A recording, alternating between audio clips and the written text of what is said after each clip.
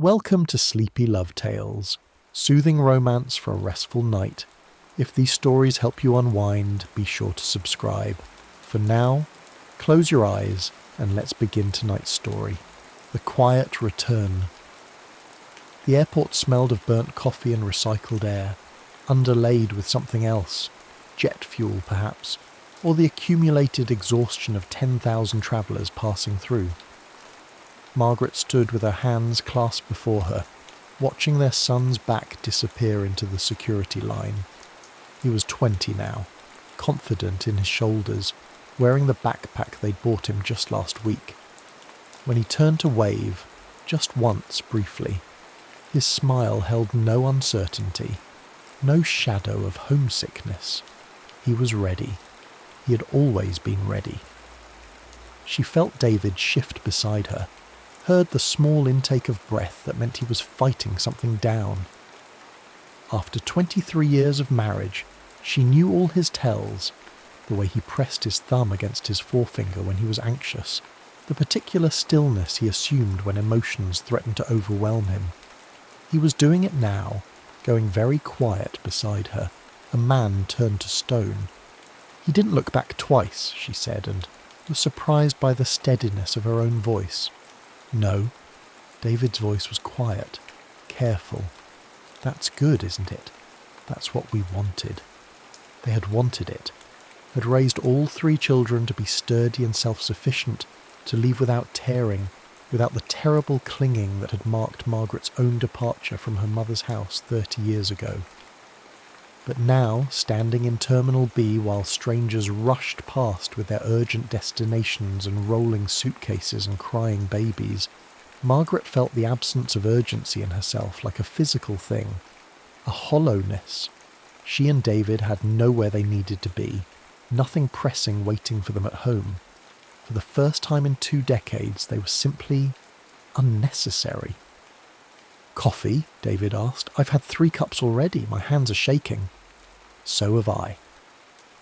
They stayed anyway, sitting at a small table near the windows, watching planes lift into the colourless dawn. The chairs were uncomfortable, moulded plastic designed to discourage loitering. The other patrons were mostly business travellers, typing urgently on laptops, their faces illuminated by blue screen glow. A janitor pushed a mop across the floor in wide, methodical arcs. Neither spoke. The silence between them was not uncomfortable. They had lived together for 23 years, had learned the architecture of each other's quiet, but it was no longer full. It was simply present, like furniture, like wallpaper, like all the things in a house you stop seeing because they've been there too long. Margaret watched a mother across the terminal trying to wrangle 2 small children into submission. The woman looked exhausted, her hair escaping from its ponytail, a stain of something, juice, yogurt, on her shirt. One of the children was crying, that particular pitch that goes straight through the skull. The mother's face held a grimness Margaret recognised, that expression of someone enduring rather than enjoying, just trying to get through the next 5 minutes and then the 5 minutes after that. "That was us," she said, nodding toward the woman. David followed her gaze. "God, yes. Remember that flight to Florida when Emma was 2? She screamed for 4 hours straight. The man in front of us actually asked if we could make her stop, as if we were choosing not to. You were so angry. I thought you might hit him. I wanted to." David's mouth quirked in something that wasn't quite a smile. But then Emma threw up on him instead, and that seemed like justice enough. Margaret felt herself laugh, actually laugh, a sound that surprised them both. I'd forgotten that part. "I haven't. His face was..." David shook his head. "Pure poetry." The memory sat between them, warm and strange. When was the last time they'd laughed together? Really laughed. Not the polite chuckle that accompanied some shared observation about the news or the neighbours. When they finally rose to leave, David's hand briefly touched the small of her back, guiding her through the crowd. It was an automatic gesture, husbandly and protective, the kind of touch that meant nothing except habit.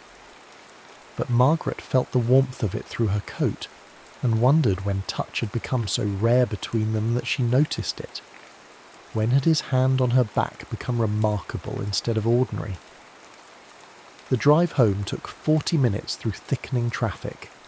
David handled the morning rush with the same steady competence he brought to everything.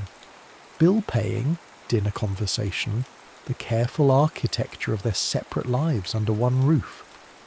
Margaret watched the suburbs slide past, the same route they'd driven 1,000 times, ferrying children to practices and friends' houses and orthodontist appointments and birthday parties at bowling alleys, where the pizza was always terrible and the noise was always deafening. "I should start dinner early," she said as they pulled into the driveway. "Emma has that presentation tomorrow." David turned off the engine but didn't move. He looked at her for a long moment, and she saw something in his face she couldn't quite name. Sadness, maybe, or recognition. "Margaret," he said gently, "Emma's at college." She blinked. The garage door stood open before them, dark and empty. "Of course, I meant..." But she hadn't meant anything. The habit of feeding children, of planning meals around their schedules, had simply filled her mouth with words. Her brain still ran on the old rhythms: wake, feed, organise, manage, endure, even though there was no one left to feed. Inside, the house seemed larger.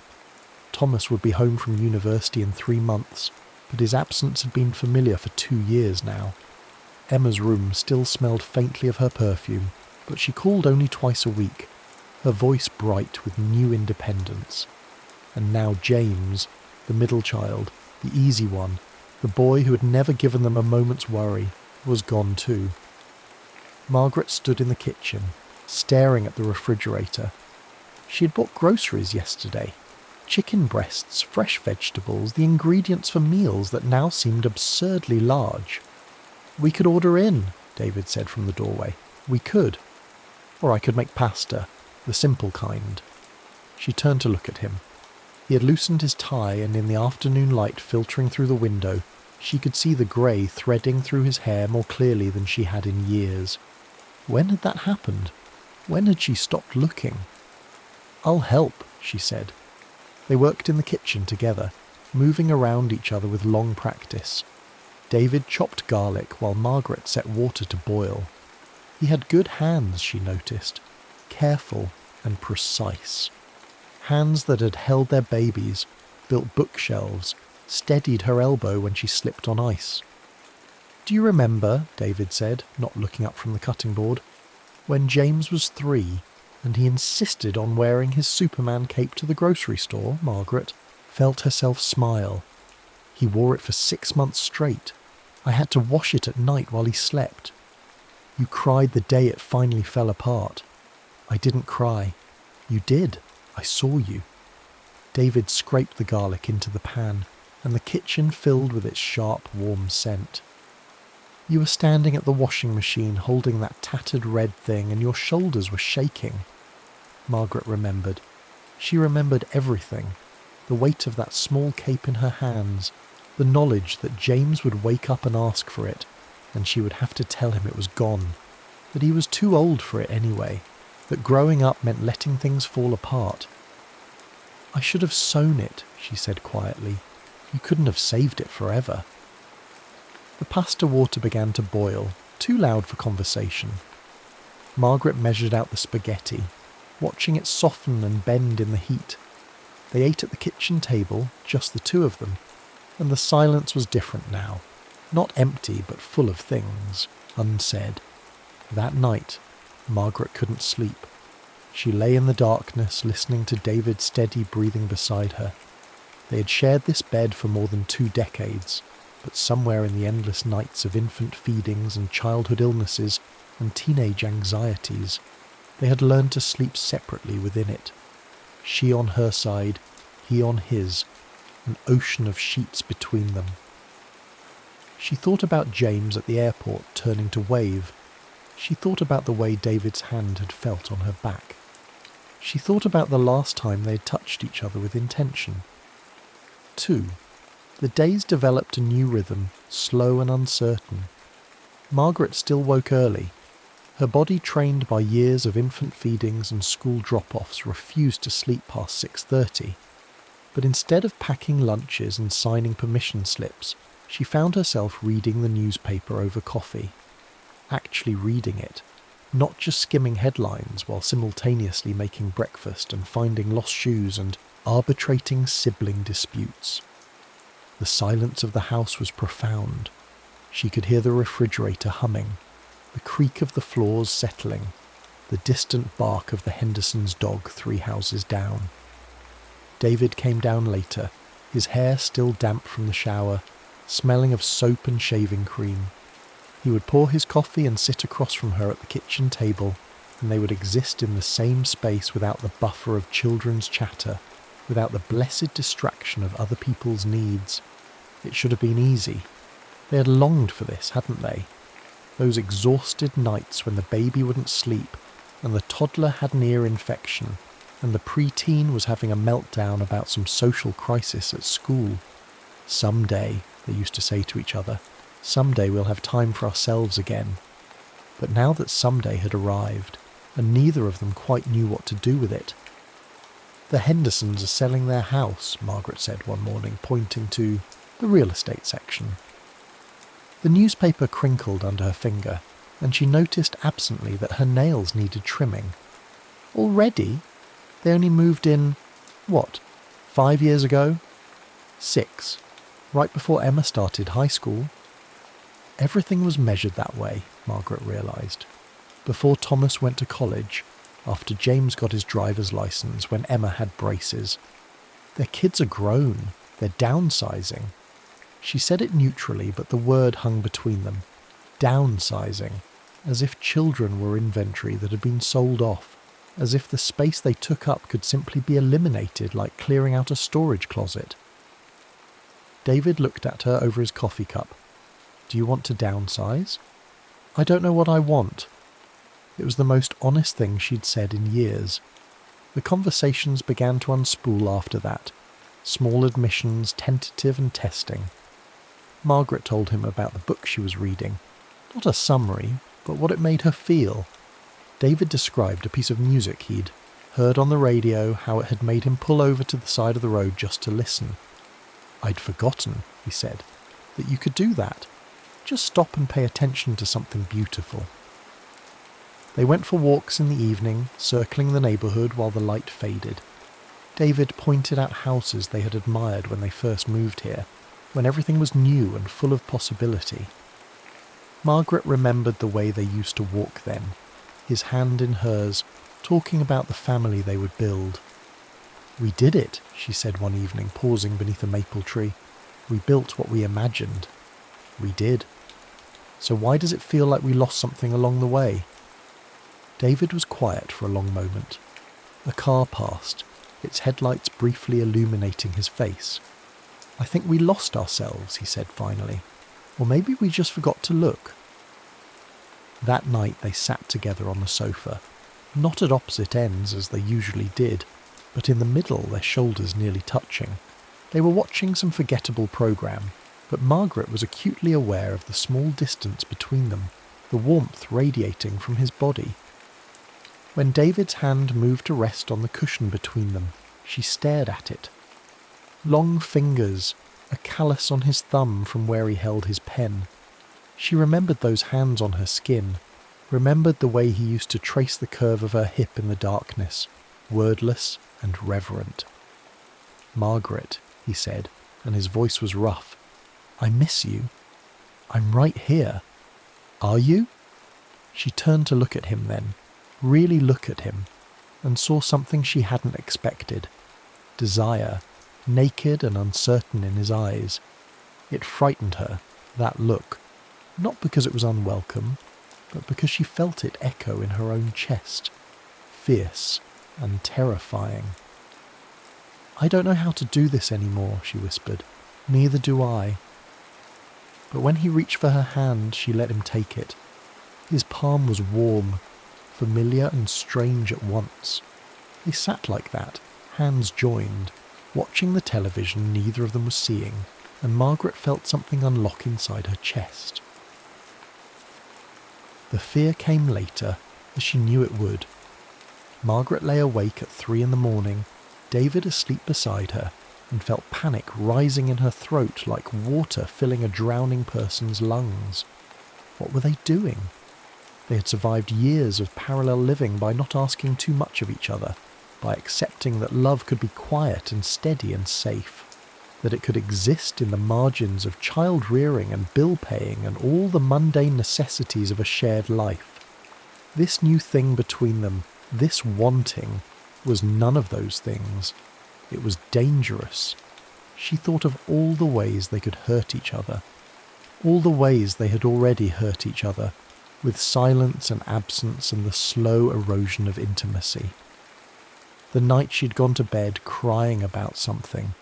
She couldn't even remember what, and he hadn't noticed. The year he'd been so consumed with work that she'd felt like a single parent, managing everything alone. The 1,000 small abandonments that had taught them both to stop reaching. What if they tried and failed?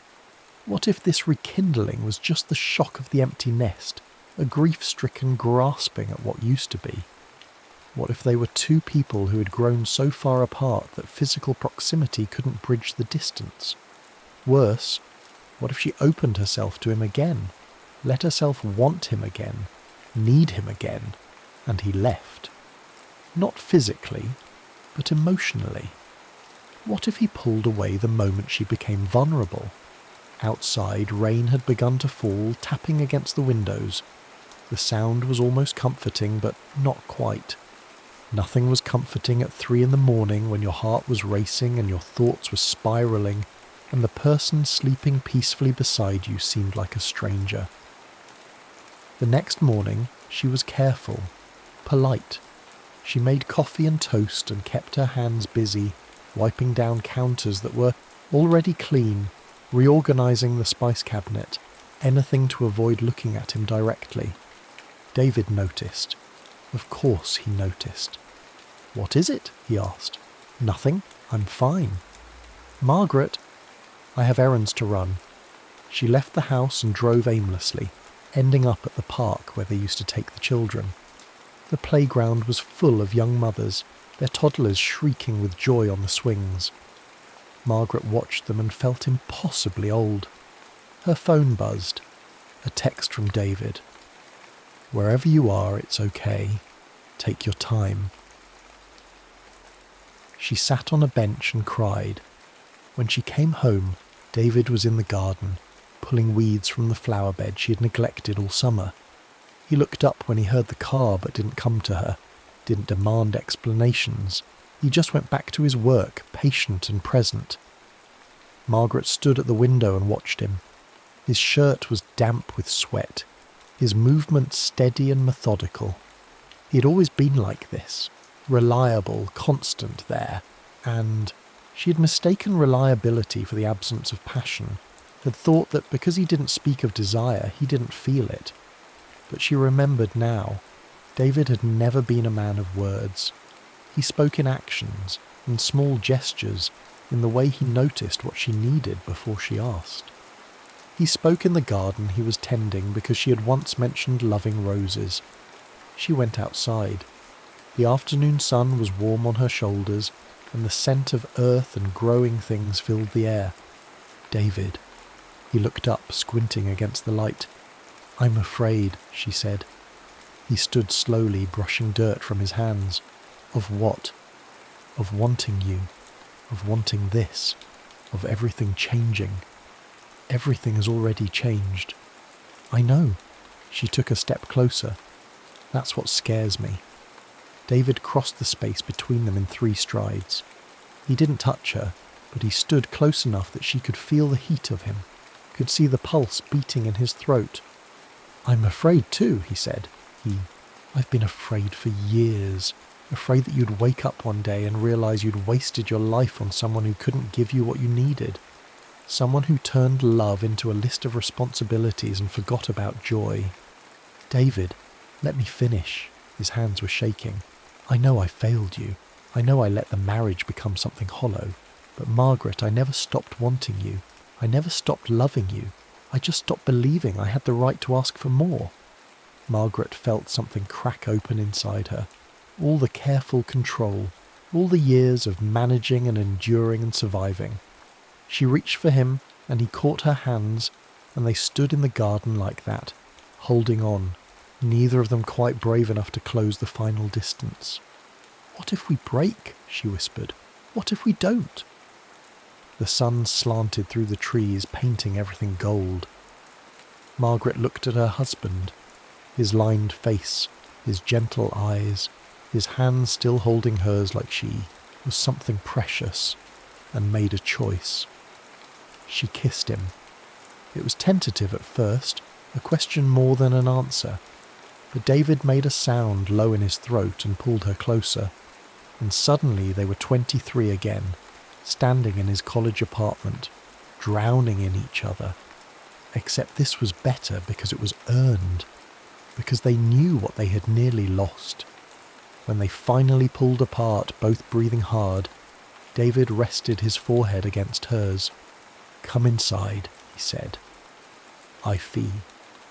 They moved through the house like sleepwalkers, hands joined, not speaking. Margaret felt her heart hammering against her ribs, felt the blood rushing in her ears. The afternoon light slanted through the windows, painting everything in shades of honey and amber. She was acutely aware of everything. The creak of the stairs under their feet, the smell of the jasmine candle she'd lit that morning, the particular way David's thumb moved across her knuckles as he led her upstairs, the bedroom. Door closed behind them with a soft click, and then they were alone in the dimness, the curtains drawn against the afternoon. Dust motes danced in the thin bar of light that escaped through the gap. David cupped her face in his hands, his palms warm against her cheeks. "Are you sure?" The question undid her. After 23 years, he was still asking permission, still treating her like someone whose answer mattered. She had forgotten this about him, this fundamental gentleness, this respect that had never wavered even when everything else between them had.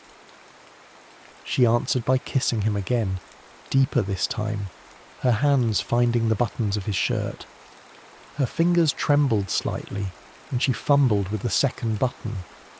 He helped her, shrugging out of it, and she pressed her palms to his bare chest, feeling the steady thrum of his heartbeat, the warmth of his skin, the slight roughness of hair beneath her fingers. "I'd forgotten," she murmured, "how warm you are." His laugh was shaky, breathless. "I'd forgotten everything. How you taste, how you feel." He kissed her neck, her collarbone, the hollow at the base of her neck. "How you make that sound when I—" She did make a sound then, surprise and pleasure mingled, because his mouth had found the spot just below her ear that had always undone her, that he apparently still remembered after all these years of not touching.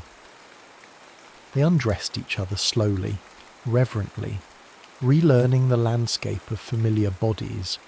Margaret traced the scar on his shoulder from the bike accident when James was 5. He'd been teaching the boy to ride without training wheels and had somehow ended up going over the handlebars himself. David kissed the stretch marks on her belly, the evidence of the children they'd made together, the silver lines she had once hated and now wore like battle scars. "You're beautiful," he said against her skin, his breath warm. "I'm older. So am I. We earned this." His hands moved, up her sides, making her shiver, making her arch toward him. "We earned each other, every line, every mark, every year." When they finally came together, it was not the frantic coupling of their youth, all urgency and inexperience. It was deliberate and intense, a conversation conducted in touch and breath, and the sounds they made without words. David moved above her with aching slowness, watching her face, and Margaret met his gaze and did not look away. This was not performance. This was recognition. She traced the line of his jaw, roughened now with afternoon stubble, the corner of his mouth, the small crescent scar above his eyebrow where he'd been hit with a baseball in 3rd grade. He caught her hand and kissed her palm, then her wrist, then the inside of her elbow, his mouth hot against her skin, and she felt herself unravelling, all the careful distance she had maintained for years dissolving in the heat of his attention. "Margaret," he breathed, and her name in his mouth was a prayer, a claim, a promise. God, Margaret. When they peeked together, it was like a door opening onto a room she had forgotten existed. A room full of light and air and the possibility of joy. She cried out, and he swallowed the sound with his mouth, his body shuddering against hers, his hands fisted in the sheets beside her head. Afterward they lay tangled in the sheets, sweaty and breathless, David's hand moving idly through her hair. She could feel his heart still racing against her side, could feel the tremor in his fingers. "I love you," he said, his voice raw. "I need you to know that. Not past tense, not in spite of everything. Just love. Present. Ongoing. You." Margaret turned in his arms to face him. His eyes were very blue, very clear, and there was something naked in them that made her chest ache. "I love you too," she said. "I think I forgot how to say it out loud, how to believe anyone wanted to hear it." "Then we'll practice." He kissed her forehead, her nose, her mouth. "Every day. We'll practice until it feels normal again." They made love again as the sun set, slower this time, exploratory and playful. Margaret discovered that David was ticklish behind his knee.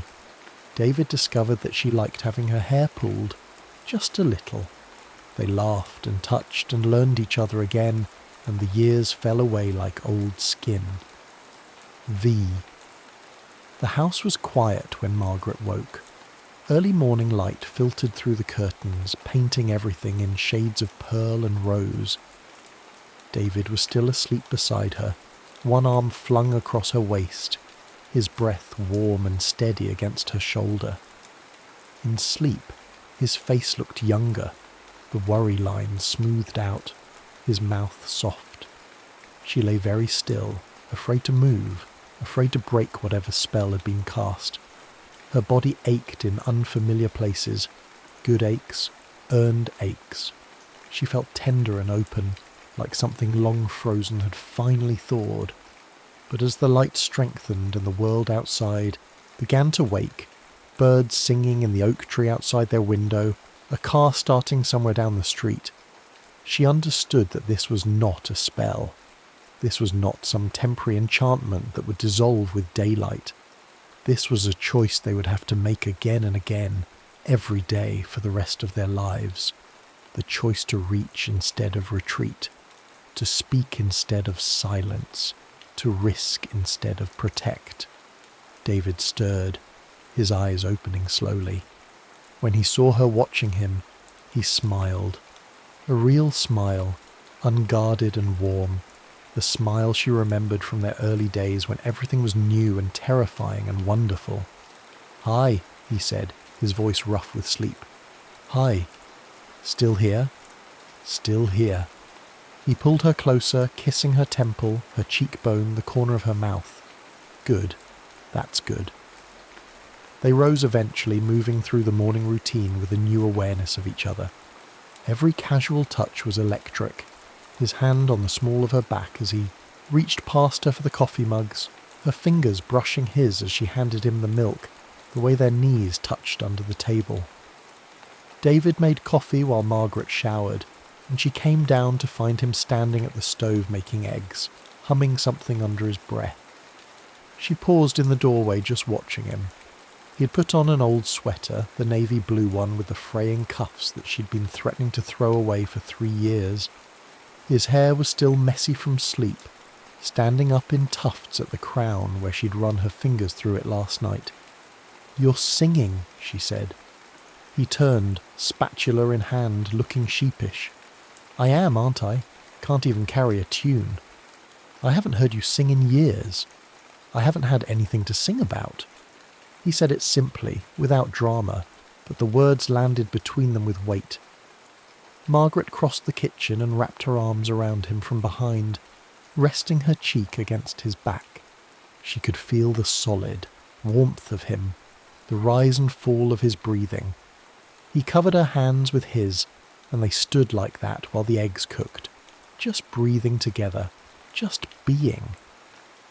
The days that followed were not perfect. They still had difficult conversations, still navigated old hurts and new uncertainties. Margaret found herself angry one afternoon about something David had said, something thoughtless about her mother, and instead of swallowing it, she told him, actually told him. And instead of getting defensive, he apologised.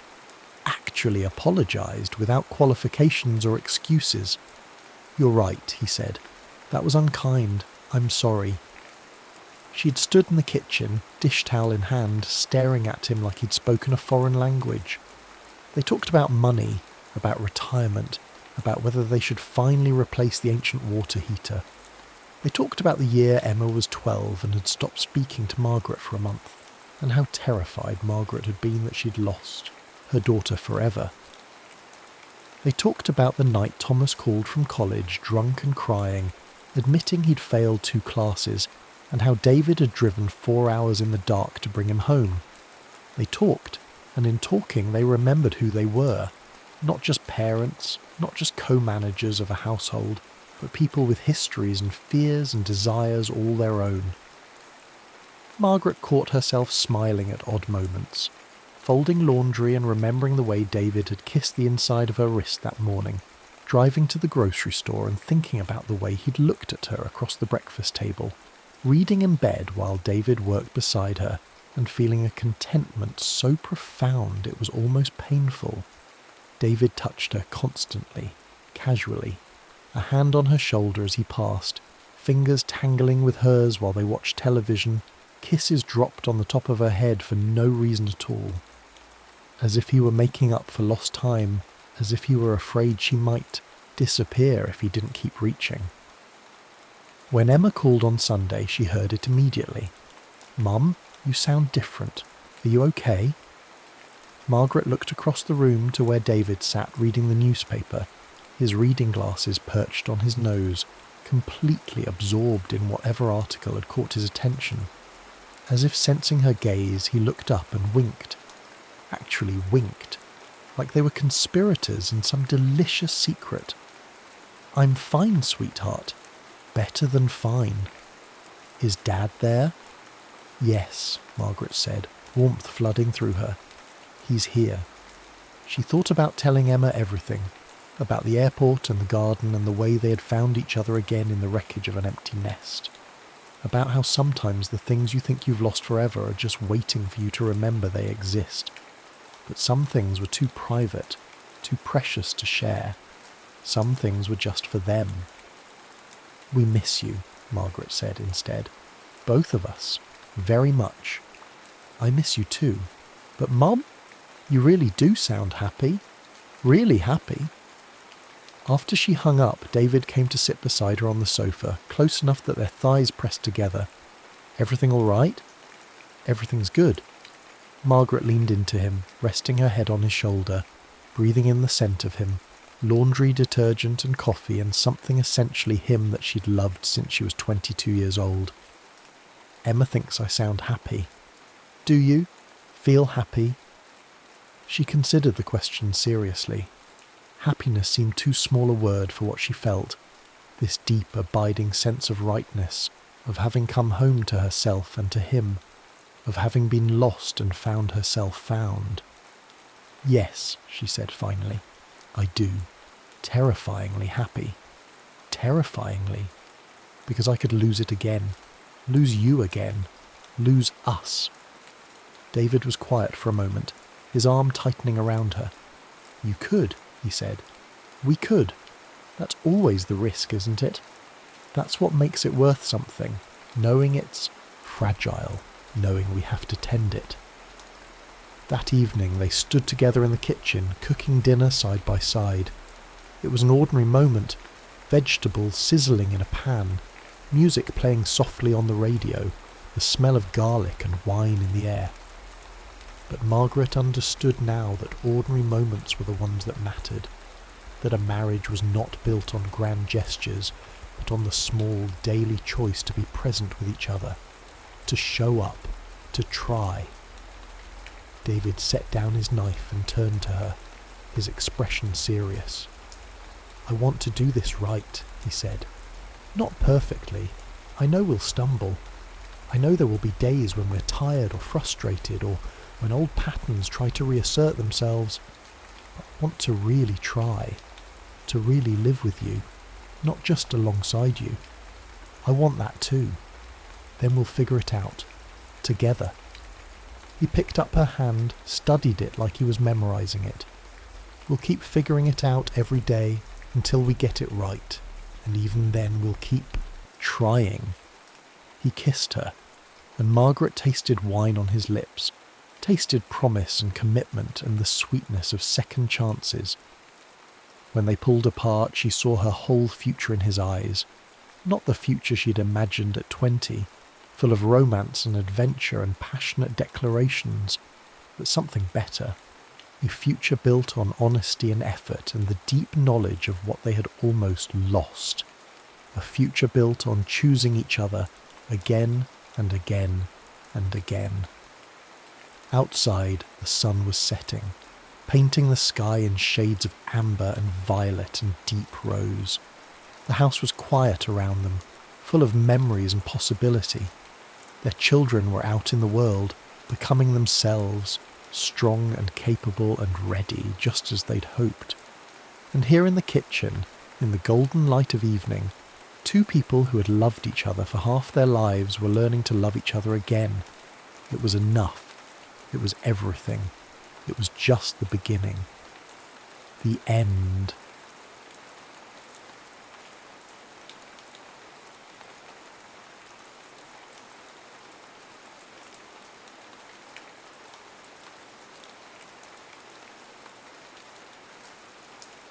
Whispers under Talkeetna's sky. The ring box made a hollow sound when Ethan Cole set it down on his nightstand. 8 years of love, reduced to a velvet cube and a stone that caught light he no longer wanted to see. He hadn't thrown it away, couldn't pawn it, wouldn't return it. The ring existed in limbo, just like him. "I just don't recognise us anymore," Mia had said 6 months ago, her voice gentle as it dismantled his world. "We were children when we met, Ethan. I need to know who I am without you." Ethan stared at his reflection in his childhood bedroom mirror. At 24, he'd become a stranger to himself, unshaven, hollow-eyed, and depressed. Then unemployed, after Kaplan's architecture let him go. 3 missed deadlines, 2 client complaints, and 1 partner who'd finally said, "Take some time, Cole. Come back when your head's clear." His phone buzzed. Another message from Mia. "Just checking in. Hope you're doing better. Ran into your mum at Wegmans. She's worried." He typed, deleted, typed again. "I'm fine." Then deleted that too. What was there to say? That he spent most nights scrolling through photos of their life together? That he drafted emails to his boss begging for his job back but couldn't bring himself to send them? That his friends had stopped inviting him out after the 3rd time he'd gotten drunk and talked about Mia until closing time? Instead of responding, he opened Reddit, mindlessly scrolling through posts. An hour later, he found himself in our solo travel, reading an AMA from someone who'd spent a year working their way across New Zealand using something called Workaway. "Basically, you exchange work for room and board," the poster explained. "I spent 3 months on a vineyard, 2 at a hostel, and the rest at various farms. Best decision I ever made." Ethan's finger hovered over the link. What exactly did he have to lose? The Workaway site was filled with opportunities. Organic farms in Italy, hostels in Thailand, language exchanges in Argentina. He applied to a dozen listings without much thought, writing the same basic introduction, mentioning his background in architecture, his willingness to learn, his need for something new. Most hosts never replied. 2 sent polite rejections. One family in Portugal seemed interested until they learned he couldn't commit to 6 months. Then came the email from Alaska. "Hi Ethan, I'm writing on behalf of Northlights B&B in Talkeetna, Alaska. We're looking for someone to help with property maintenance and eventually assist with our dog sledding team. September through February position. No experience needed. My grandfather and I can teach you everything. It's remote, it's cold, and it's not for everyone. But if you're looking to disappear for a while, there are worse places than here." Willow Morgan. The directness of her message struck him. No false enthusiasm, no sugarcoating. If you're looking to disappear for a while, it was exactly what he needed. He replied immediately, and within 3 days had purchased a one-way ticket to Anchorage. The night before his flight, he finally texted Mia back. "I'm going to Alaska tomorrow, taking a job at a B&B. Don't know when I'll be back." She called within minutes, but he let it go to voicemail. Later, he listened to her message. "Alaska? Ethan? That's... wow. I hope you find what you're looking for there. I really do. I'm sorry for how things... Just be careful, okay? Call me when you get there. At least let me know you arrived safely." His thumbs hovered over the phone. So many words caught in his throat, none of them right. In the end, he simply wrote, "I will." As his flight took off the next morning, Ethan watched his hometown disappear beneath the clouds. He wasn't running away, he told himself. He was running towards something. He just had no idea what that something might be. The tiny 8-seater plane rattled as it approached Talkeetna, giving Ethan his first real glimpse of Alaska. Below, endless forests spread like a dark green carpet, interrupted by silver threads of rivers and the occasional clearing. In the distance loomed Denali, its peak crowned in perpetual snow even in September. "First time in Alaska?" The pilot's voice crackled through the headset. "That obvious? You haven't stopped staring out the window. Folks who live here..." He gestured at the other passengers, who were either sleeping or reading. "We've seen it before." "It's nothing like New York," Ethan said, mostly to himself. "Damn right it's not. That's why people come, and why they stay." The landing strip appeared below, a ribbon of asphalt at the edge of what barely qualified as a town. As they descended, Ethan's stomach tightened with a familiar anxiety. What the hell was he doing? He'd never owned a dog, much less driven a dog sled. He'd never lived somewhere he couldn't get pizza delivered at midnight. He'd never... Mr. Cole, a young woman, stood beside a weathered truck in the small lot outside the airfield office.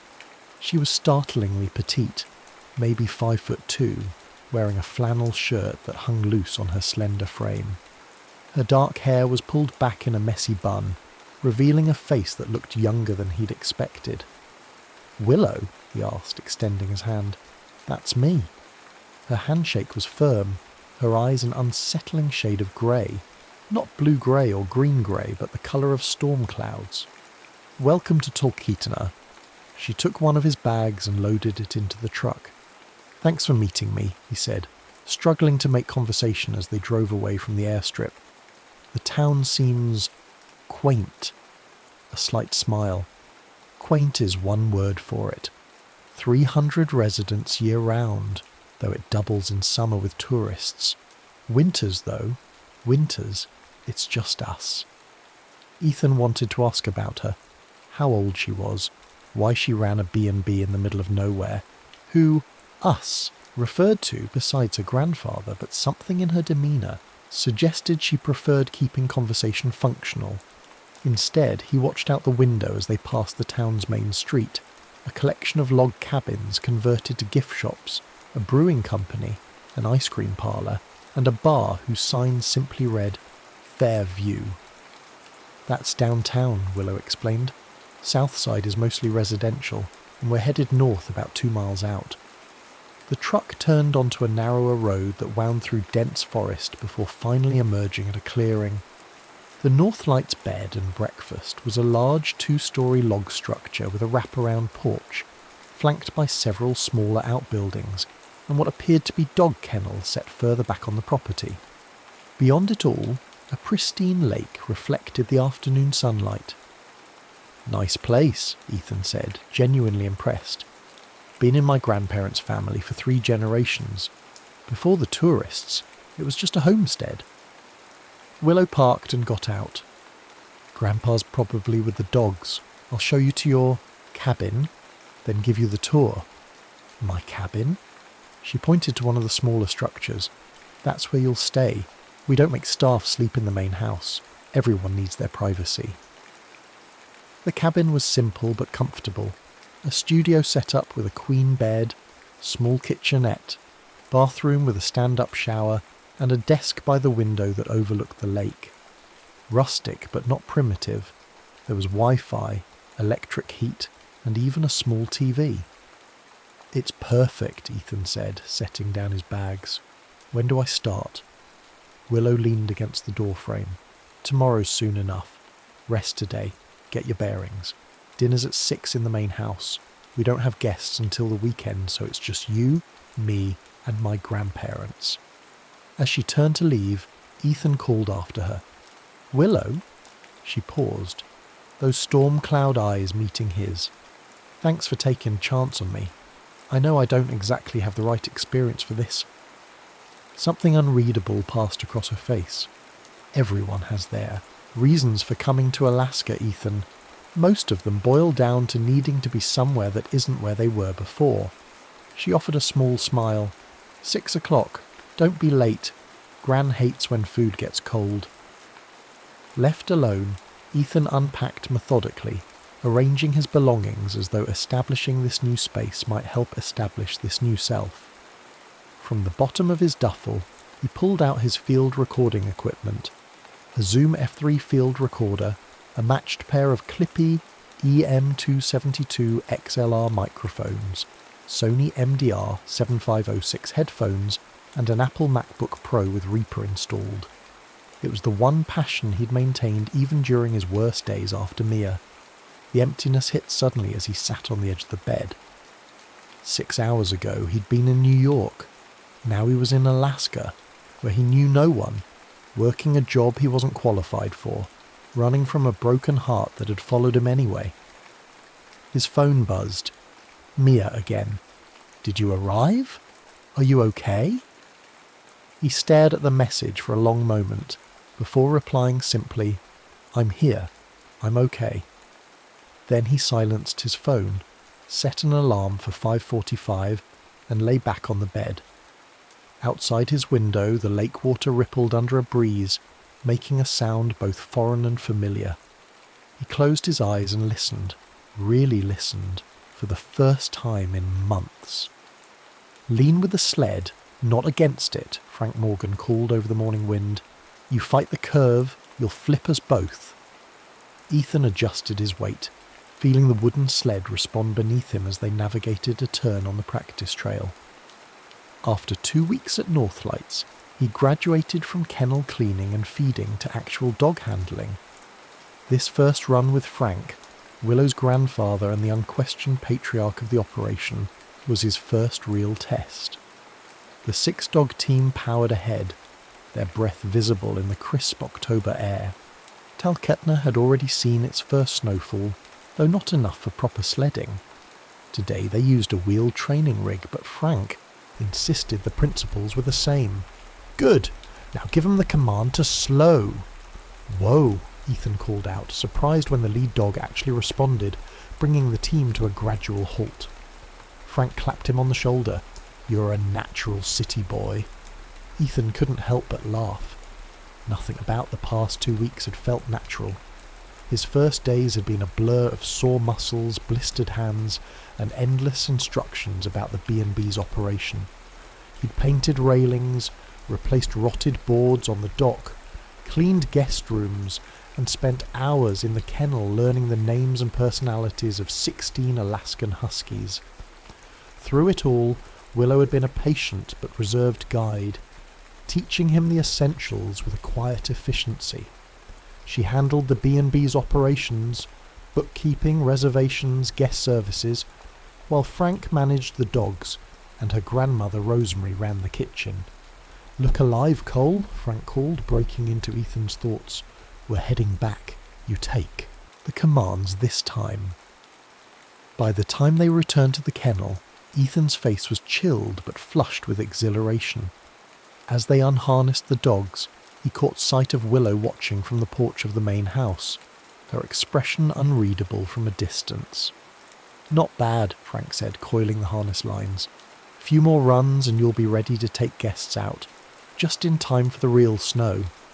"I hope so," Ethan replied, kneeling to rub the lead dog behind the ears. Juno, a steel-grey female with one blue eye and one brown, had become his favourite. "Though I'm not sure I'd trust me with paying customers yet." Tourists just want the experience.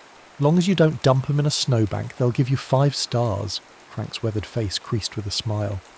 "Go on in and warm up. Rosemary's making her caribou stew, and Willow mentioned something about needing help with the website later." Inside, the main house was warm and fragrant with cooking smells. Rosemary, a soft-spoken woman with silver hair and Frank's same mischievous eyes, ladled stew into a mug and pressed it into Ethan's hands. "Drink," she instructed. "You city folk always forget to hydrate in the cold." "Yes, ma'am," Ethan said, sipping the rich broth gratefully. "Good run?" Willow asked, not looking up from her laptop at the dining table. "Your grandfather thinks I'm a natural." "Grandpa thinks anyone who doesn't fall off the sled on their first day is a natural." But there was amusement in her voice. "When you're done with that, I could use your help with some web design issues. Grandpa mentioned you had a background in architecture." "Yeah, I worked for a firm in Rochester. Design and project management mostly." "Good. Our website looks like it was built in 2003. She finally glanced up. "You're still wearing your hat inside." Ethan reached up, surprised to find the knit beanie still on his head. "Oh, sorry." "Don't be. Your ears are bright red. Keep it on until they stop. Stinging." It was the most personal comment she'd made since his arrival, and he found himself oddly touched by her concern. Over the next hour they sat side by side at the table, shoulders occasionally brushing as they redesigned the B&B's outdated website. Willow was surprisingly tech-savvy for someone who lived so remotely, and her eye for design impressed him. "Where did you learn all this?" he asked as she adjusted the CSS on a page. She hesitated. "Community college. I was studying digital media before I moved here." Before her boyfriend died, Ethan mentally filled in. Though he'd been at Northlights for 2 weeks, the only personal information he'd gleaned about Willow had come from Frank during their work together. All he knew was that she'd lost her military boyfriend overseas, then left North Carolina to live with her grandparents. She never mentioned it, and Ethan never asked. "Well, you have good instincts," he said, keeping his tone professional. "This layout works much better." "Thanks." She glanced at him, then back at the screen. "Frank says you're good with the dogs." "I like them. They're uncomplicated." A small smile. "Uncomplicated is a nice way of saying they'll love anyone who feeds them. Maybe that's what I like about it. Earned affection." The words slipped out before he could censor them. Willow's hands paused over the keyboard. For a moment Ethan thought he'd overstepped, revealed too much of his own brokenness. But then she nodded, almost imperceptibly. "I understand that," she said quietly. They worked in silence for another hour, but something had shifted between them, some small recognition of shared experience, of parallel paths that had somehow converged in this unlikely place. That night, after dinner, Ethan returned to his cabin and retrieved his recording equipment. The temperature had dropped further, and his breath clouded as he walked down to the lake's edge. Setting up his matched microphones on a stand, he put on his headphones and simply listened. The world through the amplified microphones was a revelation. Water lapping gently at the shore, the distant call of an unseen bird, wind rustling through pine needles. He adjusted levels, finding focus in the technical details, then hit record. For 30 minutes he stood motionless, capturing the sounds of a world so different from the one he'd left behind. No car horns, no voices, no constant hum of urban life, just wilderness, breathing around him. "What are you doing?" He hadn't heard Willow approach. Pulling off the headphones, he turned to find her standing a few feet away, hands tucked into the pockets of her parka. "Field recording," he explained. "I collect natural sounds." "For what?" "Sometimes I sell them to sound designers for films or games. Mostly I just collect them for myself." She tilted her head. "Can I hear?" He hesitated, then handed her the headphones. Willow put them on, and her eyes widened slightly as the amplified sounds of the night surrounded her. For several long moments she stood completely still, listening. When she finally removed the headphones, her expression had softened. It's like hearing the world with new ears," she said. "That's exactly what it is." Ethan smiled. "Want to try recording something?" To his surprise, she nodded. For the next hour they moved around the property, capturing different sound perspectives. The creak of the dock, the hushed whisper of trees, the distant chorus of dogs responding to a faraway wolf howl. Willow proved to be an intuitive assistant, suggesting locations and even holding a reflector to capture certain audio angles. As they worked, Ethan found himself watching her more than his equipment. In the dim light, with her focus entirely on the sounds around them, she seemed different, more open, more present. When she suddenly looked up and caught him staring, he expected her to retreat back into her usual reserve. Instead, she smiled, a real smile that reached her eyes and transformed her face. "What?" "Nothing," he said. "You're just good at this." "I used to help my boyfriend record guitar demos." Her voice was quiet but steady. He was always particular about microphone placement. It was the first time she'd mentioned him voluntarily. Ethan nodded, not wanting to press. "Some things translate across different types of recording." "Yeah." She looked at the lake, then back at him. "It's getting late. We should head back." As they packed up the equipment, their fingers brushed while coiling a cable. Neither of them acknowledged it, but neither pulled away too quickly either. At the fork in the path between the main house and his cabin, Willow paused. "Thanks for showing me that." "Any time," Ethan said. "Really." She nodded, then added, "We have guests arriving tomorrow. 2 couples from Seattle. They've booked the half-day dog sledding experience for Saturday. Am I running it?" "With Frank, yes. He thinks you're ready." She hesitated. "I do too." Before he could respond, she turned and walked toward the main house, her silhouette gradually disappearing into the darkness. Ethan stood watching long after she was gone, aware of a warmth in his chest that had nothing to do with his heavy coat. Back in his cabin, he transferred the evening's recordings to his laptop and began editing almost automatically, his mind elsewhere. Partway through, his phone buzzed with a text from Mia. Their occasional check-ins had continued, growing more infrequent but strangely less painful with time and distance. "How's the great wilderness treating you?" He considered his response more carefully than usual. "Better than I expected." "I'm learning to drive a dog sled," her reply came quickly. "That sounds both terrifying and amazing. Are you still planning to come back in February?" The question gave him pause. February had been his original return date, the end of his 6-month commitment to North Lights. But, for the first time, the thought of returning to New York didn't bring the comfort of familiarity. Instead, it felt like an approaching deadline, a countdown to leaving something that had, somehow, begun to feel more substantial than mere escape. "That's the plan," he wrote finally. But plans change.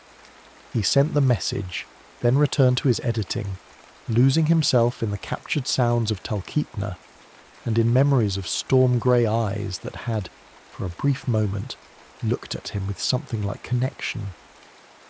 November in Talkeetna brought serious snow and the year's first steady stream of aurora chasers, tourists who came specifically to witness the northern lights from the pristine vantage point that Northlights B&B offered. The guest room stayed consistently booked, and Ethan found himself fully integrated into the daily operations. Mornings meant kennel duty and dog sled preparations.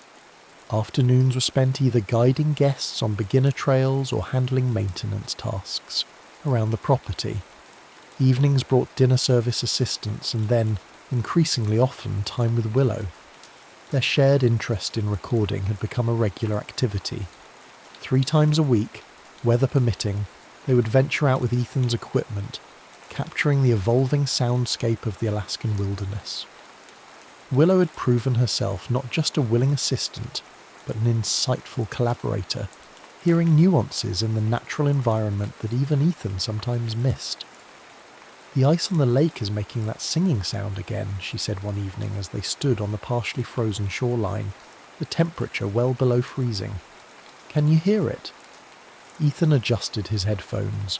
Through the amplified microphones he picked up the eerie, otherworldly tones of lake ice expanding and contracting, a sound like crystalline whale songs echoing across the surface.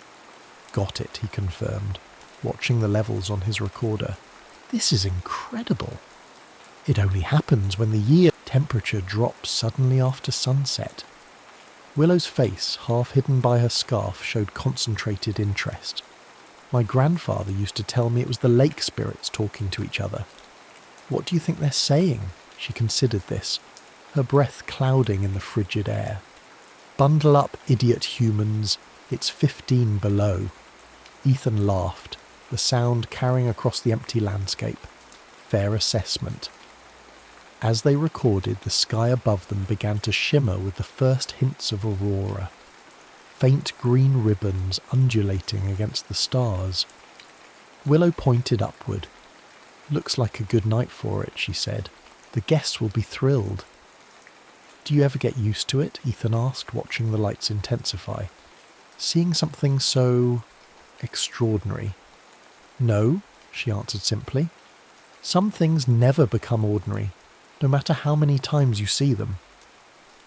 They stood in comfortable silence, recording equipment momentarily forgotten as the aurora strengthened, dancing across the sky, in pulses of green and purple.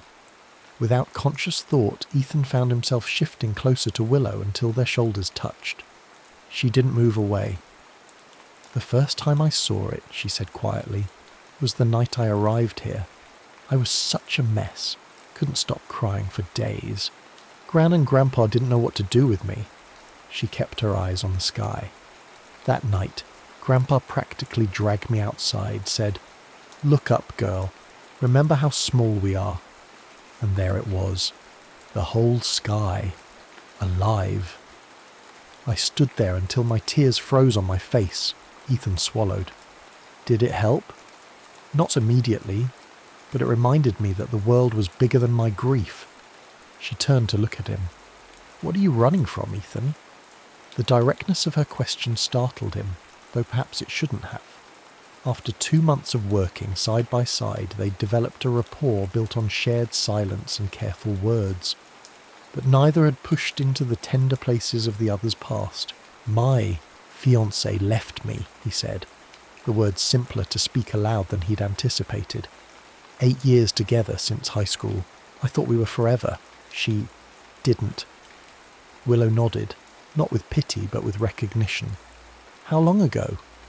"Almost a year now. We were supposed to get married in April. And instead you're in Alaska, freezing your ass off with me." Despite everything, he smiled. "Yeah, instead I'm here. Do you regret it? Coming here?" "No," he said without hesitation. I needed to find out who I am without her, who I could be." Willow's eyes, reflecting the aurora above, studied his face. "And? Who are you, Ethan Cole?" "Still figuring that out, but I like who I'm becoming." He hesitated. "What about you? Do you think you'll stay in Alaska forever?" She looked back at the sky. I don't know. When I came here, I couldn't imagine being anywhere else. It was the only place that didn't remind me of him. She paused. Now I'm not running away anymore, I'm just here. And most days that's enough. The aurora intensified, casting enough light to illuminate the frozen landscape around them. On impulse, Ethan reached for his recorder again. "Can I try something?" he asked. Willow nodded, and he positioned the microphones carefully, then spoke into them. November 15th, Talkeetna, Alaska. Aurora recording with Willow Morgan. He glanced at her. "Say something." She hesitated, then leaned toward the microphone. "Hello, night sky. We're listening." They stood recording the silence for several minutes. Not true silence, of course, but the subtle symphony of night. Distant owl calls, creaking ice, their own measured breaths, the soft rustle of their clothing when they moved. Later, back at Ethan's cabin, they huddled over his laptop, listening to the playback while warming their hands on mugs of the tea Rosemary had pressed upon them before they escaped from the main house. "There's not much to hear," Willow observed, head tilted toward the speaker. "That's what I like about it," Ethan replied. "It's the sound of witnessing something bigger than ourselves." She looked at him with that same unreadable expression he'd seen the first day, except now he was beginning to understand the complexity behind it. Not coldness, but caution. Not distance, but careful consideration. "You're different than I expected," she said finally. "How so?" "I thought you'd be more city, soft, useless," he supplied with a self-deprecating smile. "Temporary," she finished. "Most people who come here are just passing through. Even when they stay 6 months, they're still just visiting. But you're present in a way most visitors aren't." The compliment warmed him more than the tea. Maybe because I didn't come here looking for something specific. I just needed somewhere to be. And now I'm finding things I wasn't looking for. He met her eyes. Good things. The moment stretched between them, taut with unspoken possibilities. Then Willow set down her mug and stood. "It's late," she said. "We have the Henderson group arriving tomorrow and they've booked the extended trail run." Ethan walked her to the door, suddenly reluctant to end the evening. "Thanks for coming out tonight. The recording was better because of you." At the threshold, Willow turned, her face half in shadow. For a heartbeat, Ethan thought she might say something more, might acknowledge whatever was growing between them. Instead, she reached out and briefly touched his arm. "Good night, Ethan." "Good night, Willow." After she left, Ethan returned to his laptop, listening again to their Aurora recording.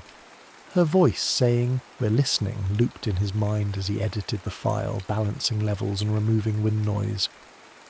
When he finally fell asleep, it was with headphones still on, the sound of that night and her presence in it, following him into dreams. December transformed Talkeetna into a winter wonderland. Snow-blanketed, everything. Christmas lights twinkled from the eaves of the main house, and the dog sledding business hit its peak season. Ethan now led tours independently, having earned Frank's complete trust with the team.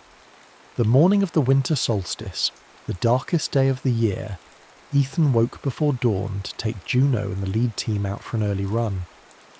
With no guests scheduled until afternoon, he planned a longer trail, one that curved around the far side of the lake and through pristine forest rarely seen by tourists.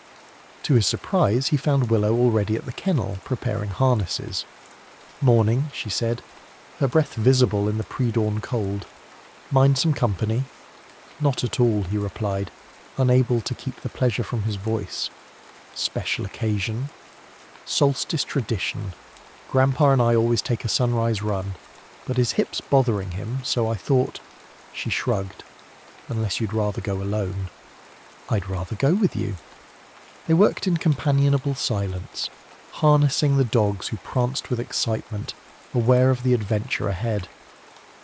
As they finished, Frank appeared, limping slightly but grinning. "Taking my place already, Cole?" he called. "Next thing I know, you'll be after my B&B too." Just borrowing your dog, sir, Ethan replied with a smile. And your granddaughter, apparently. She's her own woman, Frank's eyes twinkled. But she chooses good company these days, Willow rolled her eyes. Ignore him. He thinks he's funny before coffee.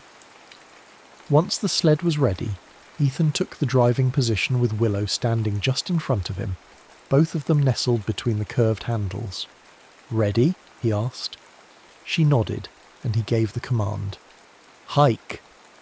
The dogs lunged forward, and the sled glided across the packed snow with a satisfying hiss. They passed the main house, where Rosemary waved from the porch, then followed the trail that curved around the frozen lake.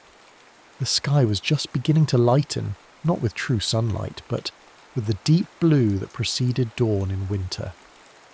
Ethan was acutely aware of Willow standing within the circle of his arms, her back occasionally brushing against his chest as they navigated turns. They'd grown closer over the past weeks, sharing meals, working together, spending evenings recording or simply talking by the fire, but always with a careful boundary of physical space between them. Now, as the sled picked up speed on a downhill stretch, she leaned back against him more firmly, and he adjusted his stance to support her. Okay? He asked close to her ear. Perfect, she replied, and he could hear the smile in her voice. They sledded in silence for nearly an hour, following the winding trail as dawn slowly illuminated the landscape. When they reached the far side of the lake, Ethan called for the dogs to halt near a small clearing with a view of the mountains. This is beautiful, Willow said as they secured the sled. I haven't been out this far in months. I found it last week. Thought it might make a good recording spot. Ethan reached into his pack and pulled out a thermos. Tea? They sat on a fallen log, sipping hot tea while the dogs rested, curled in the snow. The solstice sunrise painted the sky in shades of pink and gold, reflecting off the distant glaciers. When I first came to Alaska, Willow said, breaking the comfortable silence, I hated how dark it got in winter. The endless night felt like it matched how I felt inside. Ethan nodded, understanding. And now I see the beauty in it. The darkness makes you appreciate the light more. She turned to look at him. Like grief. You don't get over it. You learn to carry it differently. Is that what you've done? Learn to carry it. I'm trying. She pulled a small object from her pocket. A brass compass, worn with age. This was his, James. My grandpa gave it to him when he enlisted. Ethan watched as she cradled it in her gloved hands. It's beautiful. After he died, I couldn't look at it without falling apart. Now, she held it out to Ethan. Now I can share it with someone who understands what it means to lose your direction and have to find a new one. The weight of her trust settled in his chest as he carefully took the compass. Thank you. I've been thinking about what happens when your 6 months are up, she said, her eyes on the horizon. You'll be leaving in February. The thought had been weighing on Ethan too, growing heavier as the calendar pages turned. What had once seemed like an escape hatch back to real life now felt like an approaching loss. That was the original plan, he agreed carefully. Is it still your plan? He looked at her, really looked at her. The sunlight caught in her dark hair, her storm-grey eyes questioning but not demanding. In the 3 months since he'd arrived, broken and adrift, something had healed in him.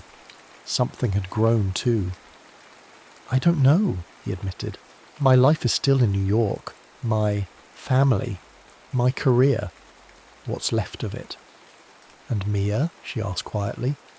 He shook his head. No, not Mia. What we had, it's in the past now. I'll always care about her, but I'm not in love with her anymore. When did you know? Willow's voice was soft, almost lost in the morning air. Ethan considered the question carefully. I think part of me knew before I came here. That's why I needed to leave, to make sure it wasn't just hurt or pride talking. He looked at the compass in his hand, its needle pointing steadily north. But being here, finding purpose again, meeting you, it confirmed what I already knew. Some endings are just endings.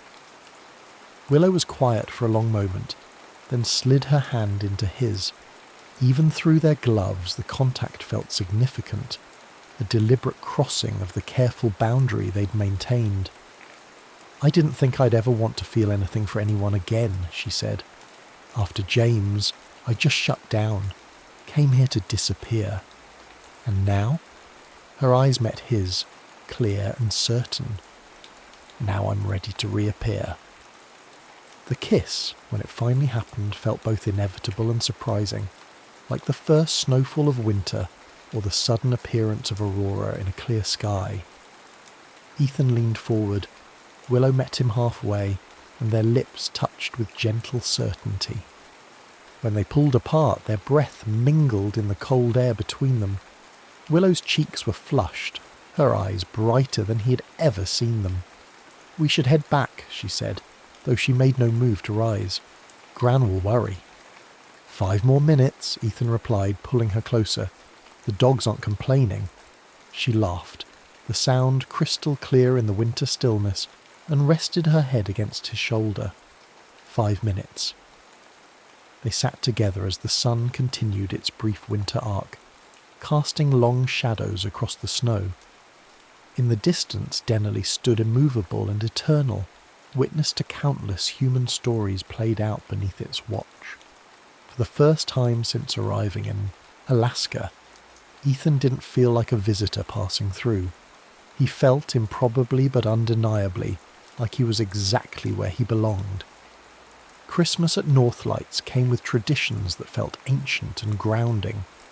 Frank and Rosemary closed the B&B to guests for 3 days, creating a private family celebration that now, by unspoken agreement, included Ethan. They cut a small spruce from their property, decorated it with hand-carved ornaments and strings of cranberries, and exchanged modest gifts beside a roaring fire. Ethan's gift to Willow, a custom collection of their recorded sounds, edited into what he called the Talkeetna Symphony and loaded onto a dedicated player, brought tears to her eyes. Her gift to him, a handmade journal bound in soft leather, the first pages already filled with her sketches of the dogs, the landscape, and sometimes, when he hadn't noticed her watching, of him, left him speechless. "I've never had anyone see me the way you do," he told her later. That night, as they walked back to his cabin, the sky above them clear and star-filled. "I could say the same," she replied, squeezing his hand.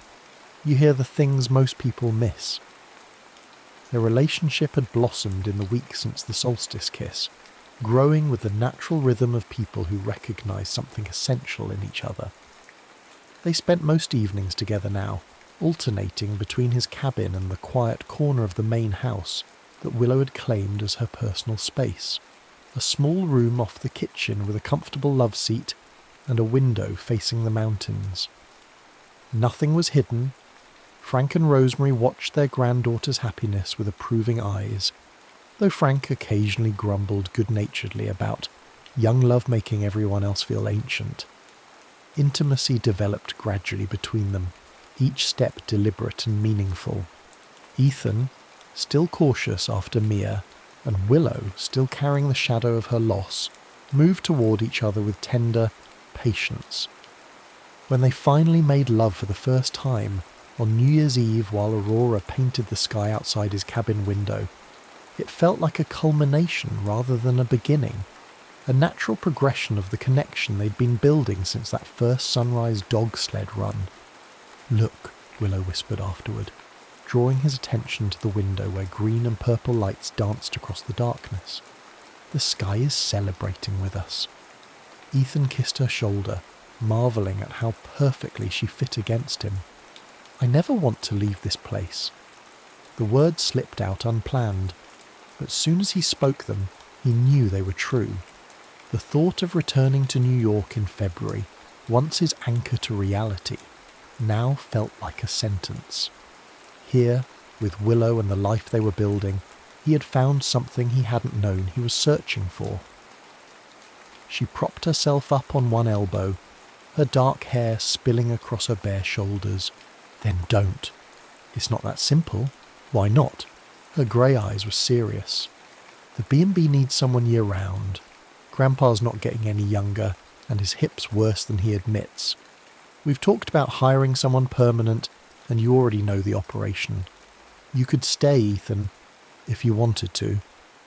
The possibility hung between them, tantalising, terrifying. What about my career? Everything I built back home?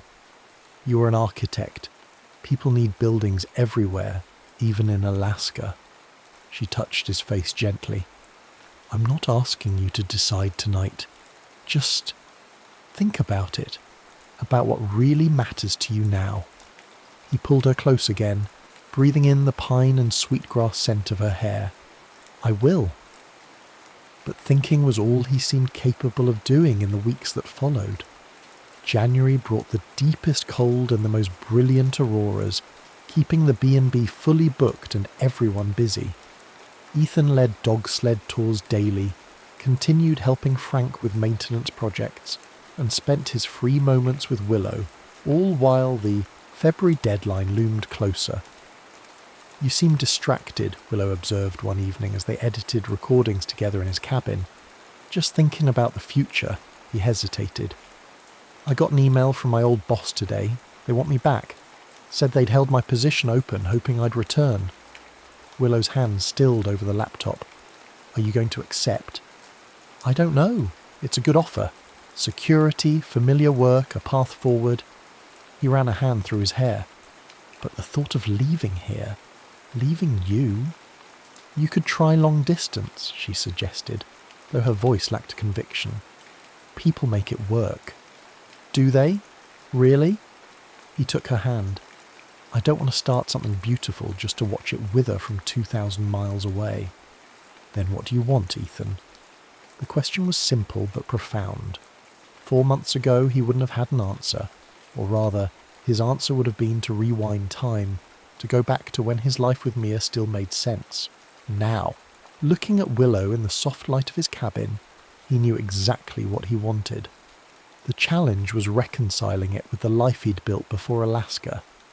I want both, he admitted. I want my career, the work I trained for, and I want this. You, Talkeetna, the life we could have here. Then go back, she said, surprising him. Go back to New York, settle your affairs, figure out if there's a way to do both. And if there isn't, she took a deep breath. If there isn't, at least you'll know you tried. You won't resent me or Alaska for what you gave up. The wisdom in her words struck him. You'd wait, even knowing I might choose differently in the end? I've learned that real love means giving people the freedom to find their own way, she said. James taught me that, and I love you, Ethan.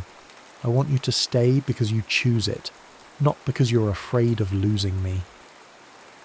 The declaration, their first exchange of those words, hung in the air between them. Ethan pulled her into his arms, overwhelmed by the gift she was offering him. I love you too, he whispered against her hair, and I will come back to you. I promise. 2 weeks later, Ethan stood at the small Talkeetna airstrip, his duffel bag at his feet. Frank and Rosemary had already said their goodbyes at the B&B, giving him and Willow privacy for their parting. 1 month, he said, holding both her hands in his. I'll be back in 1 month, whether I've figured everything out or not.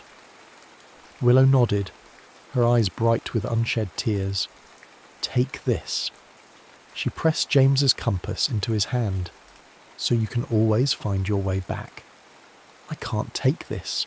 You're not taking it. You're borrowing it. Bring it back to me. She stood on tiptoe to kiss him, then stepped back as the small plane's engine started. 1 month. As the plane lifted off, Ethan watched Talkeetna grow smaller beneath him. Willow remained visible by the airstrip until the landscape blurred into forest and snow, becoming indistinguishable from the wilderness surrounding it. He cradled the compass in his palm, its needle pointing steadily north, toward the place and the person who had unexpectedly become his true direction. New York hit Ethan like a physical force, the noise, the pace, the press of people moving with determined urgency. After 6 months in Alaska, the city of his birth felt like a foreign country, simultaneously familiar and strange. His parents met him at the airport, their faces a mixture of joy and confusion. They'd supported his abrupt departure to Alaska, understanding his need for distance after Mia, but his decision to return to Talkeetna so quickly baffled them. "It's just so remote," his mother said over dinner at their home in Rochester. "And the winters, Ethan, you said it gets to -40. "Sometimes," he agreed, smiling, "but the aurora makes up for it." His father studied him across the table. "You're different, more settled." "I am," Ethan acknowledged. "Alaska changed me. Willow changed me." "Is she the reason you're going back?" his mother asked. "She's part of it, but it's more than that." He struggled to articulate the transformation he'd undergone. "I found purpose there, a different rhythm of life, a connection to something larger. The work, it's honest in a way, architecture never was for me." "But you loved architecture," his father protested. "You worked so hard for that degree, that position at Kaplan's." "I know, and I'm not saying I want to give it up entirely, but I'm trying to find a way to have both." The conversation circled without resolution, but Ethan was grateful for their willingness to listen, to try to understand. By the time he left for his apartment in the city the next day, they'd shifted from concerned opposition to cautious support. The apartment, once shared with Mia, then briefly occupied by Ethan alone, felt smaller than he remembered. Most of his belongings remained in storage, the space furnished with only essentials. Still, it was home enough for the few weeks he planned to stay. His meeting with Simon Kaplan, his former boss, went better than expected. The firm had indeed kept his position open, impressed by his talent and understanding of his personal setback. "We'd be happy to have you back, Ethan," Simon said, his office overlooking Central Park. "Full salary, benefits, everything as it was." "That's incredibly generous," Ethan replied. "But I'm not staying in New York, at least not full-time." Simon's eyebrows rose. "Oh?" "I'm moving to Alaska, permanently." Saying it aloud made it real, a commitment, not just an idea. "But I was hoping we might discuss a remote arrangement. I could handle design work, client consultations via video call, occasional trips back for in-person meetings." He laid out his proposal, watching Simon's expression shift from skepticism to consideration. By the end of the meeting, they had sketched the outlines of a possible arrangement: reduced hours, project-based work rather than full employment, quarterly visits to the New York office. Not ideal from Simon's perspective, but workable. "You're talented enough to make this worth accommodating," Simon said finally. "But I have to ask, what's in Alaska that's worth rearranging your entire career?" Ethan thought of Willow, of the dogs, of the northern lights, and the quiet cabin by the lake. "Everything that matters," he answered simply. Over the next weeks, Ethan settled his affairs with practiced efficiency. He arranged to rent out his apartment, met with clients to explain his new arrangement, and spent time with friends who had mostly given up on seeing him after the breakup with Mia.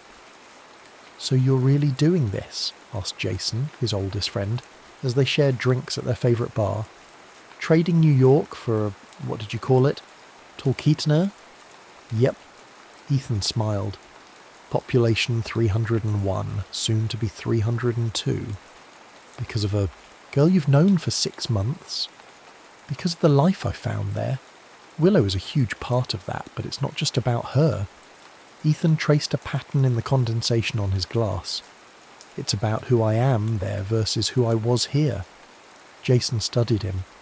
"You do seem lighter, less like the walking corpse you were after Mia left." Thanks for that image. You know what I mean? I haven't seen you this sure of yourself in years. Jason raised his glass. To Alaska, then? May it be everything you hope. The last item on Ethan's New York agenda was the hardest, seeing Mia.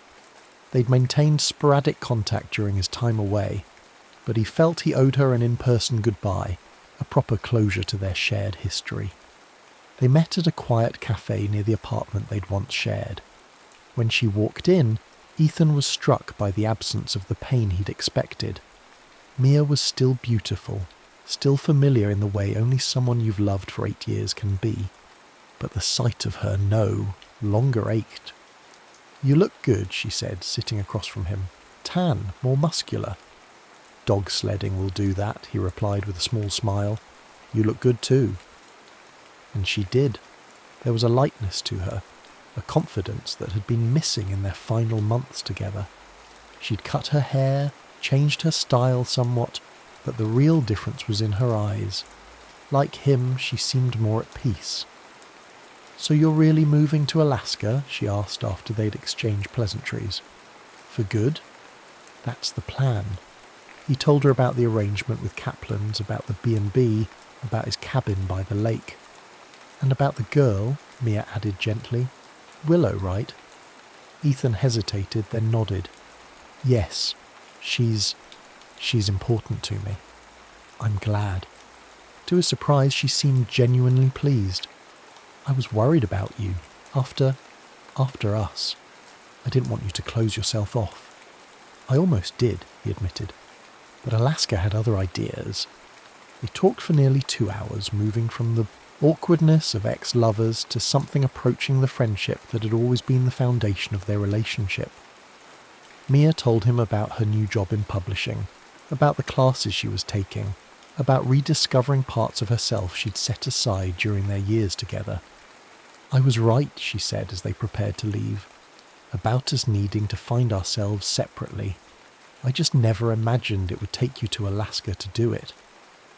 Life has strange detours, Ethan agreed, but I think we both ended up where we needed to be. Outside the cafe, they hugged goodbye, a real embrace, not the stiff, pained gesture they'd shared at their breakup. As he watched her walk away, Ethan felt the final thread of his old life gently release, not severed, but resolved, set in its proper place among his memories. That night, he called Willow. Their daily conversations had become a lifeline during their separation, but tonight felt different, weightier, more significant. I saw Mia today, he told her, sitting on the floor of his nearly empty apartment. It was good, healing. I'm glad, Willow said, her voice clear despite the distance. Did it make you question anything? It confirmed everything. He touched the compass that sat beside him. I'm coming home, Willow. To you, to Alaska, to the life we're going to build. The silence that followed was filled with emotion he could feel across the miles. When? She asked finally. 3 days. I've booked the flights. I just need to pack up the last of what I'm bringing. 3 days, she repeated, and he could hear the smile in her voice. The dogs miss you. Gran's been making your favourite bread. Grandpa keeps checking the thermometer, saying it's warming up just in time for your return. And you? He asked softly. I've been recording things for you. The lake ice breaking up, the first geese returning. Spring sounds. Her voice caught slightly. I've missed you more than I can say. I love you, he told her. I'll be home soon. 3 days later, as promised, Ethan stepped off the small plane in Talkeetna. The air was warmer than when he'd left, the first hints of spring evident in the patches of exposed ground where snow had melted. The familiar truck waited by the airstrip, but this time it wasn't just Willow who had come to meet him. Frank and Rosemary stood beside her, and beyond them, to Ethan's surprise, the entire dog team harnessed to the large sled. Juno, at the lead, barked excitedly when she saw him. What's all this? He asked as Willow embraced him. Your welcoming committee, she said, her grey eyes bright with happiness. And your chariot home. Frank clapped him on the shoulder. Figured your first ride back should be in style, though you'll have to drive. My hip's acting up again. Ethan laughed, overcome with the rightness of the moment. He greeted Rosemary with a hug, then knelt to give Juno and the other dogs the attention they demanded. Finally he turned, back to Willow. I have something for you, he said, reaching into his pocket for the compass, as promised. She took it with a smile, then surprised him by pressing it back into his hand. Keep it, she said. You've proven you know how to use it. As they loaded his bags onto the sled, Ethan felt the last of his uncertainty fade. The path ahead might not be perfectly straight or always clear, but he had found his true north, in this wild place, with these good people, and especially with the remarkable woman who now stood beside him, ready to navigate whatever came next. Together. 1 year later, the northern lights rippled across the Talkeetna sky, painting the darkness with veils of green and purple. On the deck of the newly expanded cabin by the lake, now their home, Ethan and Willow sat wrapped in a handmade quilt, watching the celestial display. Hard to believe it's been a year, Willow said, leaning into him. Sometimes it feels like you've always been here. In the ways that matter, I think I have, Ethan replied, his arm around her shoulders. The past year had brought changes to Northlights and to them. With Ethan's design background and connection to Kaplan's, they'd modernised the B&B's offerings while preserving its rustic charm. Frank's hip had finally required surgery, making Ethan's permanent presence even more valuable. The dog sledding tours now operated year-round, using wheeled rigs in summer, and had become one of the most sought-after experiences in the area. Ethan's remote work arrangement had evolved too. He now served as consultant for Kaplan's Ellie Alaskan projects, travelling to Anchorage occasionally, but maintaining his base in Talkeetna. His field recordings had gained a following online, with several being licensed for documentaries about the Alaskan wilderness. But the most significant change lay between them, in the deepening of their connection that had transformed initial attraction into lasting partnership. I have something for you, Ethan said, reaching into his pocket, or rather, something to ask you. Willow turned to him, her grey eyes reflecting the aurora above. I'm listening. He withdrew a small wooden box hand-carved with a pattern of mountains and stars. I made this. From that spruce that fell during the November storm, she took it, running her fingers over the intricate carving. It's beautiful. Open it. Inside, nestled on a bed of soft moss, lay a ring. Not a traditional diamond, but a band of polished meteorite inlaid with local jade and tiny aurora-coloured opals. Willow Morgan, Ethan said softly. I came to Alaska broken, looking for silence. I found music instead, in the wilderness, in the rhythm of this life, and most of all, in you. He took her hand. Will you marry me? Not because we need any ceremony to confirm what we already know, but because I want to stand under these same lights and promise you forever in front of everyone we love. Tears filled her eyes, catching the colours of the aurora. Yes, she whispered. Of course, yes. As he slipped the ring onto her finger, a particularly brilliant wave of green light pulsed overhead, as if the sky itself were celebrating their promise. Later, they lay in bed listening to the faint chorus of wolves in the distance, a sound Ethan had captured many times but never tired of hearing. Willow's head rested on his chest, her breathing slowing toward sleep. Do you ever miss New York? She asked drowsily. The life you had before? Ethan considered the question, his hand absently stroking her hair. I miss certain things. Good pizza, art museums, being able to get Thai food at midnight.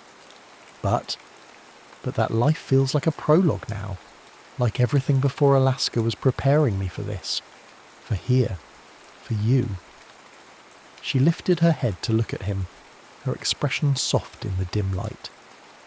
What do you think would have happened if we'd met in New York? If we'd crossed paths there instead of here? I'd like to think we would have found each other anyway, he said. That some connections are inevitable, regardless of geography. You're getting poetic in your old age, Ethan Cole, she teased, settling back against him. Alaska does that to a person, or maybe it's just loving you. Outside, the aurora continued its silent dance across the sky, nature's reminder that the most profound beauty often comes after the darkest nights. Inside, Ethan held the woman who had helped him rediscover not just love, but purpose. Not just healing, but growth. His last thought before drifting to sleep was not of what he'd left behind, but of all that lay ahead. Seasons changing, dogs aging, a B&B thriving, a love deepening, a life being lived fully and intentionally in this wild place that had become, improbably but perfectly, home. The end.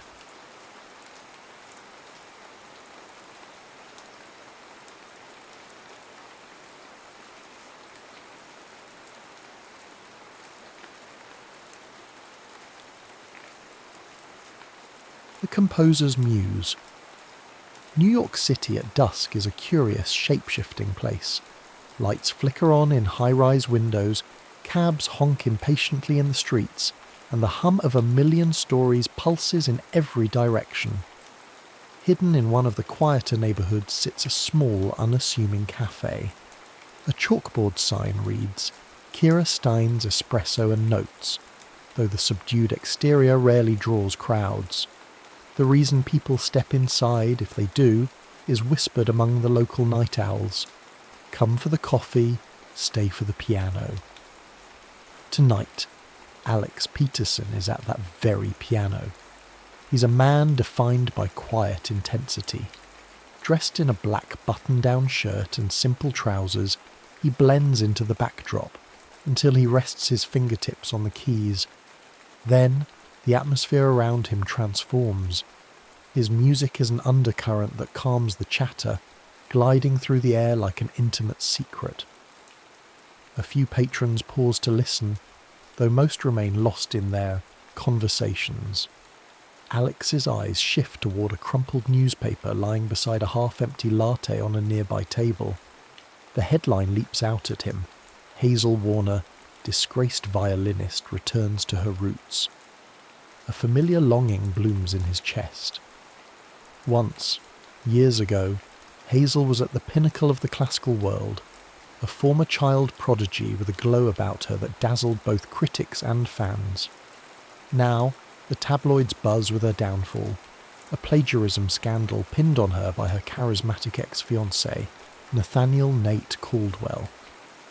Alex exhales softly as he finishes his piece, letting the final chord linger. Then, he gently closes the fallboard of the piano. He's about to slip away from the spotlight, though to call it a spotlight is generous when barely anyone notices him, when a voice calls out, "Hey you, over here," says a man with a face that glows from the screen of his phone. "How about something more upbeat?" Alex musters a tight smile. He does not do requests, especially. Not from random men lost in their phone screens. Yet he nods politely, sits back down, and begins a tune that's lighter, a warm, melodic jazz standard he's well practiced in. It's easier this way, not stirring up too much of himself, not letting his heart bleed through the music. A few minutes later, the cafe's owner breezes by, wiping a table with brisk, confident strokes. Kira Stein, Alex's best friend since their days in music conservatory, is a petite woman with short, coppery hair that curls just at her chin. She has an uncanny ability to sense the mood of a room, especially where Alex is concerned. "You okay?" Kira asks once the last note fades. Alex shrugs, eyes darting again to the newspaper. Kira follows his glance. A sigh escapes her lips. "You know," she says, "you don't have to torture yourself reading about her. It's been how many years?" A question that hangs in the air without an easy answer. One might say 5 or 10, or maybe just enough. Years for the memory of Hazel Warner to become a continuous hum in Alex's life. He stands, carefully folds the newspaper, and follows Kira to the back of the cafe. The corridor there is narrow, walls lined with old concert posters, many from Kira's short stint as a travelling violinist. She gave that up to open this place, channeling her passion for music into the comfort of others. Alex has never fully understood how she can be so fearless in forging a new path, but maybe that's precisely why they've stayed so close. Once they reach the small kitchen, Kira hands him a mug of chamomile tea. She's well acquainted with his reluctance to drink coffee late at night. "Alex," she says, her voice low enough that the barista behind them won't overhear. "I'm serious. This obsession, it has to stop. You let yourself feel everything so deeply, and that's beautiful. But you have to remember what Hazel did. She never even noticed you, not really. Don't let her waltz back into your head now that she's all over the press again." He looks at Kira, wanting to believe her words but also unable to quiet the memories. She has no idea how many times he's replayed those old duets, the ones in the musty practice rooms at the conservatory. He still recalls the exact weight of Hazel's gaze when they performed an original piece he'd composed specifically for her. Yet, she never realised it was for her. She'd simply praised his musicianship and rushed on to the next rehearsal, her mind fixed on climbing higher and higher in her own career. And now she's back, battered by scandal, possibly more fragile than before. She might not ever glance in his direction again, but that doesn't stop the longing. "Let me worry about it," Alex finally mutters, taking a sip of tea. Kira shakes her head but decides not to push further. She knows well enough that coaxing truth from Alex is a slow dance. "All right," she concedes, "but promise me you won't bury yourself in heartbreak again. If you need to talk, I'm here." Alex sets down the mug and returns to the piano, but the mood in the cafe has shifted. Most patrons have gone. The few who remain seem content with hushed conversation. He runs his fingers over the keys but chooses not to play. No sense in pouring himself into a near-empty room. Instead, he helps Kira close up for the night, stacking chairs, wiping tables, flicking off the lights, until the cafe is silent and dark, except for the glowing green exit sign. When they step outside, the street glistens under the lampposts. Wind rustles a stray piece of trash, sending it skittering along the sidewalk. Alex feels the chill against his skin, but it's a mild evening by New York standards. Kira rummages for her keys, the jingle echoing faintly in the urban hush. She locks the door, then turns to him. "You sure you don't want to stay with me? You look like you've got a lot on your mind," she says, softly. "I'm fine," Alex insists. He wonders what time it is. Probably near midnight, maybe later. The quiet can be disorienting in a city that rarely sleeps. He runs a hand through his hair and offers Kira a small, reassuring smile. "Thanks, though. I'll see you in the morning?" She nods, and they part ways. He heads down the block, each step feeling heavier. He's turned 31, an age that feels like a tide change. No longer the bright-eyed dreamer of his 20s, but not old enough to shed that same dream. A musician in a constant state of almost discovered, almost recognised, almost loved. He can't resist one last glance at the folded newspaper under his arm. Hazel Warner's face is captured in a photograph that seems to ache with unsaid words. She doesn't know he exists as more than a faint memory from the past. And yet, for Alex Peterson, she's been the silent impetus behind every piece he's ever composed. He rounds the corner to his small walk-up apartment. The building stands tired but proud. Up the creaky stairs into the narrow hall, and finally he slips the key into his door.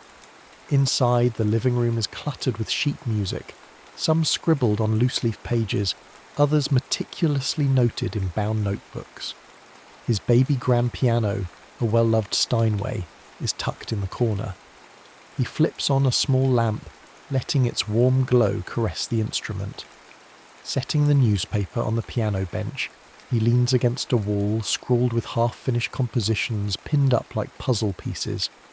He wonders if Hazel is reading about herself with the same sense of dread. He wonders if she's thinking back to the days before everything became complicated by fame and betrayal. In this moment, the past and the present collide in his heart. He wants to shut out the memories, but the notes of an old composition drift into his mind uninvited. Quietly, as if not to disturb the intangible ghost lurking, he hums a melody he once wrote for Hazel. It settles into the silence like a final lullaby for the night. He knows Kira's warning is wise. He knows he should let the memory of Hazel fade. But love, or something akin to it, has a way of burrowing into the soul, deeper than logic can reach. And so, with a flick of the lamp switch, he surrenders to the darkness, that intangible chord still resonating in him. He doesn't know what tomorrow holds, only that the world has suddenly tilted with Hazel's return. The shadows of unspoken feelings dance on the wall, and somewhere in the city that never truly sleeps, Hazel Warner might be hearing an echo of a past she never knew existed. A crisp morning light slices through Alex's thin curtains, waking him earlier than usual. The city hums in the background, delivery trucks roaring, car horns honking. But Alex hears another sound in his mind, the slow, melancholic chords he half composed last night before sleep claimed him. They remain incomplete, like a question begging for an answer he's not yet ready to give. He dresses, pulling on a sweater and dark jeans, and cradles a travel mug of tea on his way back to the cafe. The dawn light paints the sidewalks golden. Despite the bustle, Alex feels a sense of quiet. He wonders if Hazel is awake right now, perhaps scanning the headlines that mock her fall from grace. It's a futile thought. She's a world away, even if technically only a few subway stops separate them in Manhattan. When he steps into Kira's cafe, the place smells of freshly ground espresso beans and pastries. Morning regulars line up, bleary-eyed but hopeful for caffeine. Kira, cheerful but firm, manages them all with the efficiency of a seasoned conductor overseeing an orchestra. "Good morning," she calls, sliding a latte across the counter to a waiting customer. Then she turns to Alex, her eyes flickering with curiosity. "Sleep well?" He shrugs. Sleep was a cagey beast that refused to linger. "I'm managing." Kira arches an eyebrow. "You know, if you want real rest, you could try not reading that newspaper article 20 times. He tries to deny it, but the small, knowing tilt of her head stops him. "I just needed to see how the media's spinning it," he says. "She's back in the city after all. Doesn't that feel surreal to you?" Kira's expression softens. "I guess," she concedes. "She was always so driven when we were all at the conservatory. The star of every show, the top of every class. It's strange to picture her now, headlined as a pariah. But maybe," she pauses, measuring her words, "this is a chance for her to figure out who she is without that perfect veneer." A knock on the glass door distracts them. A harried supplier gestures at Kira, needing a signature for a delivery. She throws Alex a quick, sympathetic look and rushes off. Alone at the counter, Alex finds his thoughts drifting again to Hazel, the way her bow once glided, across violin strings, each note luminous, filled with a rare fervour. People called her a prodigy, but Alex saw the toll of that label in the deep circles under her eyes. He'd admired her from the audience seat as much as from behind the piano stand. But she never noticed, or if she did, she chose not to say a thing. Morning moves forward in a blur of coffee orders and pastries. Alex occasionally assists, clearing tables, refilling sugar canisters. A few hours later, just as the rush dies down, something almost fated happens. A figure slips through the door. She's shorter than he remembers, or perhaps it's the way her posture slopes inward. as if she's trying to vanish into her own coat. Her hair, once pinned in an elegant bun for performances, now falls loosely around her shoulders in unbrushed waves. Yet there's no mistaking that face. Hazel Warner stands in the doorway of Kira's cafe, scanning the room with uncertain eyes. Alex freezes. For an instant he contemplates, ducking behind the counter to avoid being seen. His heart pounds, and a rush of old emotions flood him. Admiration, yearning, fear that she'll glance right through him as if he's invisible. But she doesn't. Their eyes meet, and a flicker of recognition sparks across her features. "Alex," she says softly, her voice cracking as though she's unsure if she's allowed to speak his name. Time seems to stutter. Kira, returning from the back, practically leaps to intercept Hazel. "Hey," Kira says in polite but guarded tones. "Long time no see. Do you need something? Coffee? A place to sit?" Hazel's cheeks flush. She steps closer to the counter, ignoring the curious stares of a few remaining customers. I saw the sign. The name was familiar. I had no idea this was your place, Kira." Her gaze flickers to Alex. "Or that you'd be here too." The room feels charged, like the moment before a pivotal note in a musical composition. A part of Alex wants to unravel every memory he stored away.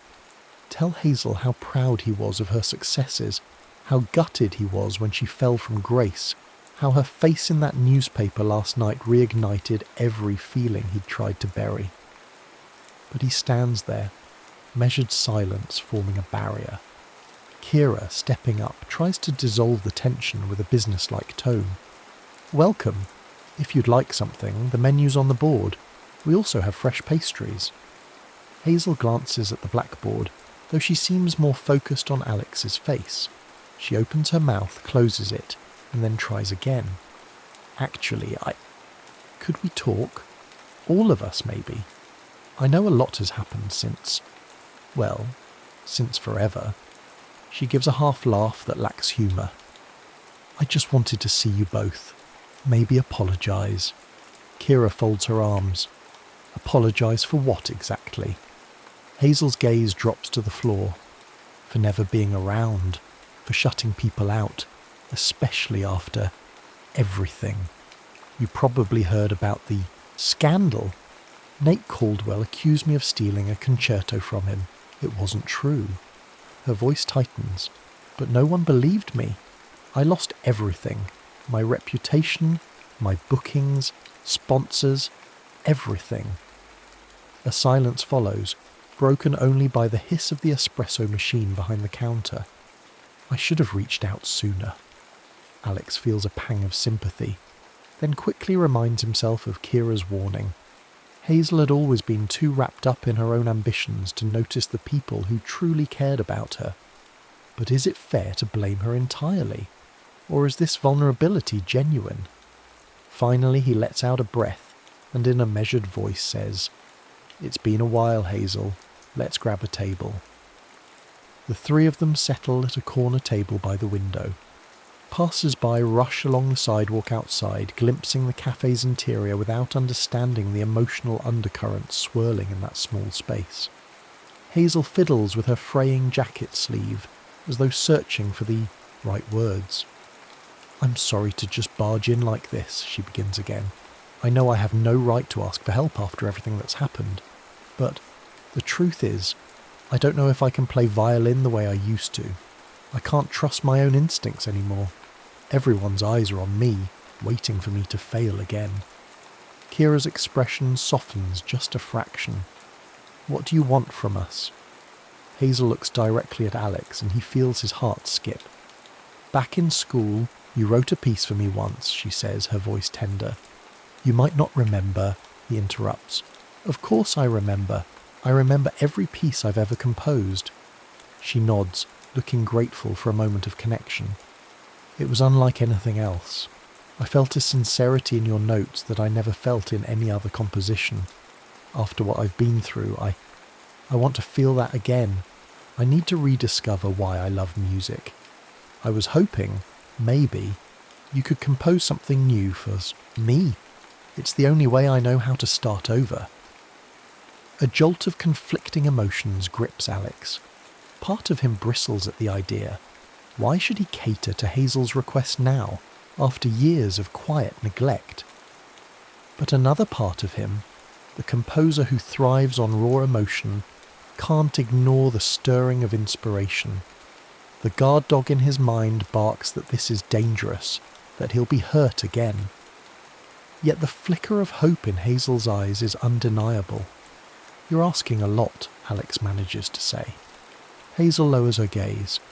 "I know, but I'm lost, Alex. And I thought, if anyone could help me find my way, it would be you." The sincerity in her voice, mixed with desperation, forms a chord that resonates too deeply to ignore. Kira catches Alex's eye, a silent caution passing between them. This is exactly what she was worried about. Alex stepping into the old role of caretaker, the silent composer who burns for a woman who barely registers his presence beyond his music. But now that Hazel is here, physically, tangibly broken, can he turn away? He leans back, crossing his arms. "Let me think about it," he says, trying to sound detached. Hazel nods, her shoulders slumping in what seems like relief that he hasn't outright refused. "Thank you," she whispers. They linger in an uneasy quiet until a customer approaches the counter, drawing Kira away to take another order. Alex and Hazel remain at the table, separated by a gulf of unspoken history. For a fleeting moment, Alex wonders if this is fate or a twisted encore of heartbreak. Either way, the music that once bound them together might soon play again. And if it does, Alex senses it won't be the same gentle harmony. It might be a tempest, or something more complicated. Something that could break them both. For the rest of that day, Alex is caught in a whirlwind of old melodies and new uncertainties. After Hazel's departure, he and Kira exchange few words about the encounter. She simply hands him a cloth to wipe down the counters, eyes narrowed in a stern, silent message. "I'm watching you. Don't get in over your head." That night, Alex heads home with a restless surge of creativity swirling within. The second he enters his apartment, he sits at his baby grand. His fingers hover over the keys. A phrase forms in his mind, soft, tentative. It's reminiscent of the compositions he wrote in his conservatory days for Hazel, but now there's an undercurrent of regret and longing that wasn't there before. He plays a few chords, testing the waters. An image flashes in his mind of Hazel in the cafe, her coat too big, her eyes rimmed with fatigue. He remembers how vibrant she used to be, standing tall on stage, commanding the spotlight with her violin's brilliance. Now, that bright energy seems dimmed by betrayal and scandal. The tabloids can be vicious, especially when a revered figure falls from grace. Accusations of plagiarism are a hard stain to remove, even when you're innocent. Alex shuts his eyes, letting the notes speak. When he was younger, he believed music was enough to convey his feelings, but he never found the courage to tell Hazel directly, "Hey, I love you. This composition is a testament to how you captivate my entire being." She never guessed, or if she did, she brushed it aside, too focused on her own ambitions. He wonders, is it masochistic to compose something new for her? Probably. But the thought of turning her away feels worse. He can't deny the electric thrill that runs through him at the notion of creating a piece worthy of resurrecting her spirit. Late into the night, he scrawls ideas onto staff paper, half-formed melodies, eerie chord progressions, a shift to a major key that hints at hope. By the time he looks at the clock, it's nearly 2 a.m. He rubs his tired eyes and forces himself to bed, mind racing with chord structures and harmonic layers. Over the next several days, Hazel and Alex meet in his small Brooklyn apartment. They sit across from each other, a battered coffee table between them, strewn with his handwritten sheets. Hazel traces the notes with her fingertips, as though they're braille revealing secrets. "I don't know if I can do these justice," she confesses one afternoon, setting the pages aside. She glances around at the cluttered living space. Alex's apartment is modest, but the stacks of music carry a certain magic, as if each page vibrates with potential. "I haven't performed in months, and when I do try to play, I get in my own head. My technique is shaky, my confidence is shot." Alex finds her vulnerability unsettling. The Hazel he recalls was proud, sometimes to a fault, certain of her abilities. This Hazel seems humanized by pain. A small voice in his mind warns him that heartbreak often paves the way to manipulative apologies, but he can't help feeling sympathy. "You'll get it back," he says gently. "If you want to, that is. But it'll take practice and patience." She gives him a weary smile. "Thanks for not sugarcoating it." Then she shifts her gaze. "I'm curious, Alex. Why did you even agree to help me? You could have refused, told me to figure it out on my own." The question lingers, thickening the air. He could mention that maybe it's because he spent years tethered to her without her noticing, or that Kira's protective stance only half deters him from diving headlong into a new composition for the woman who once spurred his greatest pieces. Instead, he offers a careful truth. "Because I understand what it's like to love music to the point that you can't let it die, no matter how many times it betrays you." A flicker of recognition crosses her face. She nods as though she senses the deeper layers in his words. But before either can elaborate, Kira strides in, carrying a paper bag of groceries. She's been dropping by regularly, partly to keep them fed and partly, Alex suspects, to ensure he isn't blindly falling into old patterns. "I've got fresh vegetables and some pasta," Kira announces. "Thought I'd whip up lunch." She sets the bag on the kitchen counter, pausing to look at Hazel. "You look tired. Are you resting enough?" Hazel shrugs. "I've been trying to rebuild a routine. Mornings at the library researching old compositions, afternoons practicing, evenings here with Alex." Kira raises an eyebrow at Alex. "Don't overwork her, composer boy." Alex holds up his hands in mock defense. "She sets the pace, not me." Hazel smiles faintly, sensing the playful protective tone in Kira's voice. Then she helps unload the groceries. In the next few minutes, the apartment is filled with the aroma of simmering tomatoes, sizzling onions, and fresh basil. The domesticity of it all surprises Alex. It's been ages since he's had something resembling family or close friends gathered around for a meal. As they eat, talk meanders from music to old stories about the conservatory. Hazel recounts how she once got locked in a practice room for hours because Nate Caldwell forgot she was there and left with the only key. Kira scoffs at the mention of that name, setting her fork down a little too aggressively. "Of course he did," Kira mutters, eyes narrowing. "Nate never gave a damn about anyone but himself." Hazel glances at her plate. "I defended him for years. I even believed him at first when he said he was doing it for my own good, claiming that my compositions were overshadowing his. It's all so messed up." Alex stays quiet, letting Hazel's confession sink in. He recalls seeing Nate from afar during their conservatory days, a magnetic presence who drew a crowd wherever he went. Nate had an uncanny ability to charm people, a skill that masked his darker inclinations. That same charm, ironically, is what made the world believe his lies about Hazel's plagiarism. Eventually, plates empty, and the three of them clear the table. Hazel steps to the corner of the living room where her violin case rests. Carefully, she lifts the instrument out, running her fingers over the polished wood. It's still a magnificent violin, though now bearing the emotional weight of her scandal. Alex moves to the piano.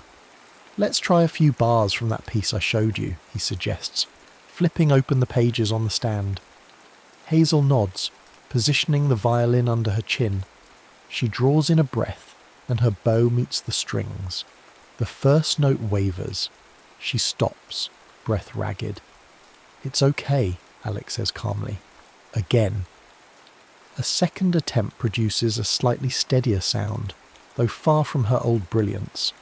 Her technique is rusty, but there's a tremor of emotion that travels from her bow into the air.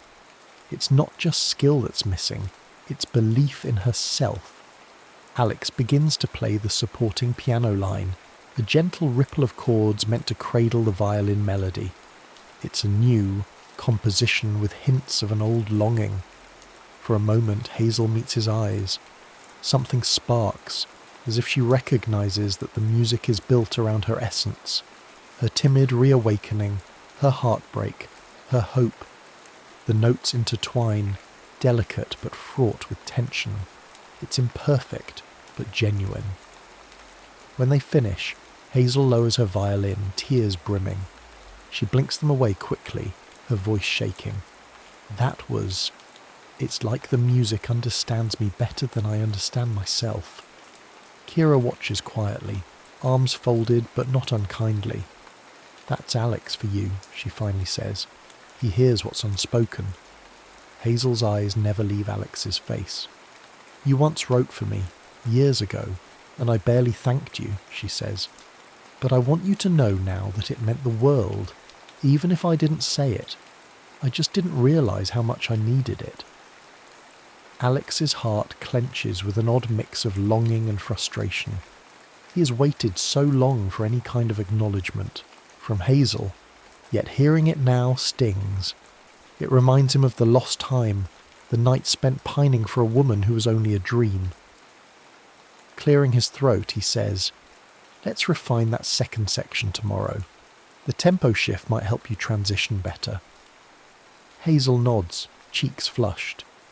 Kira, sensing the emotionally charged atmosphere, speaks up. "I'm going to do the dishes.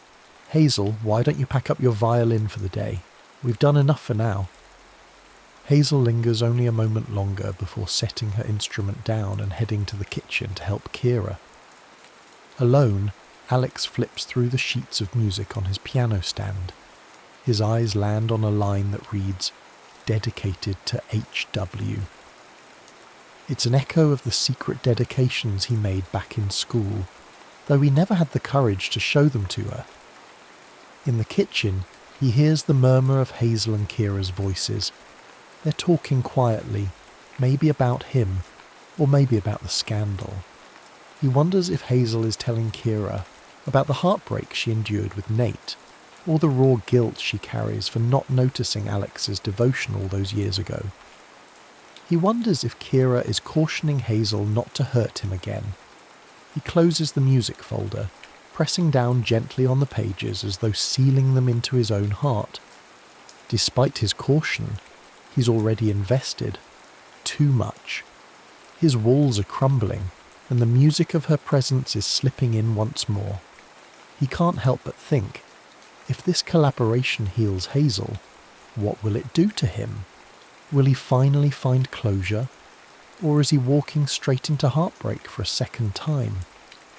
As he sits there, the lingering resonance of their duet still vibrating through the apartment, one truth emerges. Though he spent years composing in the shadows, a flicker of light has found him, and as dangerous as it might be to step into that brightness again, he knows that sometimes music is worth the risk. Tension curls like a wary cat in the corners of Alex's apartment. Though Hazel is determined to rebuild her career, she struggles under the weight of public disapproval, which she experiences even in small ways. Side glances from strangers on the subway, or hushed whispers when someone recognizes her on the street. Each new day at Alex's apartment, she tackles the violin with increasing rigor. Bit by bit, her confidence emerges, but so does a new emotion, a deepening awareness of Alex. One evening, after Kira has locked up the cafe and left Alex and Hazel alone to rehearse, Hazel notices an old spiral-bound notebook on the piano bench. Its edges are frayed, the cover faded. Without thinking, she picks it up and flips through the pages. Her breath catches. The dates go back nearly a decade, each composition titled with cryptic phrases: Moonlight Before Dawn, The Red Scarf Elegy, Her Heart's Allegro. The margins are filled with half-erased doodles, sometimes a single initial, H. The dedication lines read differently, for HW, or simply for her. It's as if the entire notebook is an ode to a mysterious muse. She glances at Alex, who's busy in the small kitchenette, washing a couple of mugs. Music from a local jazz station filters through a tinny radio on the counter. She wonders if she should ask permission to read further, but the curiosity is too strong. She turns the page. The notes swirl off the staff lines, raw, unpolished, but brimming with a fervour she recognises from their earliest rehearsals at the conservatory. In each melody she senses a confession, like love letters etched in music. Her mind whirls back to fleeting memories, the way Alex would watch her from across the practice room, the flush on his face whenever she praised his compositions. Could it be?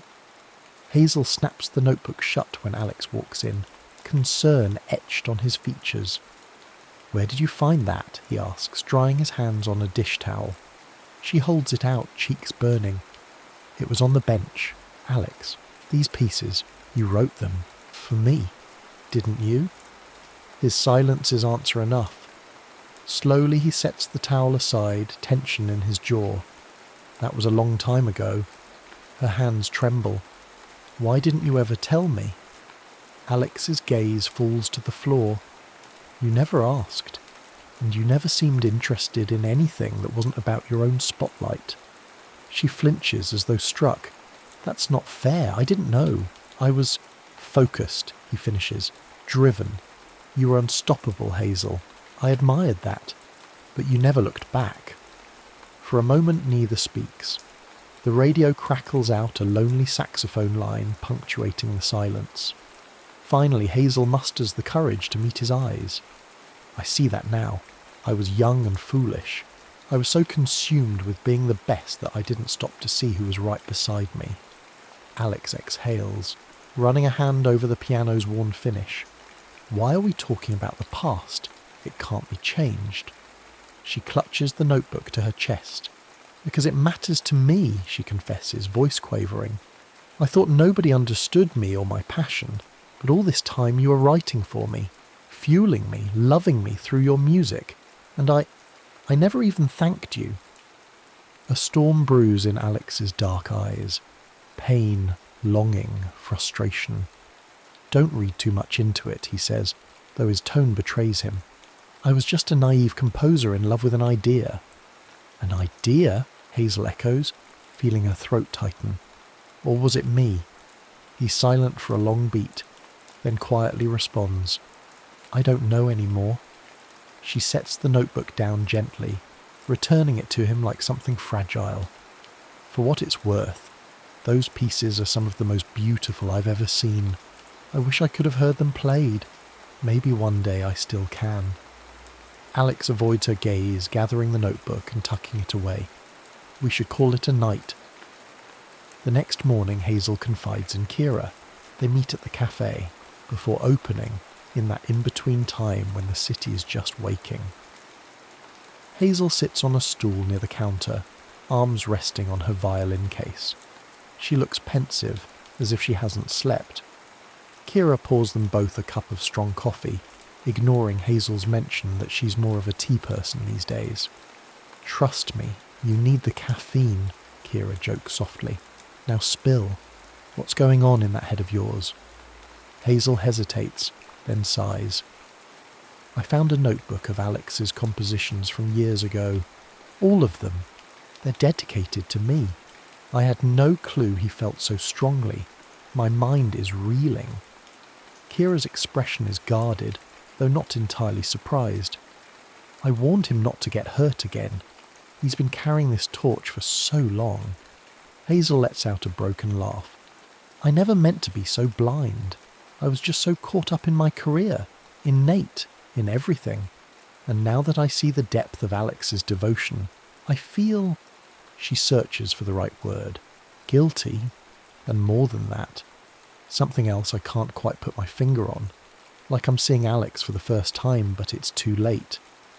Kira sets her coffee mug down. It's not too late if you're sincere, but you need to figure out if what you feel is truly for him or for the music he creates. Hazel grips her mug, the warmth seeping into her hands. I wish I knew how to separate the two. I keep hearing his compositions in my head, and they fill me with this emotion I can't describe. Is it him I love or the music? It's all so tangled. Untangle it, Kira says firmly, or at least try, because if you give Alex false hope and then realise you only wanted the music, he'll never recover. The gravity of Kira's words sinks in. Hazel nods, her eyes clouded with worry. "Thank you," she whispers. "I know you're just trying to protect him." "And maybe protect you too," Kira replies softly. She stands, finishing her coffee in one gulp, because heartbreak, in any direction, cuts deep. Across the city, rumblings of a major gala at Carnegie Hall start making their way through the classical music grapevine. It's an annual fundraiser featuring top-tier musicians, and rumour has it the organisers are desperate for a headlining performer with a fresh story. Hazel's scandal, ironically, makes her a compelling choice. Her potential comeback could grab headlines and sell tickets. That afternoon, the call comes in. An invitation to Hazel Warner to perform at the prestigious event. She's startled by the sudden opportunity. "They want me," she blurts into the phone. "After everything that happened?" "We believe in second chances," the event coordinator says diplomatically. "This could be a triumphant return, and frankly, it's good for publicity." That last line stings, but Hazel forces a grateful tone. "I'll do it. Thank you. I'll do whatever it takes to make it a success." The moment, she hangs up. Her heart flutters with both excitement and dread. She calls Alex, voice trembling. "They've asked me to play at Carnegie Hall next month. It's huge, but I don't feel ready to stand on that stage alone." "You can do it," Alex says, though she detects uncertainty in his words. "We'll work twice as hard. I'll compose something new, something bold. But you have to trust yourself." She bites her lip. "Actually, I want it to be your piece, front and centre, if you're willing. Something you've been working on. Something that means everything." She doesn't mention the old notebook, but the implication is there. "I'll dedicate the performance to you." A pause. When he speaks again, Alex's voice sounds guardedly hopeful. "I'll finish the composition. Meet me tomorrow at the apartment." The clock ticks relentlessly toward the gala date. Rehearsals intensify. Hazel pours every ounce of her being into the new composition Alex is finalising. The tension between them simmers, unspoken truths weaving into the notes. On the surface they're a formidable duo, a rising star seeking redemption, and a composer stepping out of the shadows. But under the veneer of professional collaboration, the old heartbeat of love flickers. One night after a grueling session, Hazel musters the courage to speak up. "Alex," she begins, meeting his eyes. "There's something I need to say." He lowers his hands from the piano keys. The expression on his face is caution mixed with yearning. What is it? She tries to form the words, but fear knots her stomach. "I love you," she wants to say, but is it him, or is it the music? In the end, she can't force the confession, not yet. "Thank you," she says instead, her voice trembling with intensity, "for believing in me when I couldn't believe in myself, for writing what you write, for everything." His gaze lingers on her, vulnerability flickering. That's enough, for tonight. He stands to walk her out. The closeness between them as they walk down the hall is electric yet unclaimed. Outside, the city's neon haze bathes them in swirling colour. She longs to reach for him, to test if the connection she feels is real. But the swirl of confusion holds her back. They say goodnight at the curb. As Hazel steps into a waiting cab, she watches Alex disappear into the shadows of his building. She wonders if she'll ever find the words, or if she'll lose him just as she's finally beginning to see him. The gala day looms, a culminating crescendo, and neither Hazel nor Alex can predict whether the final chord will strike salvation or heartbreak. Carnegie Hall stands regal under the city lights, a beacon of artistry and ambition. The night of the gala arrives, and Hazel Warner slips in through the stage door, violin case in hand, nerves jumping like frantic creatures inside her. Stagehands bustle about, directing performers, checking lights. The roar of an anticipatory audience seeps through the walls, a distant thunder that rattles Hazel's heart. Backstage, Alex sits at a piano bench, running through the final bars of his new composition one last time.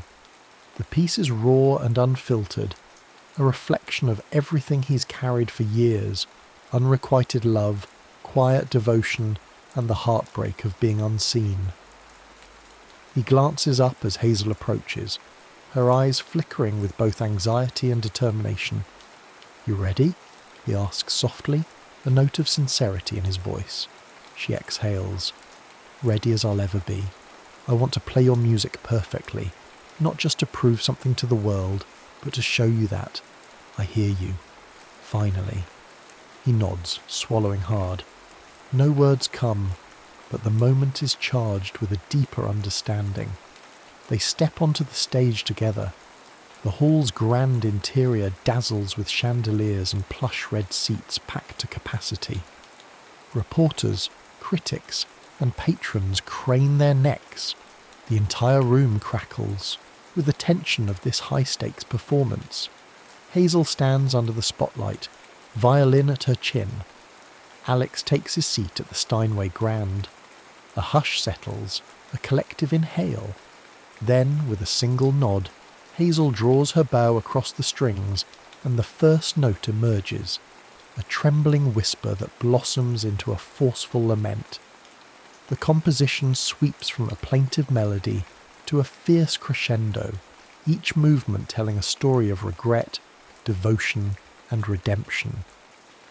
As they play, Hazel feels the music flowing through her like a second heartbeat. She catches Alex's eye in fleeting moments, sensing that the lines between them, between composer and muse, between two hearts separated for too long, are dissolving. Midway through the performance, the emotion surges. The violin's cry echoes with raw intensity, and the audience leans in as though catching a confession. Hazel's vision blurs with tears she refuses to shed. She channels every ounce of feeling into the bow, her body trembling with the piece's climax. Alex's piano supports, guides, and complements every note, no longer just an accompaniment, but a duet of souls. When the final chord resolves, the silence is almost unbearable. Then thunderous applause erupts, sweeping the hall. Hazel lowers her violin, chest heaving. She searches for Alex amid the standing ovation, finds him gazing at her with a mix of awe and heartbreak. For a fleeting second, she wants to run to him, to fling her arms around him and say everything she's kept locked inside. But the curtain call pulls them both into formal bows. They step forward, and the applause crescendos, cameras flashing like frenzied fireflies. Backstage afterward, the chaos is immediate. Congratulations, interview requests, critics fawning. Hazel stumbles through it, her mind spinning. She wants to find Alex, but he's swallowed up by the crowd, ushered away by well-wishers. Someone thrusts a microphone at her, demanding a statement. Another tries to take her photograph. Over the din, she hears a familiar, contemptuous voice. "So, you've found a new composer to sponge off, have you?"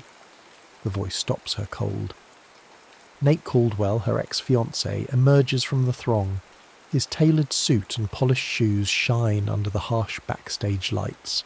His smile is razor sharp. Brilliant performance, Hazel. Almost had me convinced you wrote that piece yourself. Hazel's blood runs cold. I never claimed to write it, she hisses, stepping closer to keep the conversation private. Alex composed it, as anyone who bothered to read the program would know. Nate chuckles, low and menacing. Ah, but they'll still talk. Word around is that your dear Alex has been inspired by your old ideas. Maybe you fed him your scraps, then let him do the grunt work. I wonder which story the tabloids will run with. She clenches her teeth. You can't poison this, Nate. Not this time. He raises an eyebrow. Watch me. Before he can say more, Kira arrives, practically shoving him aside. Move, she snaps, her voice low. Then she turns to Hazel, ignoring Nate's predatory grin. You okay? Hazel's heart pounds. A swirl of anger and fear grips her. I need to find Alex, she mutters. Kira nods, leading Hazel away from Nate's spiteful presence. They wind down a backstage corridor, where a few straggling stagehands and performers congratulate Hazel. She politely nods, but keeps moving, scanning for Alex. She spots him near a side exit, slipping away from the throng. Adrenaline surging, she rushes to him, catching his arm before he can disappear outside. He turns, surprise flickering across his face. Hazel, she breathes heavily. What are you doing? Everyone's looking for you. There's a million congratulations to be had. The words tumble out, breathless. I needed air, he explains, glancing toward the exit. It's overwhelming. Hazel studies him for a moment. Is this about me, or the composition, or everything we haven't said? Alex's shoulders sag, a weary vulnerability. Part of me never believed this would happen, he admits. You, on stage, playing my music, applauded by so many people who once overlooked me. It's surreal. She places her violin case on the floor and steps closer. Then let it be real. Let this be the moment you finally acknowledge how extraordinary you are. He lowers his gaze.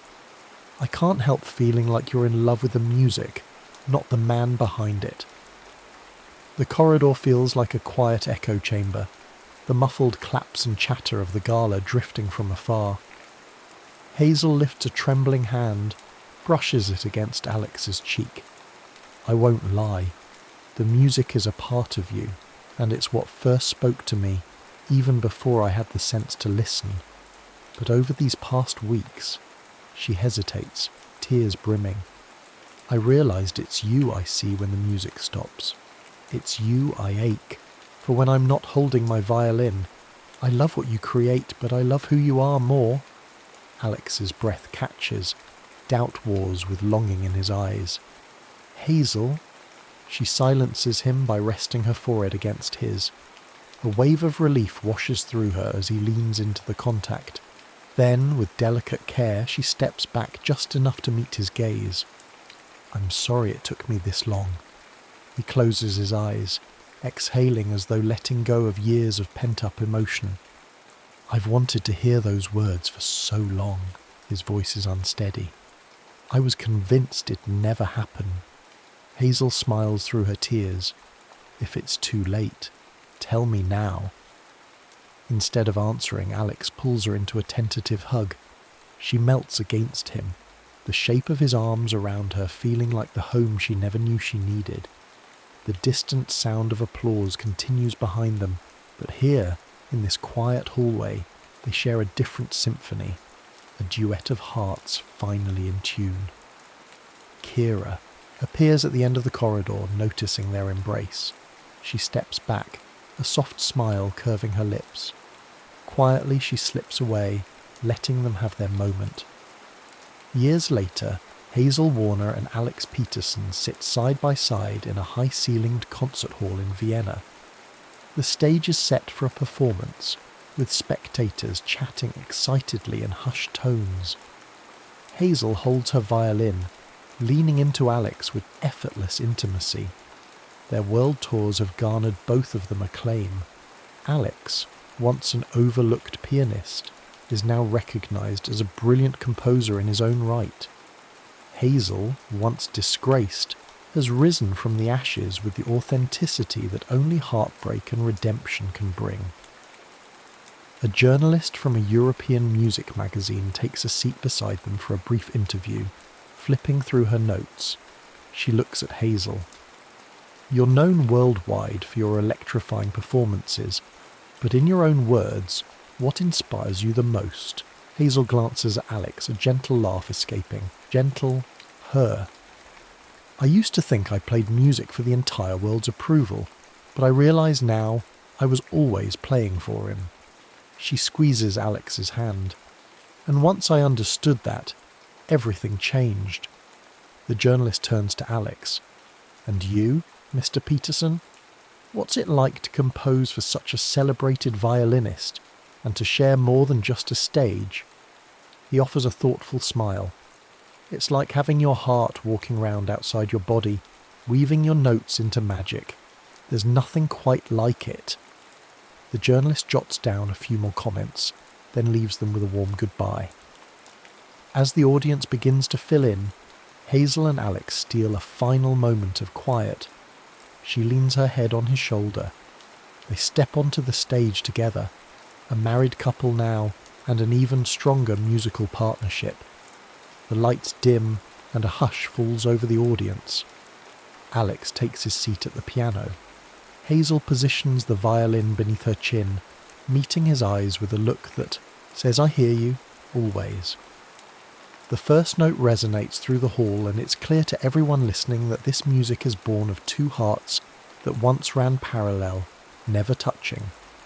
Now, at last, they converge in perfect harmony, and somewhere, in the quiet corners of their souls, they remember the years of distance, the heartbreak, the unspoken dedications. For them, the journey wasn't just about reclaiming a career or proving a tabloid wrong.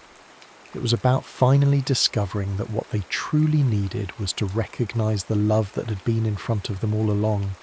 Patient, unwavering, ready to be embraced.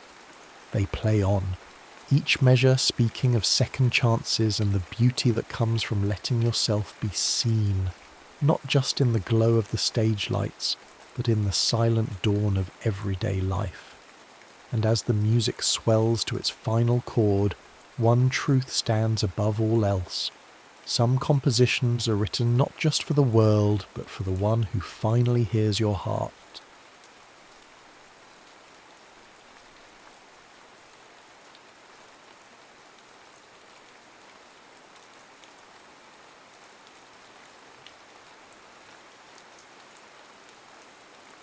That one summer kiss. The Richards family motorhome rumbled down I-25 toward Denver, its once pristine white exterior now bearing the dust of 17 states. Inside, 11-year-old Tyler Richards sprawled across the dinette booth, methodically arranging his growing collection of stadium ticket stubs. "Dad, how many more to go after the Rockies?" he called toward the driver's seat where Jim Richards navigated the behemoth vehicle, with the casual confidence of a man who'd logged over 8,000 miles that summer. "4 more stadiums, buddy.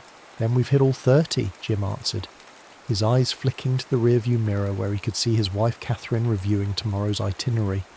Elitch Gardens amusement park in the morning, Coors Field in the afternoon.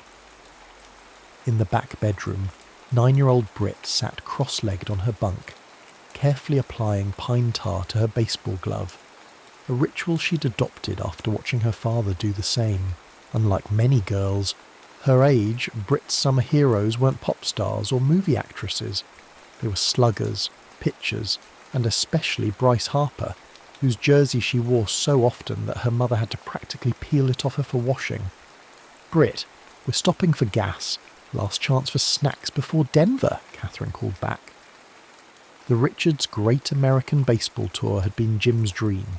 Visit every major league stadium in a single summer, catch at least one game in each, and hit the country's top roller coasters along the way.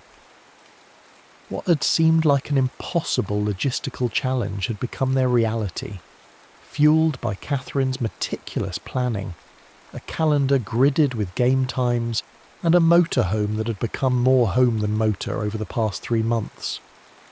August 18th dawned clear and bright in Denver.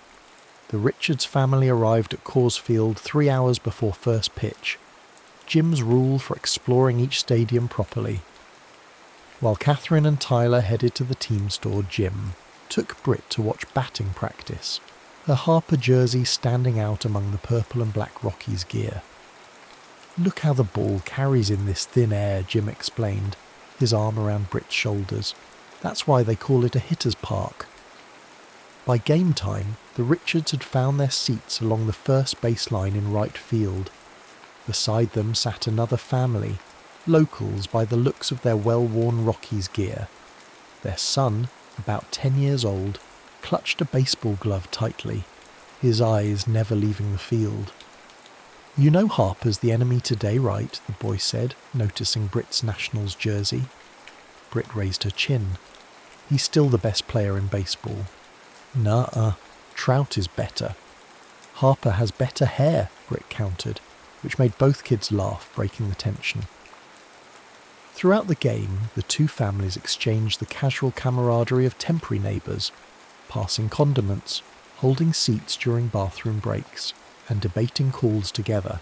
By the 7th inning, with the Nationals leading 3-2, the children had developed a comfortable rapport, comparing favourite players and arguing good-naturedly about batting averages. The moment came suddenly. Harper caught the third out on a routine fly ball to right field. As he jogged toward the dugout, he spotted Britt's jersey, a flash of Nationals red amid the home team colours. With practised ease, he flipped the game ball high toward their section. The boy saw it first. His glove hand shot up instinctively, years of backyard practice culminating in this moment. The ball landed with a satisfying thwack in the pocket of his mitt. His heart soared until he saw Britt's face fall. The crowd murmured. Parents shifted uncomfortably. The boy looked down at the prize in his glove, then at the girl in the Harper jersey. "Here," he said, holding out the ball. "He was throwing it to you." The simple gesture, devoid of hesitation or regret, caused a ripple of approval through the nearby fans.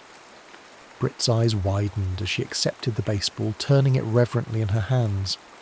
"Thank you," she whispered, then leaned forward to plant a thank you kiss on his cheek. At that exact moment, the boy turned to say, "You're welcome." Their lips met in an innocent, accidental brush that lasted less than a second. Both children jerked back, faces flaming. The crowd, witnessing this unscripted moment of childhood awkwardness, erupted in good-natured laughter and applause. Seconds later, the stadium camera operator, always hunting for between-innings entertainment, broadcast the entire sequence on the massive centre field screen. Summer Kiss Cam flashed across the Jumbotron as 40,000 fans watched the replay. The catch, the generous gift, the innocent kiss. The stadium announcer chuckled warmly through the speakers. "Now that, folks, is the spirit of baseball right there." As the families left after the game, there were smiles and waves, but no exchanged information. Just two groups of strangers sharing a fleeting moment before continuing on their separate journeys. The Richards had 4 more stadiums to visit, and school was starting soon. The boy and his family disappeared into the Denver crowd, and Britt never learned his name. Neither family could have known that the clip would become a recurring feature in baseball highlight reels for years to come, filed under heartwarming fan moments, alongside proposals and first catches. The Richards motorhome was sold 3 years after the Great Baseball Tour. Catherine had lobbied to keep it. Think of the memories, but practicality won out. Jim's job transferred them from Minnesota to New Orleans when Britt was 12, and urban life made storing a 36-foot behemoth impractical. Tyler, less sentimental than his sister, had moved on from baseball to football and academic decathlon competitions. Britt, however, never abandoned her love of the game, even as she discovered her own athletic calling on the track. "You're built for speed," her high school coach had told her during freshman year. "You've got that fast-twitch fibre that can't be taught." By her senior year, Britt had broken 3 school records in the 200 and 400 metres. With her academic standing and athletic achievements, scholarship offers arrived from across the country. When Louisiana State University came calling with a track scholarship, it felt like coming full circle. A chance to return to her baseball roots at a school with a powerhouse program. Her first semester had been a whirlwind of adjustments, living away from home, balancing rigorous training with academics, and navigating the complex social ecosystem of college. By spring semester, she'd found her rhythm and her people, a tight-knit group of fellow athletes who understood the discipline required to compete at their level. The embarrassing baseball kiss had become a family legend, occasionally resurfacing when Jim stumbled across the clip, online. Britt had mostly made peace with her moment of viral fame, though she still cringed whenever it appeared in MLB Valentine's Day montages. The boy's face had blurred in her memory, just another fleeting connection in a summer filled with new stadiums and experiences. Britt and her friends collapsed onto the bleachers at Alex Box Stadium, having come directly from track practice. Her legs ached pleasantly from interval training and the familiar sounds of a baseball game. The crack of bats, the pop of balls hitting mitts, provided a soothing backdrop. "You smell like determination and sweat," teased her roommate Missy, a high jumper from Baton Rouge. "Shower break between practice and games isn't in your vocabulary, is it?" "It's baseball," Britt replied, pulling her damp hair into a ponytail. "Nobody smells good at baseball games. That's part of the tradition." As LSU took the field against Vanderbilt, Missy nudged Britt with her elbow. "Question, why don't you have a boyfriend? You've been here almost a full year now," Britt shrugged. "Just haven't clicked with anyone. Besides, when would I fit that in? Between track, classes and sleep." "Sleep is overrated," Missy interrupted. "Seriously though, there has to be someone you've noticed." Britt's eyes drifted across the field, landing on the centre fielder, number 27. She'd noticed him in her Biology 101 lecture. Always punctual, always prepared, rarely speaking unless called on, but offering thoughtful insights when he did. "Maybe him," she admitted, pointing discreetly. "We have biology together. He seems different from most of the baseball guys. Quieter, more substantial." Missy followed her gaze. "Number 27? That's Cole Nightingale. Jackson knows him through some conservation club. He's from Colorado." "Colorado?" Britt laughed. "That explains the silent intensity. Probably communes with elk in his spare time." "Want me to see if Jackson can introduce you?" "God, no," Britt replied quickly. "I'm just saying, objectively speaking, centre field is nice to look at. That's all." But Missy's matchmaking wheels were already turning. "It's not a date," Missy insisted a week later as she rummaged through Britt's closet. "It's a casual group thing that happens to include Cole." Britt sat on her bed, arms crossed. "You told me we were grabbing coffee with you and Jackson. Now you're telling me Cole's coming, and magically you and Jackson just remembered an assignment due tomorrow?" "What a coincidence," Missy replied with zero attempt at sincerity. "Wear the green top. It makes your eyes pop." "My eyes are brown." "Even more reason to wear green. Contrast." The campus coffee shop buzzed with end-of-semester energy when Britt arrived. She spotted Cole immediately, sitting alone at a corner table, his posture relaxed but alert. No baseball cap today, revealing dark hair with a slight natural wave. He glanced up, recognition crossing his face. Not surprise, Britt noted. Missy had clearly informed Jackson, who had informed Cole. Everyone knew this was a setup except her. "Hi," she said, sliding into the seat across from him.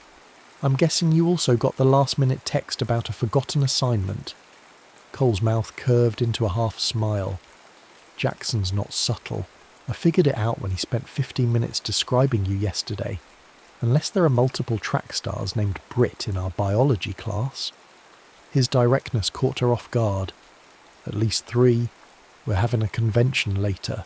He laughed, a genuine sound that transformed his serious face. I've seen you run. At the LSU Invitational last month, the 400 metres. You were at the Invitational? This surprised her. Baseball players rarely attended track meets. I'm interested in biomechanics. Professor Simmons suggested I observe elite runners for a research project. So I was a science experiment? Britt raised an eyebrow. You were the most impressive subject, he countered. Your form is almost mathematically perfect. The conversation flowed from there, moving from classes to childhood influences, discovering shared interests in the outdoors and similar tastes in music. Cole described growing up in Colorado, hiking 14ers with his father. Britt spoke of her family's baseball odyssey, carefully omitting the embarrassing kiss incident. Wait, Cole interrupted. Your family visited all 30 MLB stadiums in one summer? That's incredible. It was the summer before 6th grade. My dad mapped the entire thing on this giant wall calendar, coordinating game schedules with driving distances. I can't imagine seeing that much baseball in one summer. It was magical, Britt admitted, though I probably didn't appreciate it enough at the time. What was supposed to be a quick coffee stretched into dinner at a nearby noodle shop, then a walk around the campus lake as twilight descended. Cole proved to be an attentive listener, drawing Britt out with thoughtful questions, rather than steering conversations toward himself. When he walked her back to her dorm, there was a moment, a pause at the entrance where possibility hung in the air. But Cole simply smiled and said, I enjoyed this. Maybe we could do it again. Britt nodded, surprised by how much she wanted that. I'd like that. 3 dates followed over the next 2 weeks, each revealing new layers to Cole. He was methodical but not rigid, ambitious but not cutthroat, and beneath his reserve lay a subtle humour that emerged more frequently as they grew comfortable together. After their 4th date, a Saturday afternoon picnic by the lake, Cole suggested exchanging social media accounts. Not that I post much, he admitted, but it seems like the normal progression. That night, as Britt studied for finals, her phone buzzed with a notification. Cole Nightingale has followed you on Instagram. Minutes later, another notification. Cole Nightingale mentioned you in a comment. Curious, she opened the app to find Cole had commented on a post from 5 years earlier, a throwback Thursday where she'd shared the famous Jumbotron clip. She'd captioned it, TBT to that time I accidentally became a baseball meme. Summer kiss Cam, first kiss fail, thanks Bryce Harper. Cole's comment simply read, Is this really you? Britt stared at her phone, momentarily confused by Cole's comment. Why was he so interested in her embarrassing childhood moment? She quickly typed back, Unfortunately, yes. Most embarrassing moment of my childhood immortalised for eternity. Why? Her phone rang almost immediately. Cole's name flashed on the screen. Hey, she answered. Everything okay? More than okay, Cole said, his voice filled with an excitement she hadn't heard before. That video from Coors Field, the boy who caught the ball and gave it to you. What about him? Britt asked, a strange feeling beginning to stir in her stomach. Britt, that was me. The world seemed to tilt sideways. What? No way. That's impossible. August 18th, 2015. Nationals versus Rockies. 7th inning. Bryce Harper caught the 3rd out and tossed you the ball, but I caught it instead. Cole, if you're messing with me... I'm not, he assured her. I still have the newspaper clipping somewhere. My family drove up from Colorado Springs for the weekend. It was right before my birthday. Britt sank onto her bed, mind reeling. Oh my God, this is insane. What are the odds? Astronomically against, Cole replied. One moment in one stadium a decade ago, and somehow we both end up here, in the same biology class, dating. We kissed, Britt said suddenly. I mean, technically we've already kissed, Cole laughed. I've been upgraded from most embarrassing childhood moment to actual boyfriend. That's progress. I need to see this evidence, right now. An hour later, they sat side by side on a campus bench, comparing memorabilia. Britt's screenshot of the Jumbotron moment saved on her phone, Cole's yellowing newspaper clipping carefully preserved from his childhood keepsake box. It really is you, Britt marvelled, studying the image of young Cole. You had the same serious expression even then. And you were fearless, Cole replied. Just walked up and planted one on me. On your cheek. It was supposed to be your cheek. Fate had other plans. They fell silent, the weight of coincidence settling around them. The same stadium, the same moment, captured forever. And now, 10 years later, they'd found each other again without even realising what they'd lost. You know what this means, Britt said finally. Our entire relationship is built on me stealing your baseball. And me stealing your kiss. I think we're even then. Cole reached for her hand, interlacing their fingers. There's just one thing bothering me. What's that? Our second kiss should probably be better than our first. Under a blanket of Louisiana stars with the sounds of campus life humming in the distance, Cole leaned in. This time there was no accident, no crowd reaction, no cameras, just the intentional meeting of two people connected by a thread of improbable history, closing a circle that had opened a decade earlier in a baseball stadium 200 miles away. The summer of 2025 unfolded with the humid intensity that characterized Louisiana's warmer months. While many students departed campus for internships or family homes, Britt remained for track training and Cole for baseball development programs. The relative emptiness of campus provided a cocoon for their growing relationship, free from the usual academic pressures and social obligations. On a particularly sweltering July evening, they sat on the balcony of Cole's off-campus apartment, box fans creating the only breeze. Cole scrolled through his phone while Britt lay with her head in his lap, reading a novel for her fall literature course. My parents want to meet you, Cole said casually, fingers absently stroking her hair. Britt lowered her book. Mine too. My mum keeps asking for pictures. We could drive up to New Orleans next weekend. It's only an hour. What would you tell them? Britt asked. About how we met. The whole baseball kiss backstory seems like a lot for a first meeting. Cole considered this. We could start with biology class and work our way back. Probably wise, Britt agreed, though my dad will lose his mind when he finds out you're that boy. He references that clip at least once a year. Cole's phone buzzed with a notification. He glanced down, then let out a startled laugh. You're not going to believe this. He turned the screen toward Britt. An MLB social media account had posted a Throwback Thursday compilation of famous fan moments. The caption read, Summer Love Through the Years, baseball's most heartwarming fan moments. The thumbnail image showed a young Brit in her Harper jersey, milliseconds before the accidental kiss. They're never going to let us forget. Brit groaned, covering her face. Wait, Cole said, sitting up straighter. Read the comments. Brit took the phone, scrolling through responses. Most were generic. Heart emojis, memories of seeing the clips live. But one comment caught her attention. OMG, that's Britt Richards, LSU track, and Cole Nightingale, LSU baseball. They're dating now. Full circle, baseball love. How? Britt began.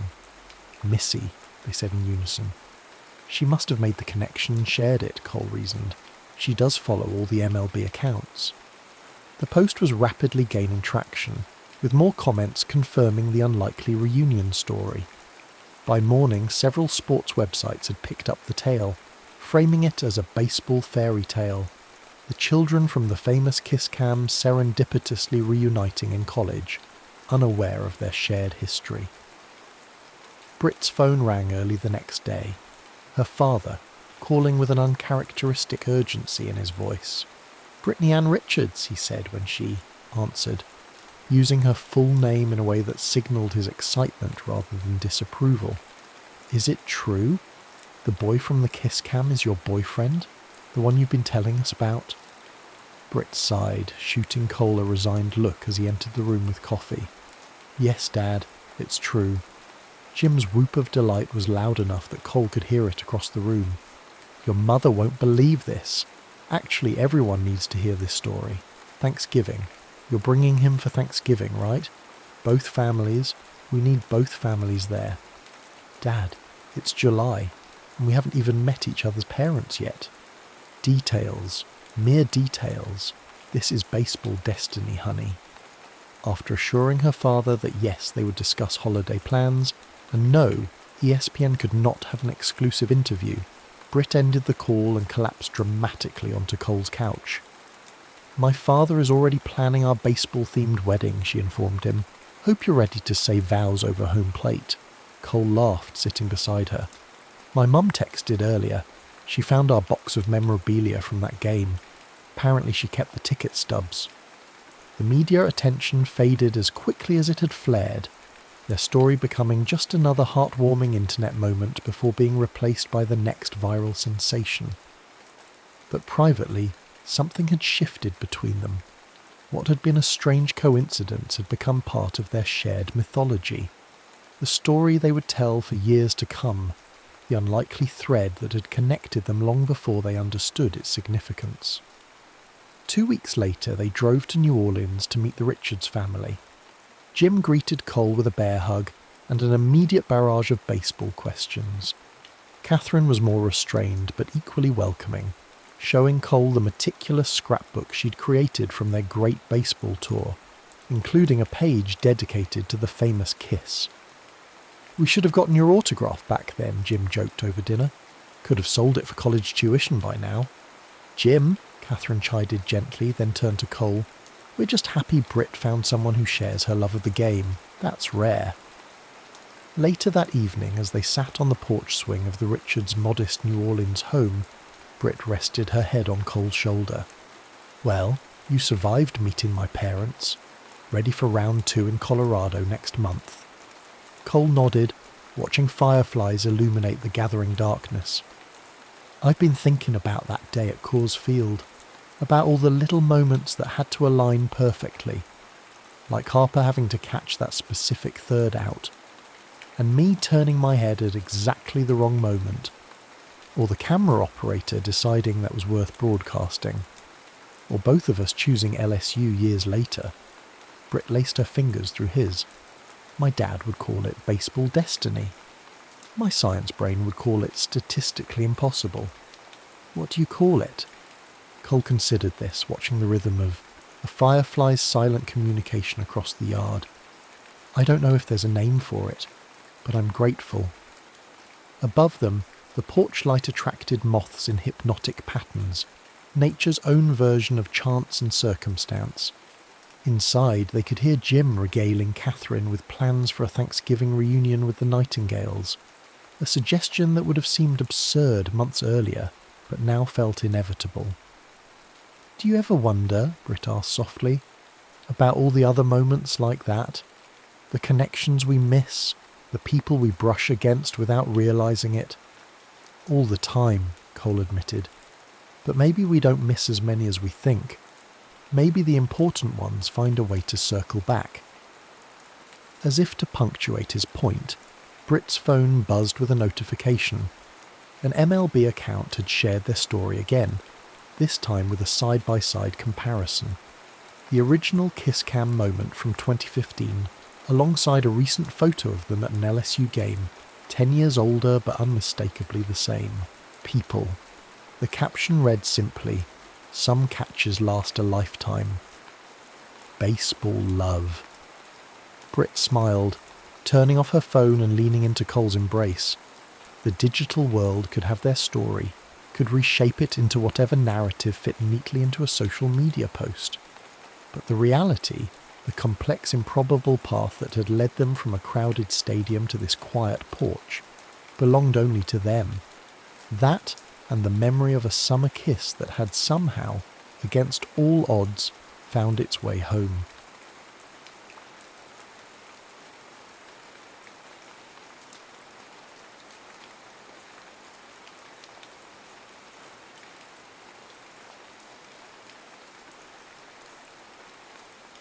The voice between us. The air in the archival basement held its breath. Emma Wolfe had learned to work in silence, the kind that settled between heartbeats, that made the scratch of her restoration tool sound like thunder against the perpetual hush. Temperature, 65 degrees. Humidity, 40%. Light, minimal. Everything calibrated for preservation, for keeping the dead from crumbling further into dust. Down here, 3 stories beneath the university library, time moved differently. Slower, more reverent. Emma had been restoring early 20th century recordings for 4 years now, her days spent in the company of voices that no longer belonged to bodies, singing songs for audiences long turned to ash. She'd learned to treat sound as artifact, to separate the technical from the emotional, to hear a voice without imagining the throat that produced it. Until today. She lifted the shellac disc from its sleeve with gloved hands, noting the wear patterns, the slight warp near the centre. 1936. Unmarked. Someone, probably her predecessor, who'd had no patience for incomplete cataloguing, had labelled it simply as unidentified soprano, Vienna, Puccini aria. The kind of mystery that should have intrigued her professionally, but instead sat in the to-be-researched pile for months. She almost hadn't played it. Had a dozen other restorations waiting, each with proper provenance, each with actual historical value. But the sleeve was beautiful, Art Nouveau flowers fading into brown paper, and she'd been curious about the weight of it, the way it sat heavy in her hands like grief. Emma placed the disc on the turntable, set the needle with the precision of surgery, adjusted the horn's angle for optimal acoustics. She'd performed this ritual thousands of times. It should have felt routine. But the moment the needle found its groove and the voice emerged from the gramophone's brass throat, Emma knew.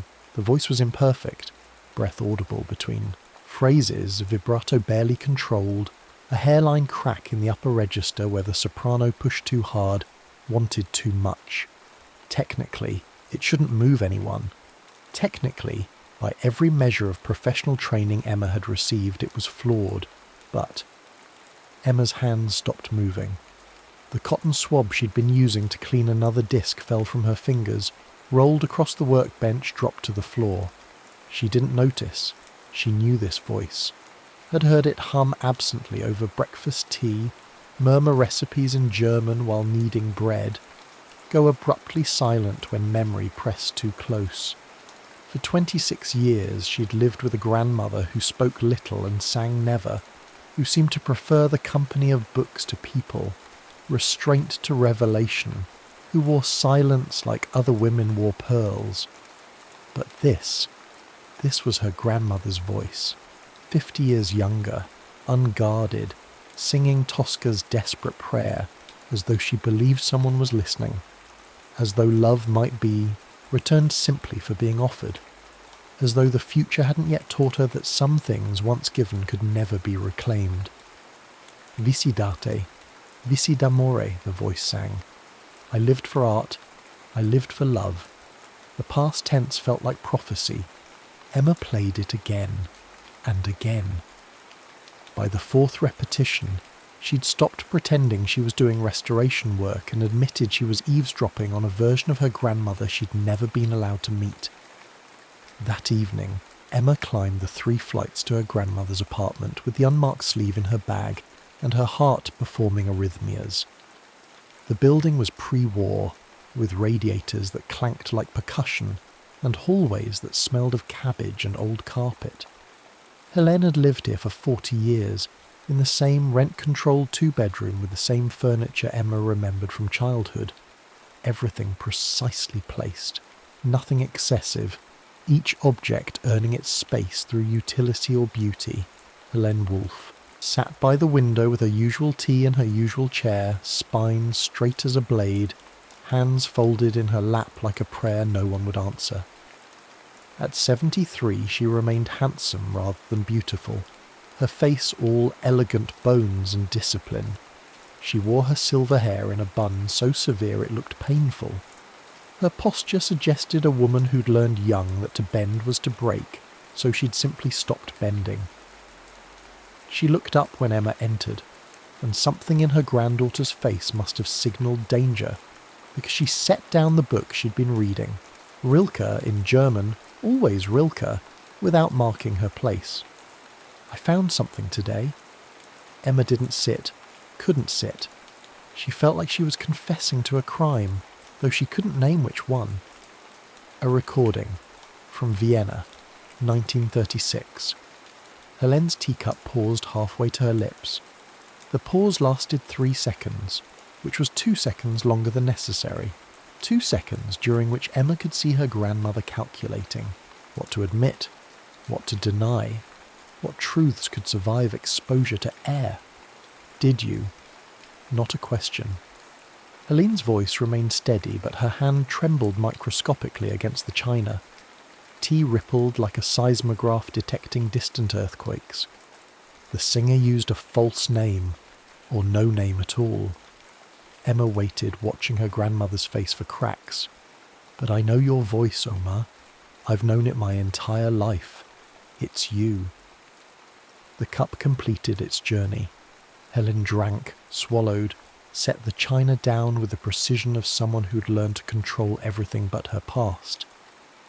When she finally met Emma's eyes, there was no denial in her face, only a stillness so complete it felt like confession, like the moment before a building collapses when all the weight shifts and everyone inside knows but cannot yet move.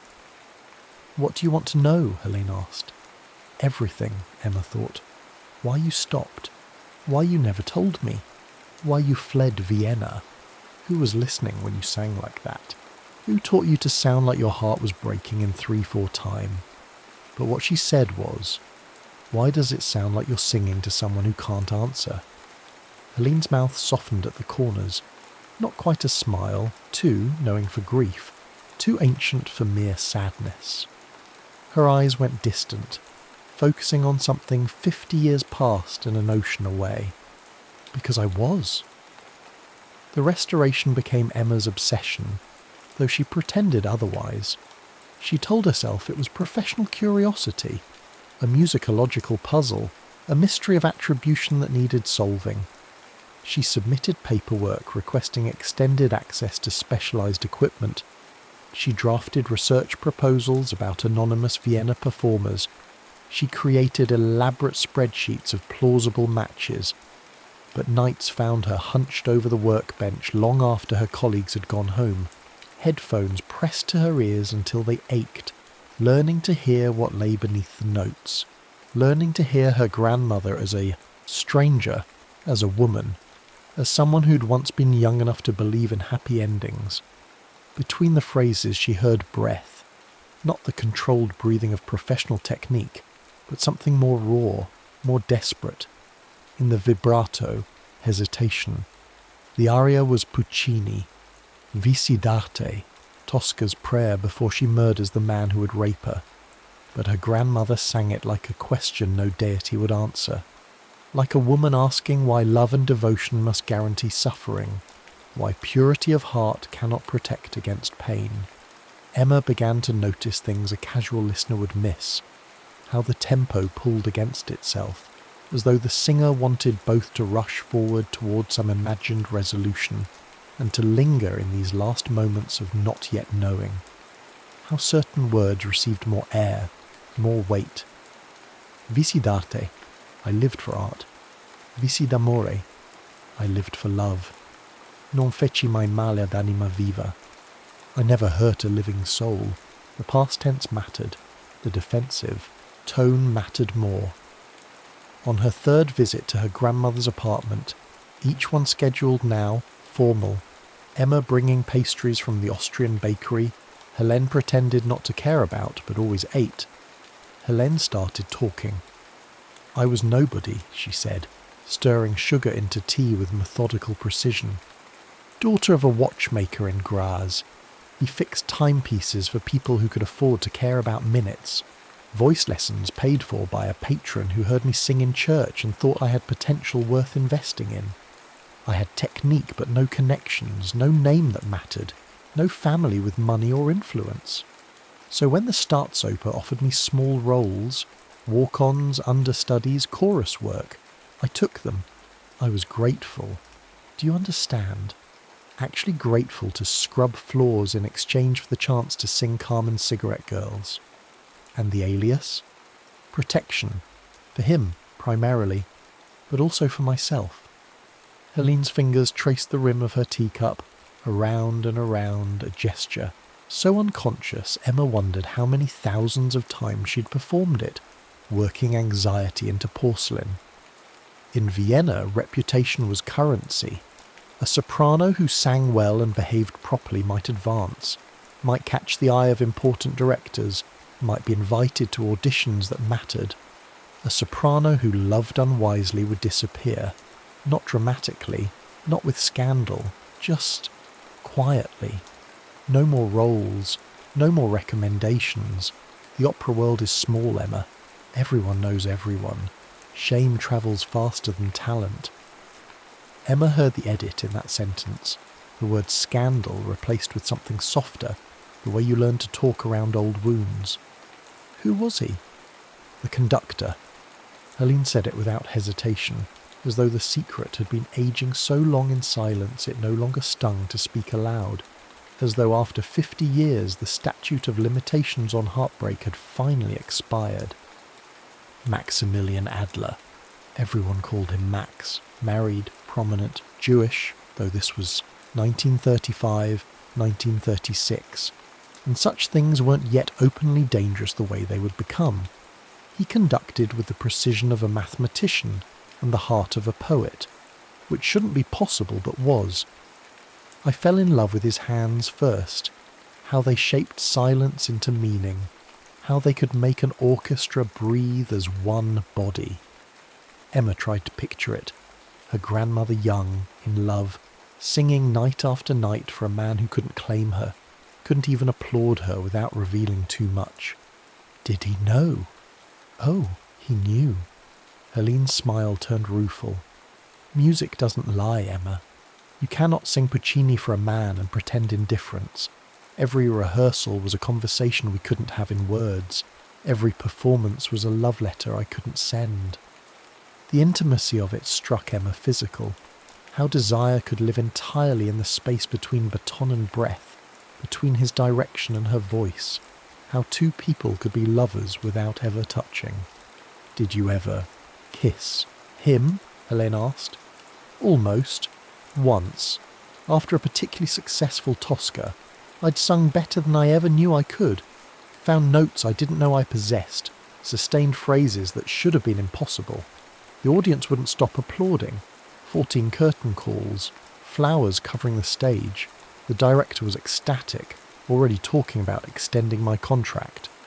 She paused, poured more tea with hands that still, after all these years, knew exactly how to avoid trembling. But all I could think was that Max had pulled that performance from me, had conducted me into transcendence. I'd watched his hands all night, followed every gesture, every subtle shift in tempo, and somehow he'd made me more than I was.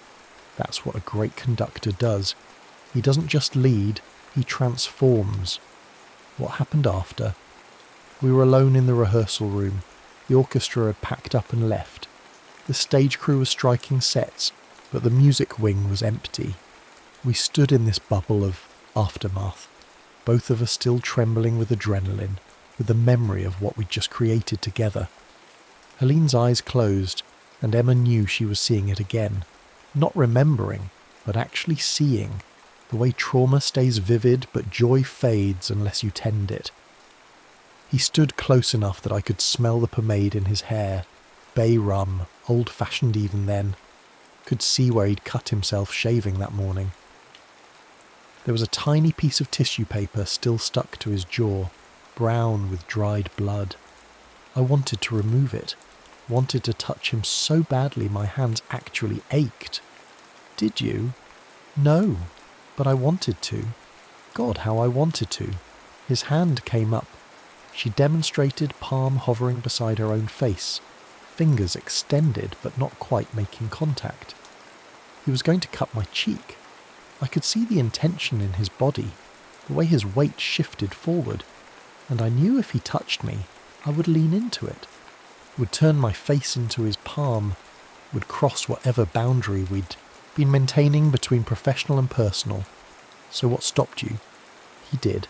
His hand just stopped, hung there in the air between us, close enough that I could feel the heat of his skin across the gap, could hear his breathing change, deepen. We stood there for what felt like hours, but was probably 30 seconds. Time does strange things when you're that close to something you want but can't have. Then what? Someone applauded from the balcony, one of the cleaning staff who'd stayed late to watch rehearsal, an old woman, probably 60, 70. She'd seen the whole thing, or enough of it, and just like that, we remembered where we were, who we were, what we couldn't be. Max dropped his hand, took 2 steps back, said, "Excellent work tonight, Fräulein Weber," in this perfectly professional voice, and walked away. Did he look back? No, neither of us did. Looking back would have been acknowledgement, and we couldn't afford that.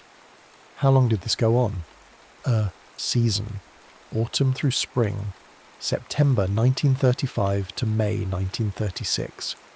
Helene's voice went distant, as though reading dates from a ledger that had been locked away for decades. 8 months of singing with a man who heard me more clearly than anyone ever has before or since. 8 months of being known in a way that had nothing to do with words.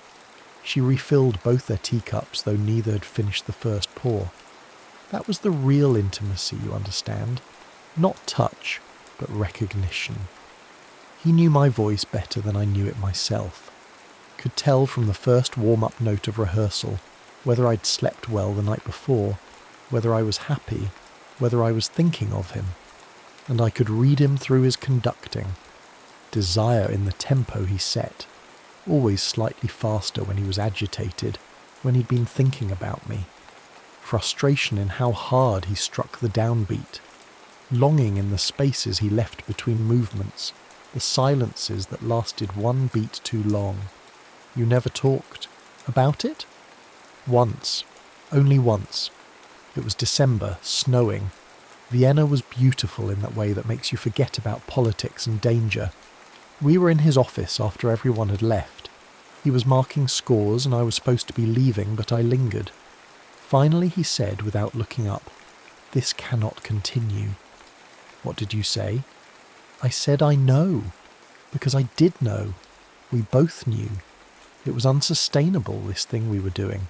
This almost love, this maybe affair that existed only in music. But knowing something should end and being able to end it are 2 different things. So it continued. For 5 more months, through Christmas, I spent it alone in my boarding room, imagining him with Eva and her family. Through carnival season, when the whole city pretended to be happy. Through Lent, when we sang more sacred music and I had to pretend Handel's passion settings weren't about the agony of unconsummated love. And then came March, the Anschluss. Everything changed. Emma waited. This was the part of history she knew from textbooks, but she'd never considered how her grandmother had lived through it, what it had meant personally. The Nazis marched in on March 12th. Within days, Jewish musicians were being dismissed. Max got his notice on March 15th. He had 2 weeks to settle his affairs and leave the country. The Philharmonic, this orchestra he'd built, musicians he'd trained, they just let him go. Some of them had been his friends. They gave him a farewell dinner, shook his hand, wished him well, and went back to work under new management. Her voice had gone flat, factual, as though emotion would complicate the telling. He came to find me 3 days before he was supposed to leave for London, asked me to come with him. Said he'd leave Eva with her family. They had money, connections, she'd be safe. We could go to London together, to America, anywhere. He said, "I love you" for the first time out loud after 8 months of saying it, through music. What did you say? I said no. Emma found the conductor's name in a margin note on a score tucked inside the recording sleeve.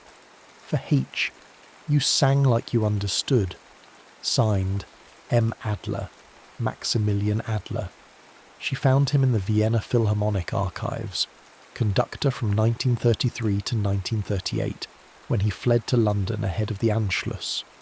Married to Eva Adler, née Blumenthal, daughter of a prominent banking family, no children.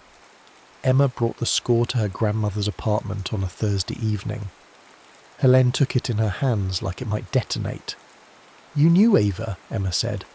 It wasn't a question. Everyone knew Eva. Helene's thumb traced the margin note. Beautiful, intelligent, fragile in ways that weren't visible until you looked closely. Her family had already lost one daughter to melancholy, the kind that ends in bathtubs and opened veins. Eva was delicate. The marriage protected her in multiple ways. Did she know about you? I don't know. Max never said. But I think, yes. I think she knew and chose to say nothing because the alternative was worse. Helene set the score down carefully. He loved her, Emma. Not the way he loved me, perhaps, but love nonetheless. He loved her gently, protectively, the way you love something precious that might break. And you? I loved recklessly, completely, the way you love when you're 23 and believe desire alone can remake the world. Helene's laugh was soft, bitter. He asked me to leave with him in March of 1938, when it became clear what was coming. He said we could go to London, to America, anywhere. He would leave Eva with her family's money and protections. We would be free. But you didn't go. No. Why? Helene stood, walked to the window. Outside, rain had started. The kind of thin, persistent rain that made the city look like a memory of itself. Because Eva would have died, she said finally. Not metaphorically, not eventually. Within the year, I think. And Max would have known it was our fault. Mine and his, and that knowledge would have poisoned everything we built together. Love cannot survive that kind of blood.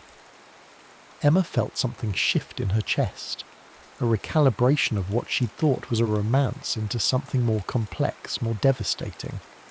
Did you tell him that? I told him I wouldn't be the reason he became a man who could abandon his wife to her death, that some loves cannot be consummated without destroying what makes them worth having. Helene turned from the window. He wept. I'd never seen him weep before. Then he kissed me, once, on the forehead, like a benediction, and left. And the recording, made the week before. He wanted something to remember me by. I wanted something to remember who I'd been when I could still choose love over survival. The weight of that sentence settled over the room like snow. 3 weeks after learning about Eva, after understanding the full architecture of her grandmother's sacrifice, Emma confronted the question she'd been avoiding. Why had Helene given up music entirely? Not just the false name, not just Vienna, not just Max Adler, but singing itself. The voice that had moved audiences, that had made a man willing to remake his entire life. She found Helene in the small shared garden behind the apartment building, deadheading roses with surgical precision. It was early September, the air carrying that particular combination of warmth and melancholy that comes just before autumn. Helene wore gardening gloves and her usual cardigan despite the heat, as though she needed armour even against flowers. "Tell me about the last time you saw him," Emma said without preamble. Helene's hands stilled on the shears. A bloom, half dead, hung suspended from her fingers. She didn't turn around. "I wondered when you'd ask that question. Was it the night you made the recording?" "No, that was professional, formal. We both knew we were creating an artifact, preserving something that was already past tense. Helene set down the shears with deliberate care, removed her gloves finger by finger. The last time was 3 days before he left Vienna, April 10th, 1938. I remember because it was a Sunday, and the churches were full of people praying for things prayer couldn't fix anymore. The weather was unseasonably warm, spring pretending summer would last forever. She sat down on the garden bench, and Emma sat beside her, close enough that their shoulders almost touched. He came to my apartment, my boarding room really. One room, shared bath down the hall, the kind of place where ambition lives before it either succeeds or starves. We'd never been alone there before. It felt dangerous, improper, exposing. But propriety seemed absurd given what we were about to lose. Helene's voice dropped, became almost private, the way you speak when confession requires quiet. He stood in my doorway and said, "One night, give me one night, to remember when I'm old and you're a stranger." And I knew what he was asking, not for comfort, not for conquest, for the right to hold one perfect thing before letting it go forever. Emma held her breath, afraid that speaking would break whatever spell was allowing her grandmother to finally tell this. So I let him in. The garden seemed to lean closer, the roses bending as if to listen. We didn't speak much at first. Words would have made it negotiable, conditional, subject to second thoughts we couldn't afford. Instead, we moved like we were still in the opera house, him conducting, me responding, both of us performing the most important scene of our lives. Helene's hands clasped in her lap, and Emma saw they were trembling, as though the memory still had physical weight. He touched me the way he conducted, precisely, reverently, as though I were music made flesh. Started with my face, traced my cheekbones, my jaw, the line of my neck, memorizing, then my hands, turning them over, examining my fingers, the way they curved and rested. "Beautiful," he said. Just that one word. Beautiful. Emma felt heat rise in her own chest. Not embarrassment, but recognition. This was what love looked like when it finally found its body after months of pure restraint. I'd thought intimacy was knowing someone's mind, understanding their thoughts, Helen continued. But that night I learned it's also knowing someone's body, how they breathe when desperate, what sounds they make when careful control finally breaks. He undressed me slowly, his hands learning the geography of skin the way his ears had learned my voice. Every touch felt like permission granted, like a question answered yes. She paused, choosing her words with care. We made love on my narrow bed with the window open and Vienna's spring air cooling our skin. He moved inside me like he was trying to memorize the rhythm, and I found myself singing, actually singing, soft and wordless, against his shoulder. Not performance, not technique, just pure sound, pure feeling. Afterwards we lay tangled together, his hand over my heart, feeling it slow back to normal. Helene opened her eyes, looked at Emma directly. "This," he said, "this is what I'll remember. Not the fear, not the leaving. This." And I knew he was right. We'd taken one perfect thing from a world determined to destroy us, and we'd made it ours. No regime could take that. No distance could erase it. Did he stay the night? Until dawn. We didn't sleep much. Mostly we talked. Actually talked. For the first time without codes or music. He told me about growing up in Munich, about the first time he heard Mahler and realised sound could be architecture. I told him about singing in my father's watch shop, how the ticking used to drive me mad until I learned to use it as rhythm. She smiled, and it was genuine. When the sun came up, he got dressed, kissed me once, properly this time deeply, then he walked to the door and said, "If there's a recording some day, will you listen and remember I loved you?" And I said yes. And he left. I watched him from the window until he turned the corner. He didn't look back. We'd agreed he wouldn't. And you never sang again. Helene smiled. A real smile this time, sad but not broken. I sang that night. For him. With him. In a way that had nothing to do with audiences or applause. That felt like enough. Emma understood then. Her grandmother hadn't given up music. She'd transformed it, made it private, made it holy. What happened to Eva? She survived. Max got her to London, then to New York. I heard through mutual acquaintances that she lived until 1965, longer than anyone expected. They never divorced. He never remarried after she died. I think he kept his promise to her, in his way. And you? I came to America, changed my name. Helene instead of Helena, Wolf instead of Weber. Learned to be ordinary, married your grandfather because he was kind and didn't ask about my past, raised your mother, raised you, lived quietly. She picked up the shears again, returned to the roses. But sometimes, late at night, I'll hum that aria, and I'm 23 again, singing for a man who heard everything I meant. That doesn't fade, Emma. Love like that doesn't diminish with age. It just becomes part of your architecture. Emma spent 2 months restoring the recording to the best fidelity, 1936 technology and 2025 digital restoration could achieve. She removed surface noise, balanced the frequencies, brought her grandmother's voice forward from the static. But she left in the breath, the hesitation, the places where emotion fractured technique. Those imperfections were the truth. She presented it to Helene on a Sunday morning, in the garden where roses bloomed despite the late season. The recording was now digitized, remastered, saved to a simple USB drive. I'm going to archive this properly, Emma said. Not under your false name, not as unidentified, as Helene Wolf, née Weber, soprano, Vienna, 1936.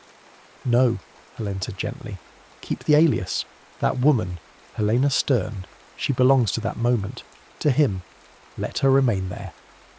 Emma understood. Some loves were too large to be filed correctly, too private to be made public record. Then I'll file it as anonymous soprano Vienna 1936, rare recording, and I'll put in the notes that it's technically imperfect but emotionally devastating. Helene laughed, a real laugh, bright and unexpected. Emotionally devastating. Yes, I like that. They sat together in the garden, 2 women separated by decades but connected by understanding. Emma thought about all the loves that never made it into history books, all the intimacies preserved only in silence and memory. Do you regret it, she asked, not going with him? Helene considered this with the seriousness it deserved. No, because the love I had with Max was perfect, precisely because we didn't try to make it domestic.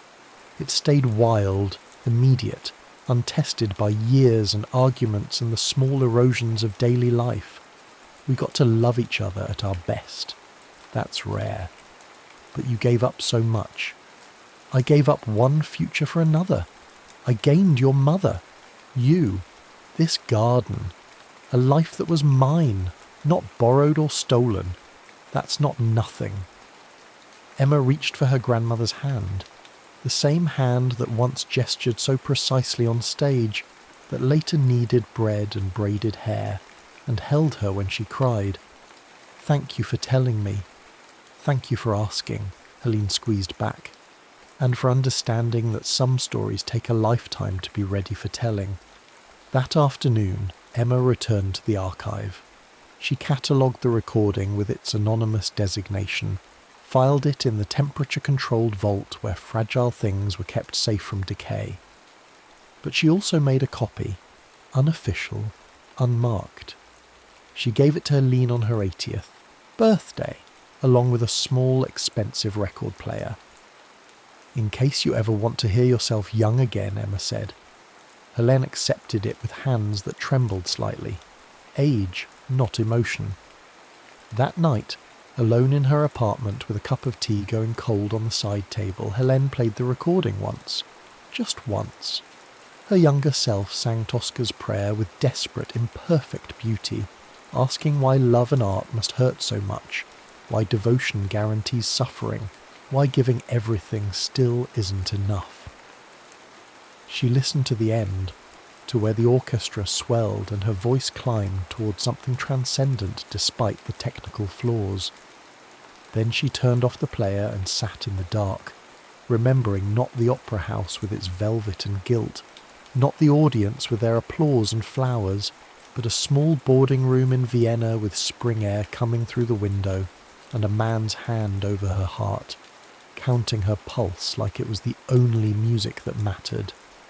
This is what I'll remember, he'd said. Not the fear, not the leaving. This. And sitting there in the dark, 80 years old and alone but not lonely, joints aching with the ordinary betrayals of age, Helene realised he'd been right. Some loves don't need completion to be perfect. Some intimacies don't require possession to be real. Some music sounds better for being imperfect, for showing the breadth and effort and humanity behind the notes. The recording existed, flawed, anonymous, filed away where almost no one would ever hear it.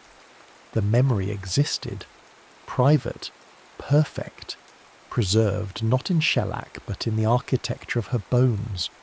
The garden bloomed outside her window, roses she'd planted, tended, dead-headed season after season, making beauty out of the ordinary work of living. Her granddaughter knew her story now, not all of it perhaps, but enough to understand that silence isn't always weakness, that some loves survive precisely because they were chosen, consciously and devastatingly chosen. That was enough, more than enough. It was everything. And somewhere across an ocean and 50 years she imagined Max Adler, long dead now, his hands that once shaped sound stilled forever, had thought so too, had kept his one perfect night as she had kept hers, had lived a good life, a kind life, a life that honoured both his promises, the one he made to Eva at an altar, and the one he made to Helena in a shabby boarding room with spring air cooling their skin. Some loves, Helen thought, you carry in your chest like a second heartbeat, and that's exactly where they belong. The end.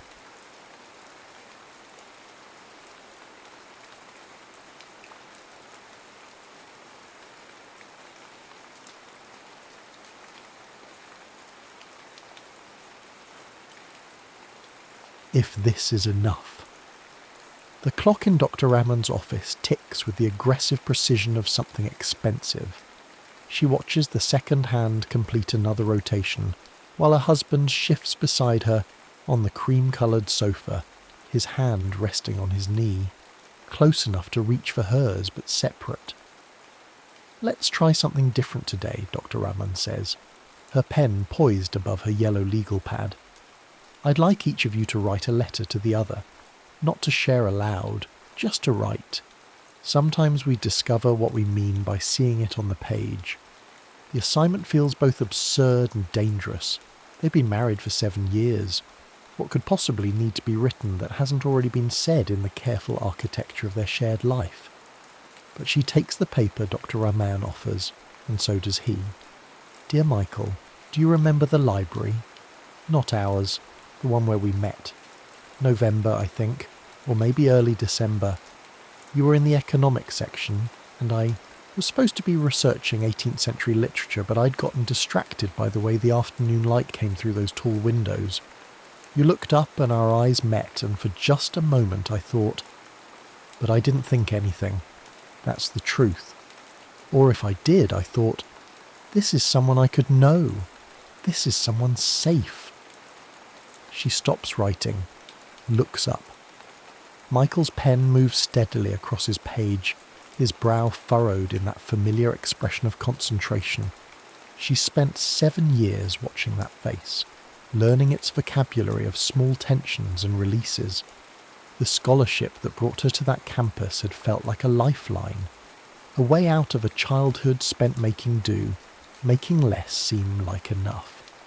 She'd learned early that gratitude was its own form of currency, that if you were careful and quiet and didn't ask for too much, people would let you stay.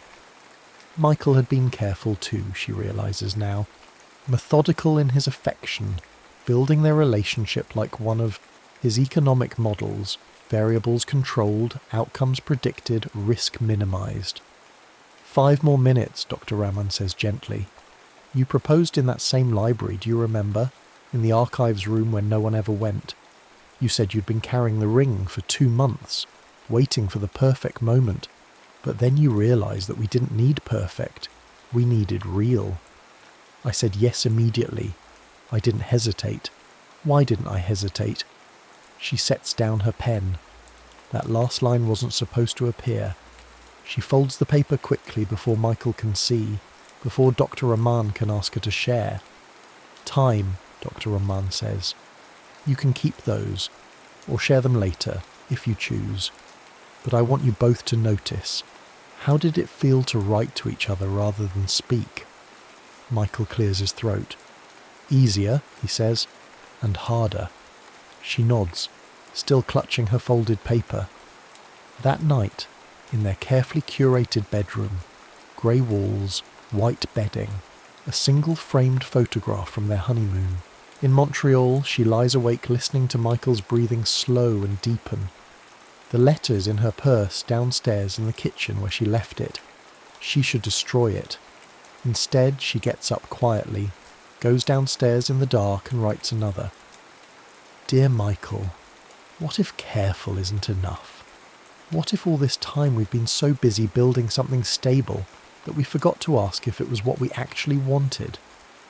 I'm afraid that if I say this out loud, you'll think I'm ungrateful, or worse, that I'm someone who doesn't know how to be satisfied. My mother used to say that about women who left their marriages. She didn't know when she had it good. But here's what I can't stop thinking about. What if having it good isn't the same as having it right? What if I'm hungry for something I can't even name? She folds this letter too, puts it in the back of the drawer where she keeps old receipts and expired coupons and other small evidences of a life being lived within careful margins. Upstairs, Michael is still sleeping. She stands in the doorway and watches him. This good man, this kind man, this man who has never once raised his voice or forgotten an anniversary, or failed to notice when she's had a hard day. This man she married because he felt like safety. This man she's beginning to realise she's never fully desired. The thought stops her breath. She goes back downstairs, pulls out the letter, adds one more line. What if I told you that sometimes I dream about running? Not from you, never from you, just running, into something I can't see yet, something that might be waiting, if only I were brave enough to look. She puts the letter away and goes back to bed. Michael turns toward her in his sleep, his arm draping across her waist with the unconscious familiarity of 7 years of shared nights. She lies very still and thinks about the library, about that first moment, about how she told herself that what she felt wasn't disappointment but something more, mature, relief. Relief that she'd found someone who wouldn't ask her to be anything other than what she already was, someone who would never require her to run. The clock on the nightstand ticks through the dark hours. Outside, November rain begins to fall on their tidy neighbourhood with its tidy lawns and its tidy lives, and she lies there, awake and still, wondering if the problem with careful is that it never has to be brave. Dr. Raman assigns homework. Spend 30 minutes each day in conversation without solving anything. Just talk, she says. See what emerges when you're not trying to fix it. They choose evening walks. Their neighbourhood is designed for them. Young professionals with modest but growing ambitions. Trees planted at mathematically pleasing intervals. Sidewalks smooth enough for running strollers though they don't have children yet. Haven't decided if they want them. Or rather, haven't decided if they want the version of themselves that would have them. Tell me something I don't know, Michael says on the third walk. His hands are in his pockets. They're not holding hands these days, though neither has acknowledged the shift. She thinks for a long time. The air smells like chimney smoke and fallen leaves. Someone is cooking dinner. Garlic, butter, something rich. I'm not sure I know how to be happy, she says finally. He stops walking. What? I know how to be grateful. I know how to be satisfied. I know how to make a list of everything that's good and tell myself that's enough. But actual happiness, the kind where you're not checking to make sure it's still there, I don't know if I've ever felt that. Not sustained. Not without underneath it this feeling that it could all be taken away. Michael stands very still. A leaf falls between them. Because of your childhood, he says carefully, not a question. Maybe. Probably.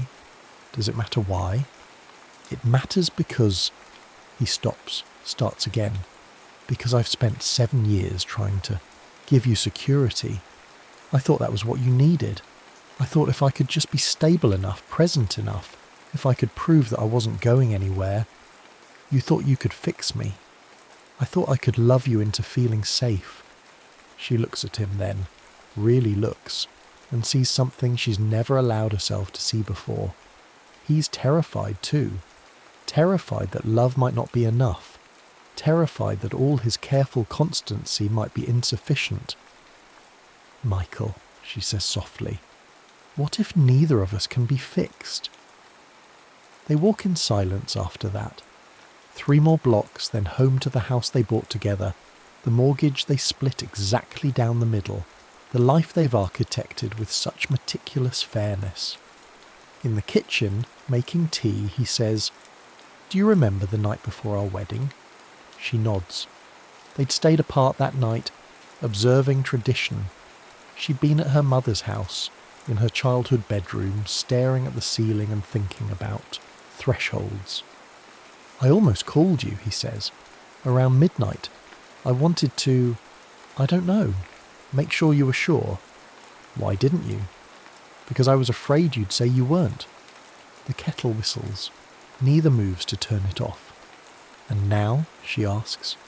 "Now I'm afraid you'll say you weren't. Past tense. That you made a mistake and you've been too kind to tell me." She turns off the burner, pours water over tea bags, watching the colour bloom and spread. "I don't think I made a mistake," she says slowly. "I think I made the safest choice I knew how to make. And I think maybe we both did." He takes his mug, wraps both hands around it though the ceramic is too hot. Is safe such a terrible thing to be? His voice is barely audible. No, but it might be a terrible thing to settle for. That night they lie in bed without touching. Not angry, not distant, just separate. She can feel the inches between them like a physical presence, a gap that contains all the words they don't know, how to say. "Can I tell you something?" Michael says into the dark. "Yes." "When we met, I was in love with someone else, a woman from my ethics seminar. She was... God, she was brilliant. Terrifying. She said whatever she thought and didn't apologise, and she wanted things loudly, demanded them. She was going to change the world, and she knew it." He pauses. She doesn't speak. "And I was drawn to her like gravity. But I was also exhausted by her. Every conversation felt like a test I was failing. Every silence felt like an accusation. When she finally ended it, told me I was too careful, too timid, that I'd never actually take a risk, I was devastated and relieved. And then you met me," she says quietly. "And then I met you, and you didn't require anything I couldn't give. You didn't push. You didn't demand. You just accepted. Me. Us. This." He turns toward her, though they still don't touch. "I thought that was love," he says, "the absence of fear, the presence of peace. What do you think it is now?" "I don't know anymore, but I think maybe love is supposed to ask something of you, supposed to require you to grow, and I think I chose you because you let me stay exactly who I was." The confession hangs in the air between them, not cruel, but devastating in its honesty. Why are you telling me this? She whispers. Because Dr. Rahman said to tell you something you don't know. And because if we're going to do this, actually do this, figure out if this marriage can be something more than safe, then I need you to know that I'm as afraid as you are. She reaches out then, not to comfort, but to confirm. Her hand finds his in the dark, palm to palm. His skin is warm, familiar. They lie like that for a long time, holding hands like teenagers, like people who don't yet know how to ask for more than this small connection. I've been writing letters, she says finally. Letters I don't send. To you. What do they say? Things I'm afraid to say out. Loud. Will you show me? I don't know. Maybe. Eventually. His thumb moves across her knuckles, a small gesture that contains multitudes. I want to read them, he says, even if they hurt, especially if they hurt. She thinks about the drawer downstairs, about the folded papers accumulating like small acts of sedition. Letters that say, what if this isn't enough? What if I need something I can't name?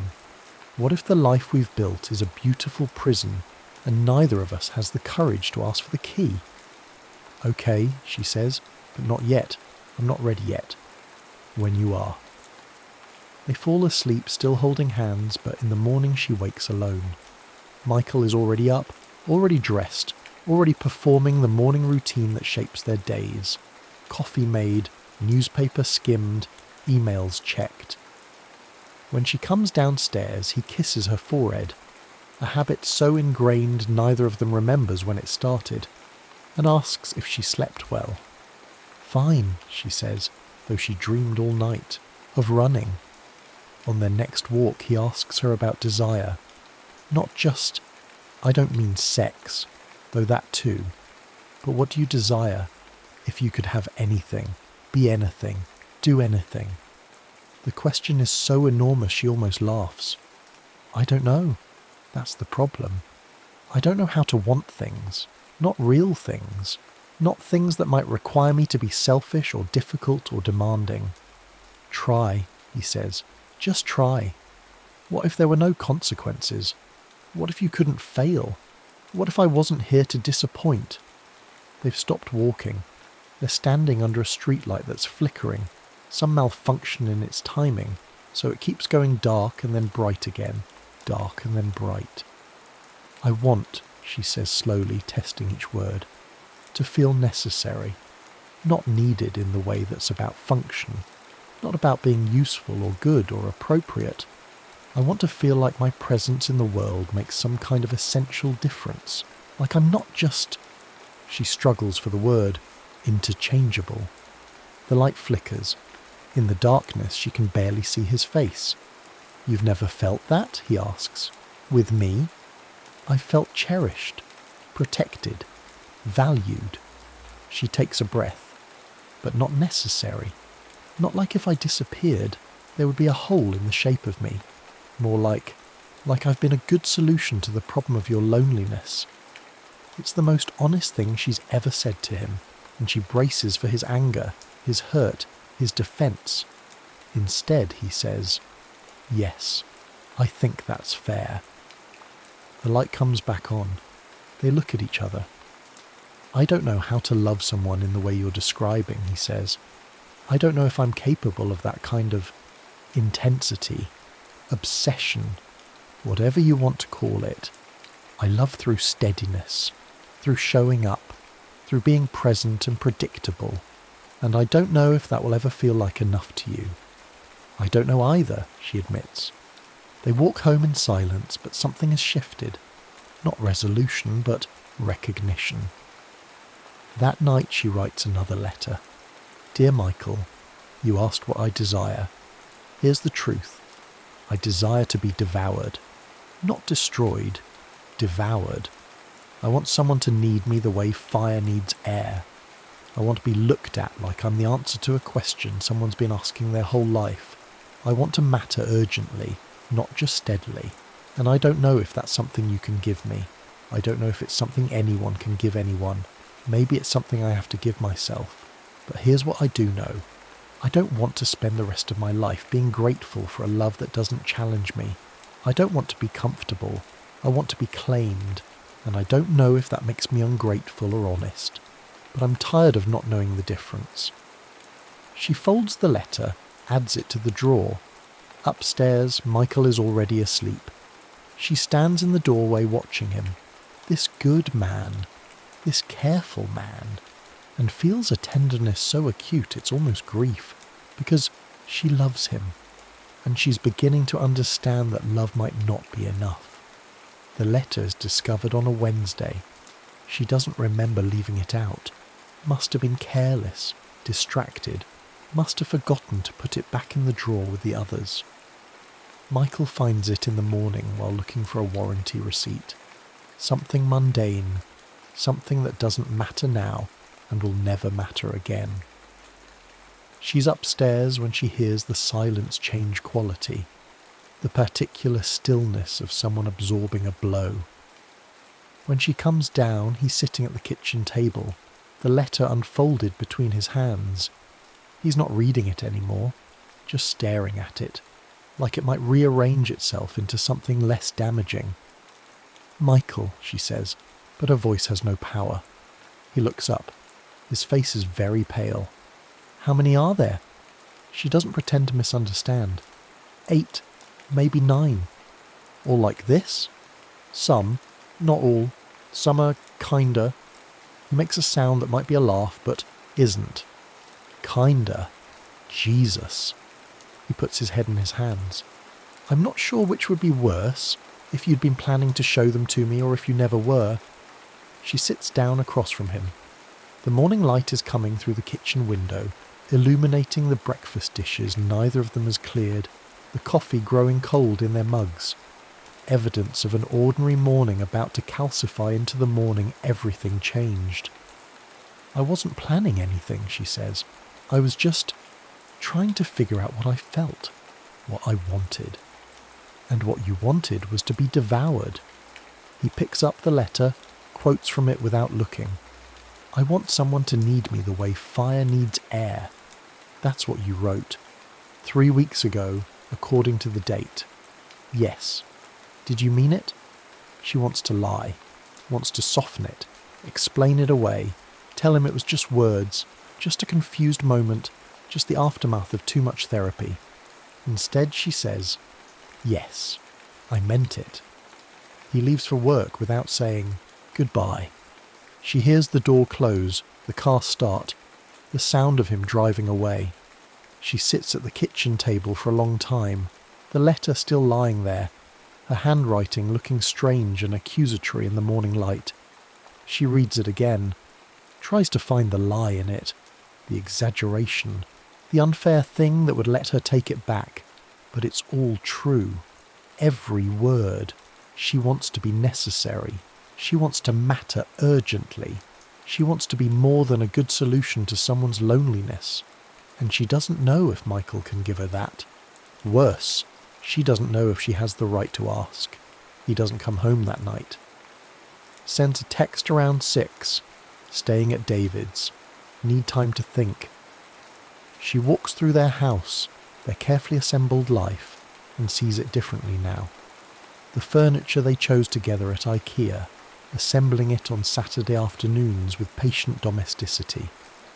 The paint colours they debated, settling always on the safest choice, the one that wouldn't offend or challenge. The bookshelves organised by subject, then alphabetically, because Michael likes order and she likes the look of order even if she doesn't care about it intrinsically. Everything in this house is a compromise. Everything is reasonable. Nothing demands anything. She makes dinner for one, doesn't eat it. Pours a glass of wine, then a second. Sits on their sensible grey couch and stares at the wall. Around 9, her phone rings. It's Michael. "I read the others," he says without preamble. Her stomach drops. "How did you—" "The drawer under the warranties. I found them all. I've been at David's reading them." She closes her eyes. "Do you know what the worst part is?" His voice is very steady, very controlled. "Not that you're unhappy. I knew you were unhappy. maybe not how much, but I knew. The worst part is that in 8 letters, you never once say that you love me. Michael, you say you respect me. You say you're grateful. You say I'm a good man, a kind man, a safe man. But you never say you love me. Did you notice that? She hadn't. But now that he's said it, she can't unsay it. I do love you, she whispers. Do you? Or do you just appreciate me? Because those aren't the same thing, and I think we've been pretending they are for 7 years, she can't answer. I need to ask you something, he says, and I need you to be honest. Is there someone else? No. God, no. There's never been anyone else. I don't mean physically. I mean in your head. In these letters. Are you writing to me, or are you writing to someone you wish I was? The question lands like a blade. I don't know, she says. The line is quiet for a long time. I'll be at David's for a while, he says finally. A week. Maybe more. You can stay in the house. It's half yours anyway. But I need... His voice cracks. I need time to figure out if I'm mourning something I never actually had. Michael, I loved you, he says. Past tense. I'm not sure I can say it in the present. Anymore. Not until I know if the person I loved actually exists. He hangs up before she can respond. She doesn't sleep. She lies in their bed. Her bed now, temporarily, maybe permanently, and stares at the ceiling and thinks about all the ways she's been cruel without meaning to be. Because he's right. She never said she loved him. Not in the letters. Not in the raw, unguarded place where she was trying to be honest. She said she wanted to be devoured. She said she was hungry. She said she felt like she was living in a beautiful prison. But she never said, I love you. And that's what makes this so hard. Around 3 a.m, she gets up and writes another letter. But this one she doesn't fold and hide. This one she leaves on his pillow, where he'll find it if he comes home. When he comes home. If. Dear Michael, you're right. I never said I loved you. I don't know why. Maybe because I was so busy trying to explain what was wrong that I forgot to name what was right. But here it is. I love you. I have always loved you. Even when I was writing those other letters, even when I was imagining running, even when I was cruel enough to call what we have a compromise. I love your steadiness. I love the way you fold laundry with the same careful attention you give to everything. I love that you've never once made me feel stupid or small. I love that you remember things. My mother's birthday, the name of my childhood dog, how I like my coffee. I love that you chose me, that you keep choosing me, even though I'm making it so hard. But here's the thing. I don't know if love is enough. And I'm terrified that saying that out loud makes me sound like a romantic child who thinks passion is more important than commitment. I don't think that. I know that what we have is rare and precious, and so many people never find even this much peace. But I'm also terrified that if I settle for peace, I'll spend the rest of my life wondering what I gave up to get it. You asked if there's someone else. There isn't. But maybe there's a version of myself I never became, and I can feel her watching me, asking why I chose safety over courage. I don't know how to reconcile these things. I don't know how to be both grateful and hungry, how to love you and still feel like I'm dying of thirst. All I know is that I'm sorry, for the hurt, for the confusion, for not being clear enough or brave enough to say this before I wrote it in letters I never meant for you to see. I love you, and I don't know if that's enough for either of us anymore. She leaves the letter and goes downstairs, makes coffee in the pre-dawn dark, watches the streetlights blink off as morning comes. Her phone buzzes. A text from Michael. I'm coming home tomorrow, not to decide anything, just to talk, okay? She types back, okay. Then she goes outside and sits on the front steps in her pyjamas and waits for the sun to rise on whatever comes next. Michael comes home on a Friday evening. She's made dinner. Nothing elaborate, just pasta and salad. the kind of meal they've shared 1,000 times. But her hands shake as she sets the table, and she has to try 3 times to open the wine. He looks tired when he walks in. Thinner maybe, or just worn. He puts his bag down by the door and stands there, neither of them sure of the protocol for this moment. "Hi," she says. "Hi." They sit at the kitchen table, the food between them like a neutral territory. For a while they just eat, or pretend to. She pushes pasta around her plate. He takes small, methodical bites, the way he does everything. Finally he sets down his fork. "I read your last letter," he says. "The one you left on the pillow." She nods. "You said you don't know if love is enough, and I've been thinking about that all week. What does enough even mean? Enough for what? To stay married? To be happy? To justify the investment of 7 years? I don't know. I don't either, but I think..." He stops, starts again. "I think maybe we've been asking the wrong question. Maybe it's not whether love is enough. Maybe it's whether we're willing to let it be enough, even when it's not perfect, even when we're hungry for things we can't name." She feels something crack open in her chest. "Michael, Wait, let me finish." He reaches across the table, takes her hand. His palm is warm, solid. "I've spent this week being angry, hurt, feeling betrayed, even though I know that's not entirely fair. But underneath all that, there's this other feeling I keep trying to ignore." "What feeling?" "Relief." She stares at him. Relief that it's finally on the table, that we're not pretending anymore, that we can stop being so fucking careful with each other and just... He makes a helpless gesture. "Be honest, even if honesty hurts, especially if it hurts." "Are you saying you want to stay married?" Her voice is barely audible. "I'm saying I want to know who we are when we're not being careful, when we're not trying, to be the people we think we should be. I want to know what happens if we actually risk something." "Risk what?" He squeezes her hand. "Risk this. Risk us. Risk the possibility that if we tell the whole truth, we might not survive it." They don't make love that night, but they talk.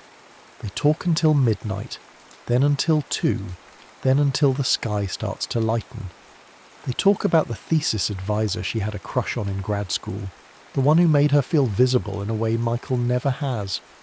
About the woman from his ethics seminar, the one he mentioned before, and how he still sometimes wonders what his life would have looked like if he'd been brave enough to keep her.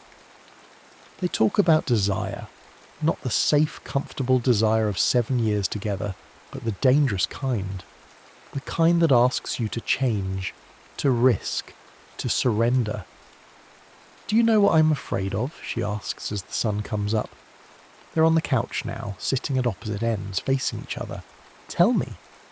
"I'm afraid that if I admit how much I want, I'll be unlovable, that I'll be too much, that you'll look at me and see someone greedy and demanding and you'll realise you made a mistake." "And do you know what I'm afraid of?" He leans forward. "I'm afraid that I'm not capable of the kind of love you need, that I'll try and still fall short and you'll leave anyway, and I'll have proven that I was never enough to begin with." They look at each other across the coffee table, across 7 years, across the careful architecture they've built and are now dismantling brick by brick.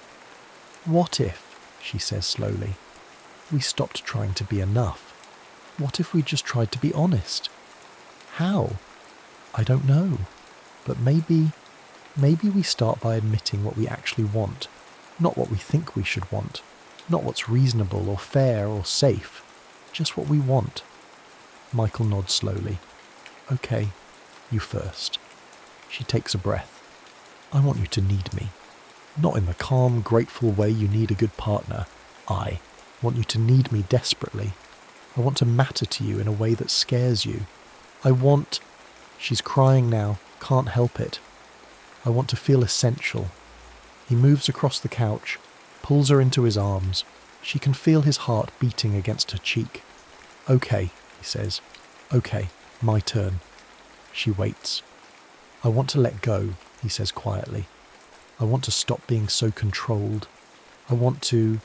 God, I want to be able to want you without worrying about whether I'm doing it right, whether I'm enough.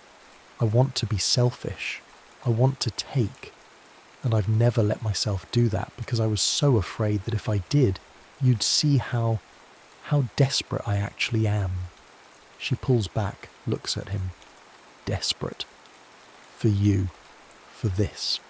For the feeling that I'm not just maintaining a system, keeping a marriage running smoothly. I want... His voice breaks. I want to lose control with you, and I don't know how. Something shifts in the air between them. A door opening, a possibility emerging.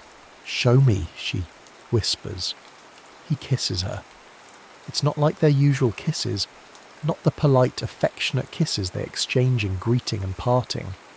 This is raw, urgent. His hands in her hair, pulling her closer, almost rough in his need. Her hands grip his shoulders, nails pressing through the fabric of his shirt, holding on like she might fall. They break apart, breathless.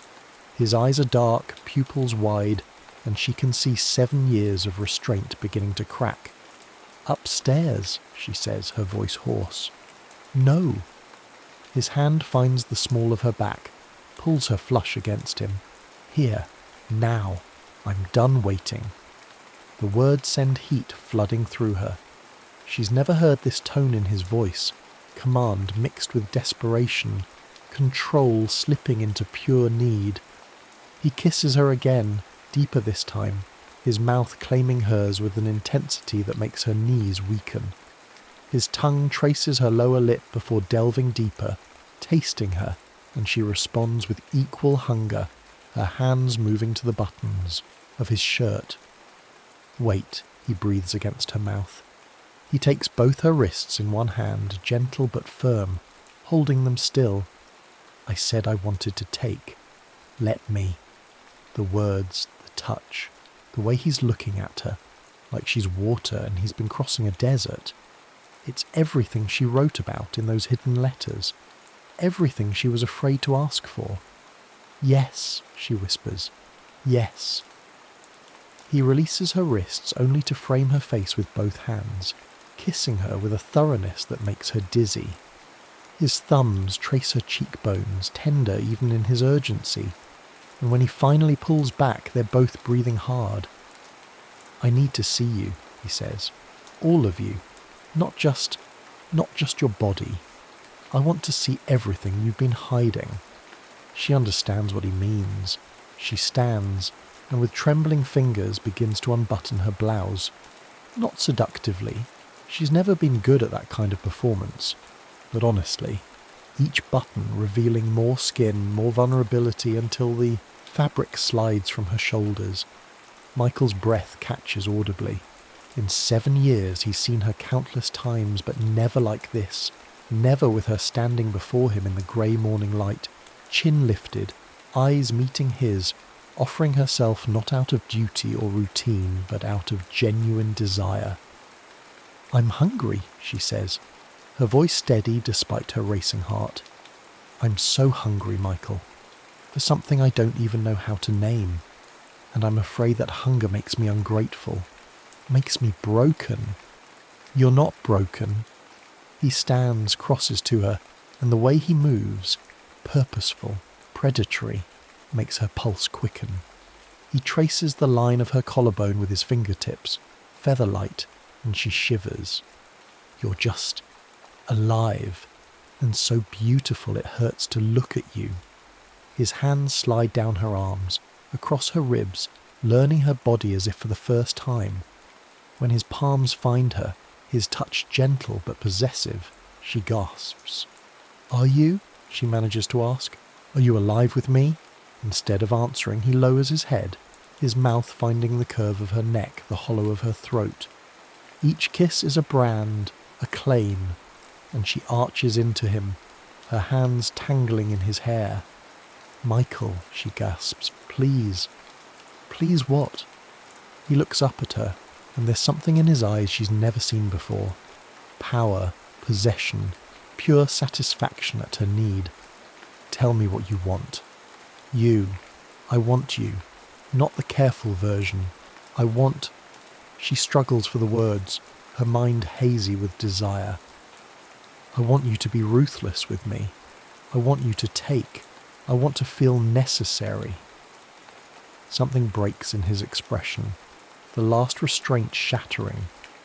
You are necessary, he says, his voice rough. You're so necessary I can't breathe without you. She stands before him, vulnerable in ways that have nothing to do with clothing, everything to do with honesty. The asymmetry should frighten her. It does frighten her, but it's exactly what she needs, to be exposed while he remains in control, to surrender without safety. His hands bracket her hips, thumbs tracing gentle circles. Is that enough? He asks. Is that what you need? Yes, she gasps. Yes, but don't stop. Don't be gentle. I don't want gentle. Good.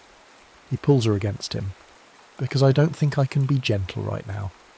He kisses her again, one hand tangling in her hair, tilting her head back to give him access to her throat. He kisses down the column of her neck, and when his teeth graze the sensitive skin where neck meets shoulder, she cries out. Too much, he murmurs against her skin. Not enough, she breathes. More. He lifts her. She weighs nothing to him in this moment, and carries her the 3 steps to the couch. Lays her down on the cushions. The morning light through the windows paints her skin gold, illuminates every curve. God, he says, 7 years. 7 years, and I never let myself just look at you like this. Look at me now, she says. See me now. He does. His gaze travels the length of her body, and she fights the instinct to cover herself, to hide. Instead, she opens to him. Arms, heart, everything. An invitation. A claim. His hand traces a path from her ankle to her inner thigh, his touch light but deliberate. Tell me, he says. Tell me what you need. Touch me, she whispers. Touch me like you own me. I do own you. His fingers move higher. Just like you own me. We've always belonged to each other. I've just been too afraid to act like it. His touch is revelation.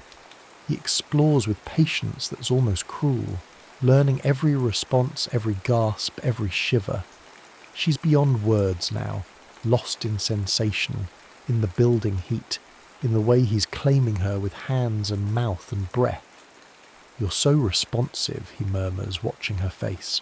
So beautiful like this. I want to memorize every sound you make.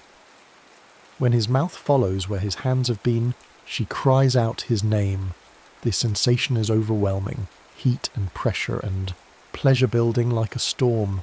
She's never felt so exposed, so claimed, so thoroughly possessed. Michael, she gasps, I can't... Yes, you can. He doesn't stop. Let go. I want to feel you come apart for me. And she does. The climax crashes through her like a wave, powerful and consuming, making her back arch and her hands fist in his hair. He works her through it, gentling as she becomes sensitive, pressing soft kisses as she trembles and gasps.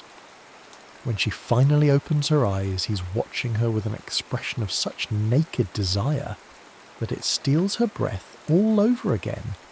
Come here, she says, reaching for him. He stands and she watches as he removes his own barriers. She's always known he was beautiful, but she's never allowed herself to really look, to really appreciate the lines of his body, the strength in his frame. When he returns to her, skin to skin, the contact is electric. They fit together perfectly. They always have. But this time there's no hesitation, no careful choreography. Just need and heat and 7 years of restraint finally breaking. Look at me, he says as they join. I want to see your eyes. She meets his gaze, and the connection, physical, emotional, spiritual, is almost more than she can bear. For a moment, neither of them moves. They just breathe together, complete. Then he begins to move, and thought becomes impossible. It's not gentle. She asked for ruthless, and he gives it to her. each movement deep and purposeful, making her gasp. His hands grip her hips, holding her, grounding her even as he sends her flying. "Is this what you wanted?" he asks, his voice rough. "Is this how you needed it?" "Yes," she cries out. "Yes, don't stop. Never." He leans down, captures her mouth in a fierce kiss. "I'm never stopping. You're mine. Say it." "I'm yours," she gasps against his lips. "I'm yours." The rhythm builds, urgent and relentless. She wraps her legs around him, takes him deeper, meets him movement for movement. The couch creaks beneath them. The morning light strengthens. Somewhere outside their neighbourhood is waking, but here in this room there's nothing ordinary, nothing careful, nothing held back. "I'm close," she gasps. "Michael, wait for me." His rhythm becomes erratic, control fraying. "Surrender with me." She holds back barely, her whole body tensing. Then he shifts angle and she shatters, crying out as waves of pleasure crash through her. She feels the moment he follows, the way he shudders, the way he groans her name, the way he collapses against her, trembling. They lie tangled together, hearts racing, skin damp with exertion. She can feel the occasional aftershock ripple through both of them. "That was," he starts. "I know. We've never. I know." He lifts his head, looks at her, and his eyes are bright with emotion. "I love you. God, I love you so much. I love you too." She touches his face, traces the line of his jaw. "I didn't know it could be like that. Between us. I didn't know we could. Neither did I." He kisses her softly. "But I want it to be like that. Always. No more holding back. No more being careful. Promise. I promise. I'm going to need you like this every day. I'm going to make you feel essential every time I touch you." She pulls him down for another kiss, deeper this time, already feeling desire stirring again despite her exhaustion. "Upstairs," she murmurs against his mouth. "Take me to bed. We have years of careful to make up for." He lifts her, she wraps around him, and carries her toward the stairs. They leave evidence scattered in the living room, passion finally unleashed, restraint finally abandoned. At the top of the stairs, he presses her against the wall, kisses her breathless, and she can feel his desire building again. "I can't get enough of you," he says. "Good," she replies. "Don't." They make it to the bedroom. They have all day. They have the rest of their lives. And for the first time in 7 years, she doesn't feel like she's dying of thirst. She feels claimed, desired, essential. She feels enough. They burn the letters on a Saturday morning in early December, almost exactly 7 years after they met. They do it in the fireplace, standing together, taking turns feeding the pages to the flames. 8 letters, 9 letters. She's lost count. Each one a confession, an accusation, a map of the territory between who they were and who they're becoming. "Do you want to read them first?" she asks. "There are a few you haven't seen." He considers, then shakes his head. "No, I know what they say, or enough of what they say. I think maybe they've done their work." So they burn them. The paper catches quickly, curling at the edges, the ink disappearing into ash. She watches her own handwriting consumed and feels lighter, feels like she's releasing something she's been carrying for too long. When the last letter is burning, Michael puts his arm around her waist, pulls her against him. "Are you sad?" he asks. "A little, but mostly relieved." "Me too." They watch the flames until there's nothing left but embers, and then they go to the kitchen and make breakfast together. Eggs, toast, coffee, the ordinary rituals of a Saturday morning, but different now, easier. "I have something for you," she says after they've eaten, after the dishes are washed and put away. She hands him an envelope, her name on it, his name below it, a stamp already affixed. "What is this?" A letter. The last one, I think. Or the first new one. I'm not sure which. Should I read it now? If you want. He opens it carefully, unfolds the single page. She watches his face as he reads, sees the moment when his eyes brighten, when his mouth softens. When he's done, he looks at her. I choose you, he reads aloud. Not because you're safe, not because you're stable, not because you're the best option or the most practical choice. I choose you because you're willing to be scared with me, because you're willing to admit you don't have the answers, because you kiss me like you're claiming me and touch me like I matter urgently and need me in a way that gives me permission to need you back. He folds the letter, puts it in his pocket. Is that true, he asks, every word? And if it gets hard again, when we forget, when we fall back into being careful, then we remind each other, we write more letters, we tell the truth, we ask for what we want. He nods slowly. And you'll stay? I'm not going anywhere, are you? No. He pulls her close, kisses the top of her head. I'm right where I want to be. They decide to take a trip. Not a grand vacation. Neither of them has time for that. But a weekend away. Somewhere they've never been. Somewhere new. They choose a cabin in the mountains, 3 hours north, where December snow is already falling. They arrive at dusk, the sky purple and pink, the trees heavy with white. It's beautiful, she says, standing on the porch while Michael brings in their bags. Come inside, he calls. It's freezing out there. But she stays a moment longer, breathing cold air, feeling alive in her skin in a way she hasn't in years. Then she goes inside where Michael has already started a fire, where wine is being opened, where a weekend of honesty and hunger and choosing each other is just beginning. That night, after they've made love, not carefully, not quietly, but with the urgent need that's become their new language, she lies in his arms and asks, do you think we would have made it? If I hadn't written those letters, if you hadn't found them? I don't know, he says honestly. Maybe. Or maybe we would have just continued, been fine, been comfortable. Would that have been enough? For me? Maybe. I'm good at accepting things, at making do. He pauses. But not for you. And eventually your hunger would have eaten through everything. I'd rather have this. Risk and truth and actually feeling things than slow suffocation disguised as peace.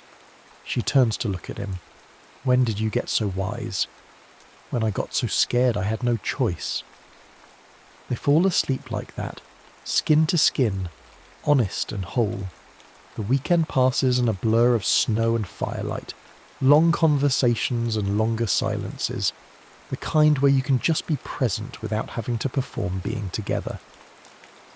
On Sunday morning, he wakes early and finds her standing at the window, watching the snowfall. What are you thinking? He asks, coming to stand behind her, wrapping his arms around her waist. That I'm happy, she says, and that it scares me, because I keep waiting for something to ruin it, keep waiting to wake up and find out it was temporary. It might be, he says, not the love, I don't think that's temporary, but the ease, the feeling that we've figured it out, that might not last. So what do? We don't wait for it to get hard again. We don't brace for impact. We just stay here, in this moment, in this happiness. And when it gets hard, because it will, we remember that we did this once. We found our way back. We can do it again. She leans back against him, feels his warmth, his solidity, his presence. I choose you, she says. I want you to know that. I choose you. I know, he says. I can feel it. They drive home through snow that's still falling. The road's slick and slow. Neither of them minds. They're not in a hurry. When they pull into their driveway, their house looks different. Or maybe they're different, and the house just looks like itself. A place they've chosen, a life they're building, a commitment they're honouring not out of obligation but out of desire. Inside, there's a letter waiting for her on the kitchen table. From him. "When did you write this?" she asks, holding the envelope.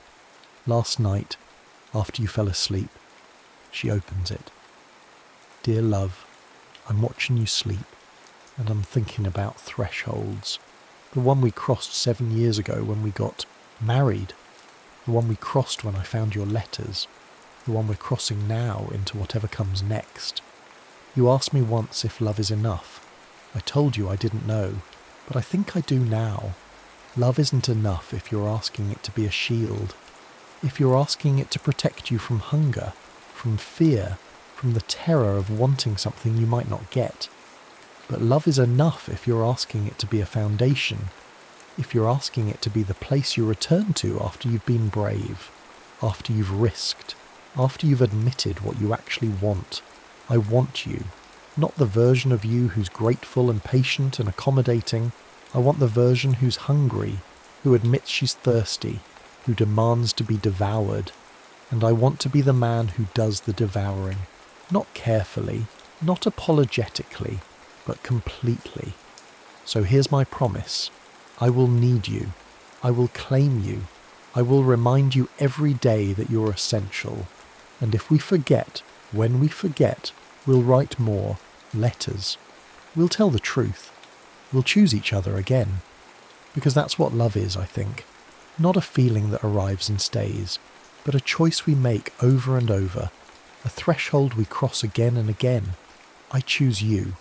I will always choose you. She reads it twice, then sets it down and goes to find him. He's in the living room, standing by the window looking out at their snow-covered street. "Thank you," she says. He turns. "For what?" "For being willing to be scared with me," he smiles. "Thank you for making it worth it."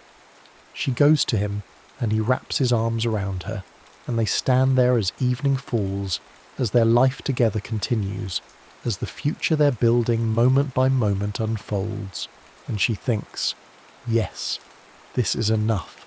This is more than enough. This is everything. The end.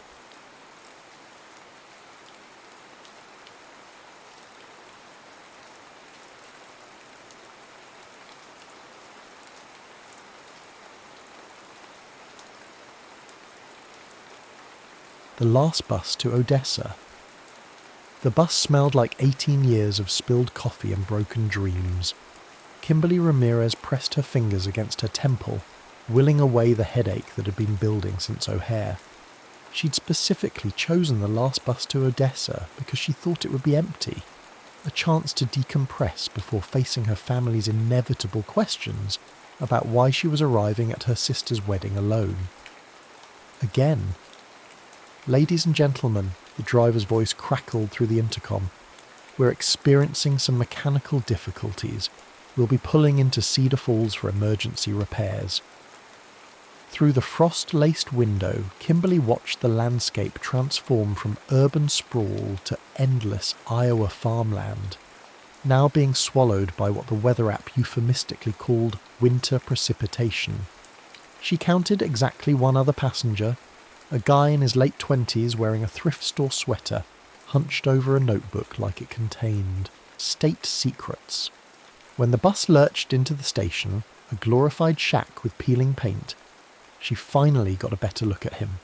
Scruffy brown hair that definitely hadn't seen a professional in months, wire-rimmed glasses slightly askew, and the kind of expression her divorce clients wore when they still believed in happy endings. "Folks, I'm afraid we're looking at an overnight stay," the driver announced, his voice carrying the weariness of someone who'd delivered this news too many times. There's a waiting room inside. Heat works most of the time.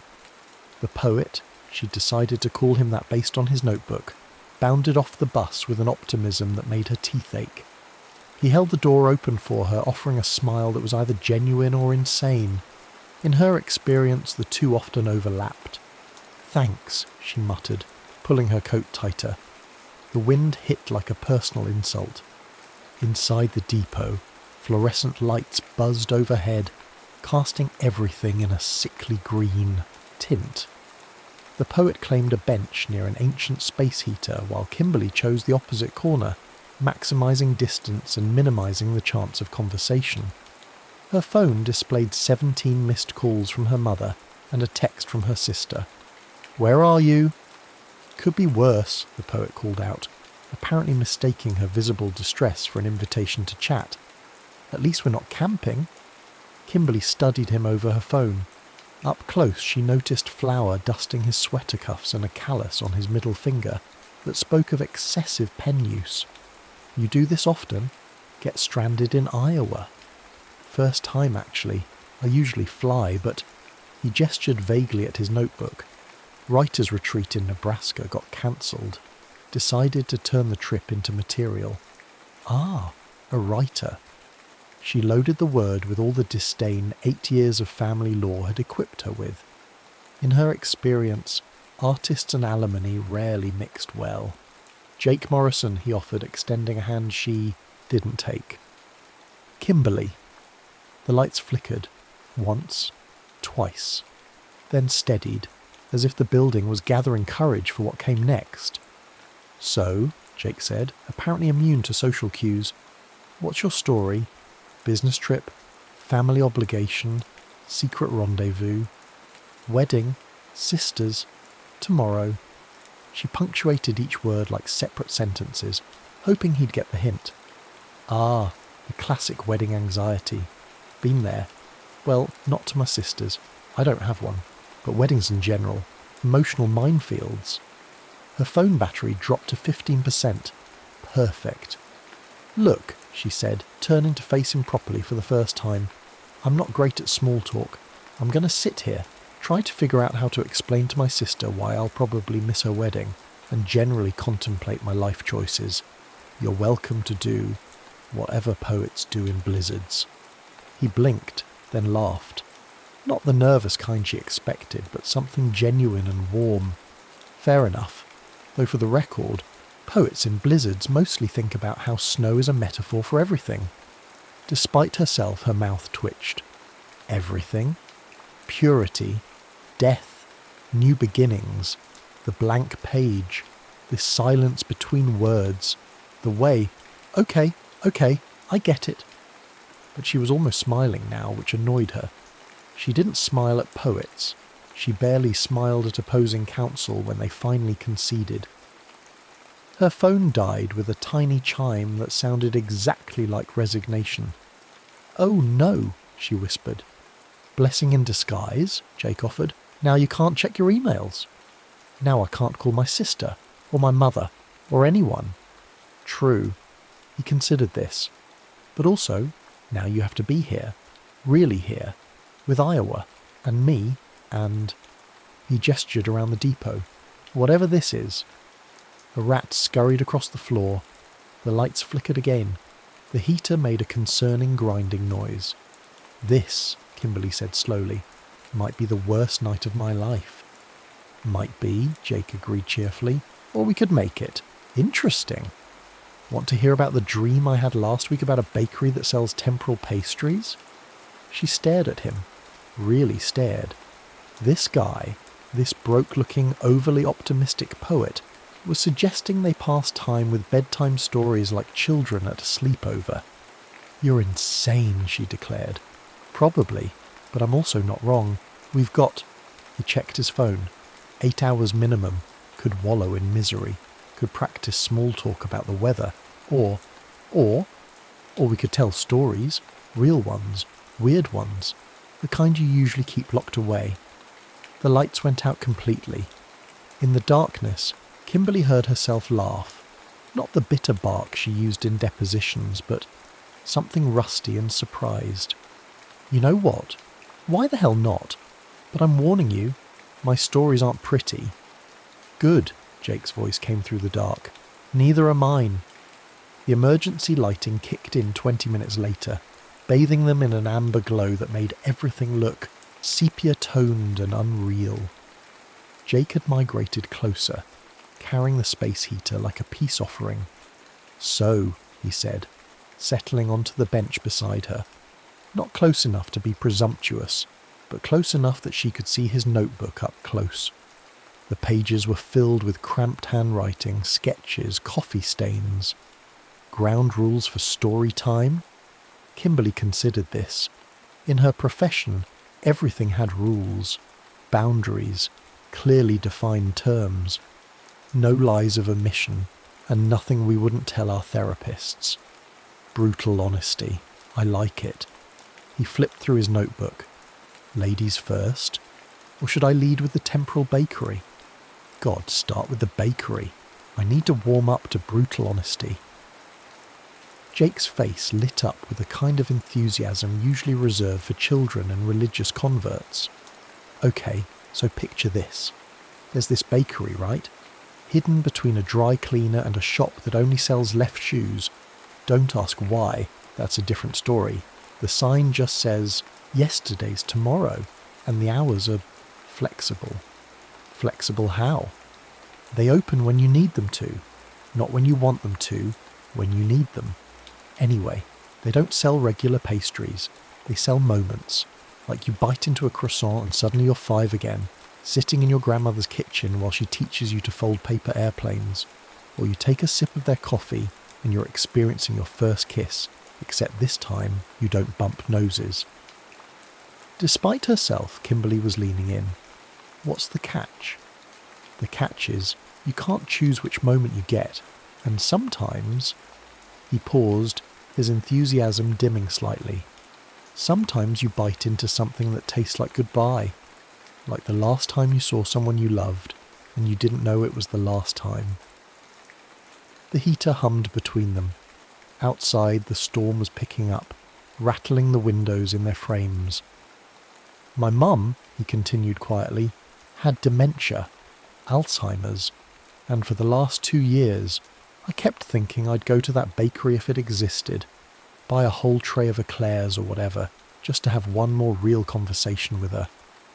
Kimberly felt something uncomfortable shifting in her chest. When did she die? 8 months ago. She didn't remember me for the last 6 months, but I kept visiting anyway. Read her poetry, mine and others.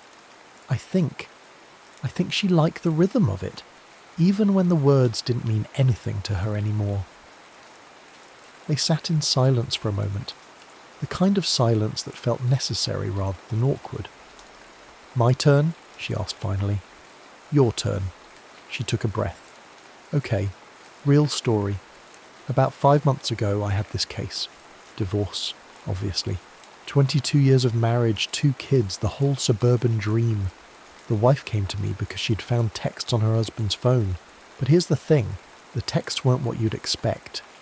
Not an affair? No, he was texting his dead brother, like full conversations. Hey Jim, kid got into college. Jim, Sarah made meatloaf again, count your blessings. Jim, I think I'm losing myself in this marriage. Jake was quiet, processing. Was he talking to someone pretending to be his brother? No, he had his brother's old phone, charged it every night, would write these texts but never send them, just saved them in drafts, for 3 years, after the accident. Jesus! The wife thought he was having some elaborate affair. Turns out he was just grieving, still. But she couldn't understand why he'd never told her, and he couldn't understand why she'd snooped. And I'm sitting there thinking about all the things I don't tell people, all the conversations I have with ghosts. What happened? They're still married, counselling. The husband keeps texting his brother, but now the wife reads them sometimes. Says it helps her understand him better than 20 years of actual conversation. Jake nodded slowly. My dad left when I was 12. I wrote him letters for years. Never sent them. Still have them in a shoebox somewhere. What do they say? Mostly questions. Why he left. Whether it was because of something I did. Whether he thinks about us. Whether he knows I tried to be the man of the house at 12 and failed spectacularly. The lights flickered again, and this time they heard a transformer explode somewhere in the distance. They were fully committed to emergency lighting now. Your turn, Kimberly said, and make it weird. Jake grinned, and she realised she liked his smile. Not in a professional networking way, but in a way that made her stomach do something complicated. Okay, weird story. True story. When I was 16, I got a job at this movie theatre in Des Moines. Wait, you're from Iowa? Born and raised. Don't hold it against me. Anyway, this theatre had been there since the 50s, and on slow nights, I'd sneak into Screen 7 to do my homework. Screen 7 was weird. The movies changed. Changed how? Like you'd put in The Princess Bride, but the movie that played would be The Princess Bride if Wesley had actually died, or if Buttercup had married Humperdinck out of spite, or if the whole thing was a metaphor for the Cold War. That's impossible. Right? That's what I thought. So I started documenting it, bringing friends, testing different movies. Turns out Screen 7 showed alternate endings. Not just alternate versions. It showed what would happen if the characters made different choices. And nobody else noticed. The manager knew, said it had been happening since 1967, said some nights the screen would just go blank for 20 minutes and people would emerge crying or laughing or completely silent. Said management kept it quiet because it was good for business. Kimberly raised an eyebrow. You're making this up. Am I? I can draw you a map. Fine. What did you watch? Everything I could get my hands on. But there was one rule. You could only watch each movie once. After that, Screen 7 would just show the regular version, no matter how many times you tried. What was your favourite alternate ending? It's a Wonderful Life, where George Bailey decides to leave Bedford Falls, becomes a travel writer, sees the world, falls in love with a war correspondent in London, comes back 20 years later as a stranger, walks through town, realises most people are better off without him. Not bitter, just different, more complex. That's dark. No, that's the thing. It wasn't dark. It was true. Like brutally, uncomfortably true about how sometimes the best thing you can do for people is not be their everything. She looked at him then. Really looked. This scruffy poet with flour on his cuffs and stories about magic bakeries was saying something she'd never heard from anyone else. Not from her clients who clung to marriages like life rafts. Not from her mother who still asked when she was going to settle down. Not from herself in 17, years of dating men who made sense on paper. My turn, she said. Really weird story. Also true. Hit me. I keep a list. On my phone. Well, kept, before it died. A list of all the couples I've divorced and why they split. Not for legal reasons, just personal curiosity. How many couples? 347. And you know what the number one reason is? It's not infidelity. It's not money problems. It's not even the in-laws. What is it? They stop being curious about each other. Like truly curious. Not how was your day curious. More like, what do you dream about when you dream in colour curious. They start seeing each other as functions. Wife function. Husband function.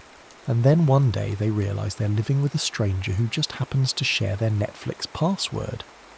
Jake was quiet for a long moment. That's the most depressing thing I've ever heard. Is it? I always thought it was hopeful. How? Because curiosity isn't finite. You can get it back. If you want to. If you're brave enough to admit you don't know everything about the person you've been sleeping next to for 20 years. The storm outside had turned into something biblical. Snow pressed against the windows until they couldn't see out anymore. The depot felt like a spacecraft, untethered from the real world. Tell me something you've never told anyone, Jake said suddenly. For real. Kimberly hesitated. This was dangerous territory. The kind of conversation that happened in therapy or AA meetings or 3 a.m. phone calls you regretted in the morning. I've never been in love, she heard herself say. Not really. I thought I was, a few times, but it was always strategic. Like I picked men the way I pick cases. Good chance of success. Limited risk of catastrophic failure. Why? Because, she said, and her voice sounded strange to her own ears. My dad left when I was 9. Just vanished.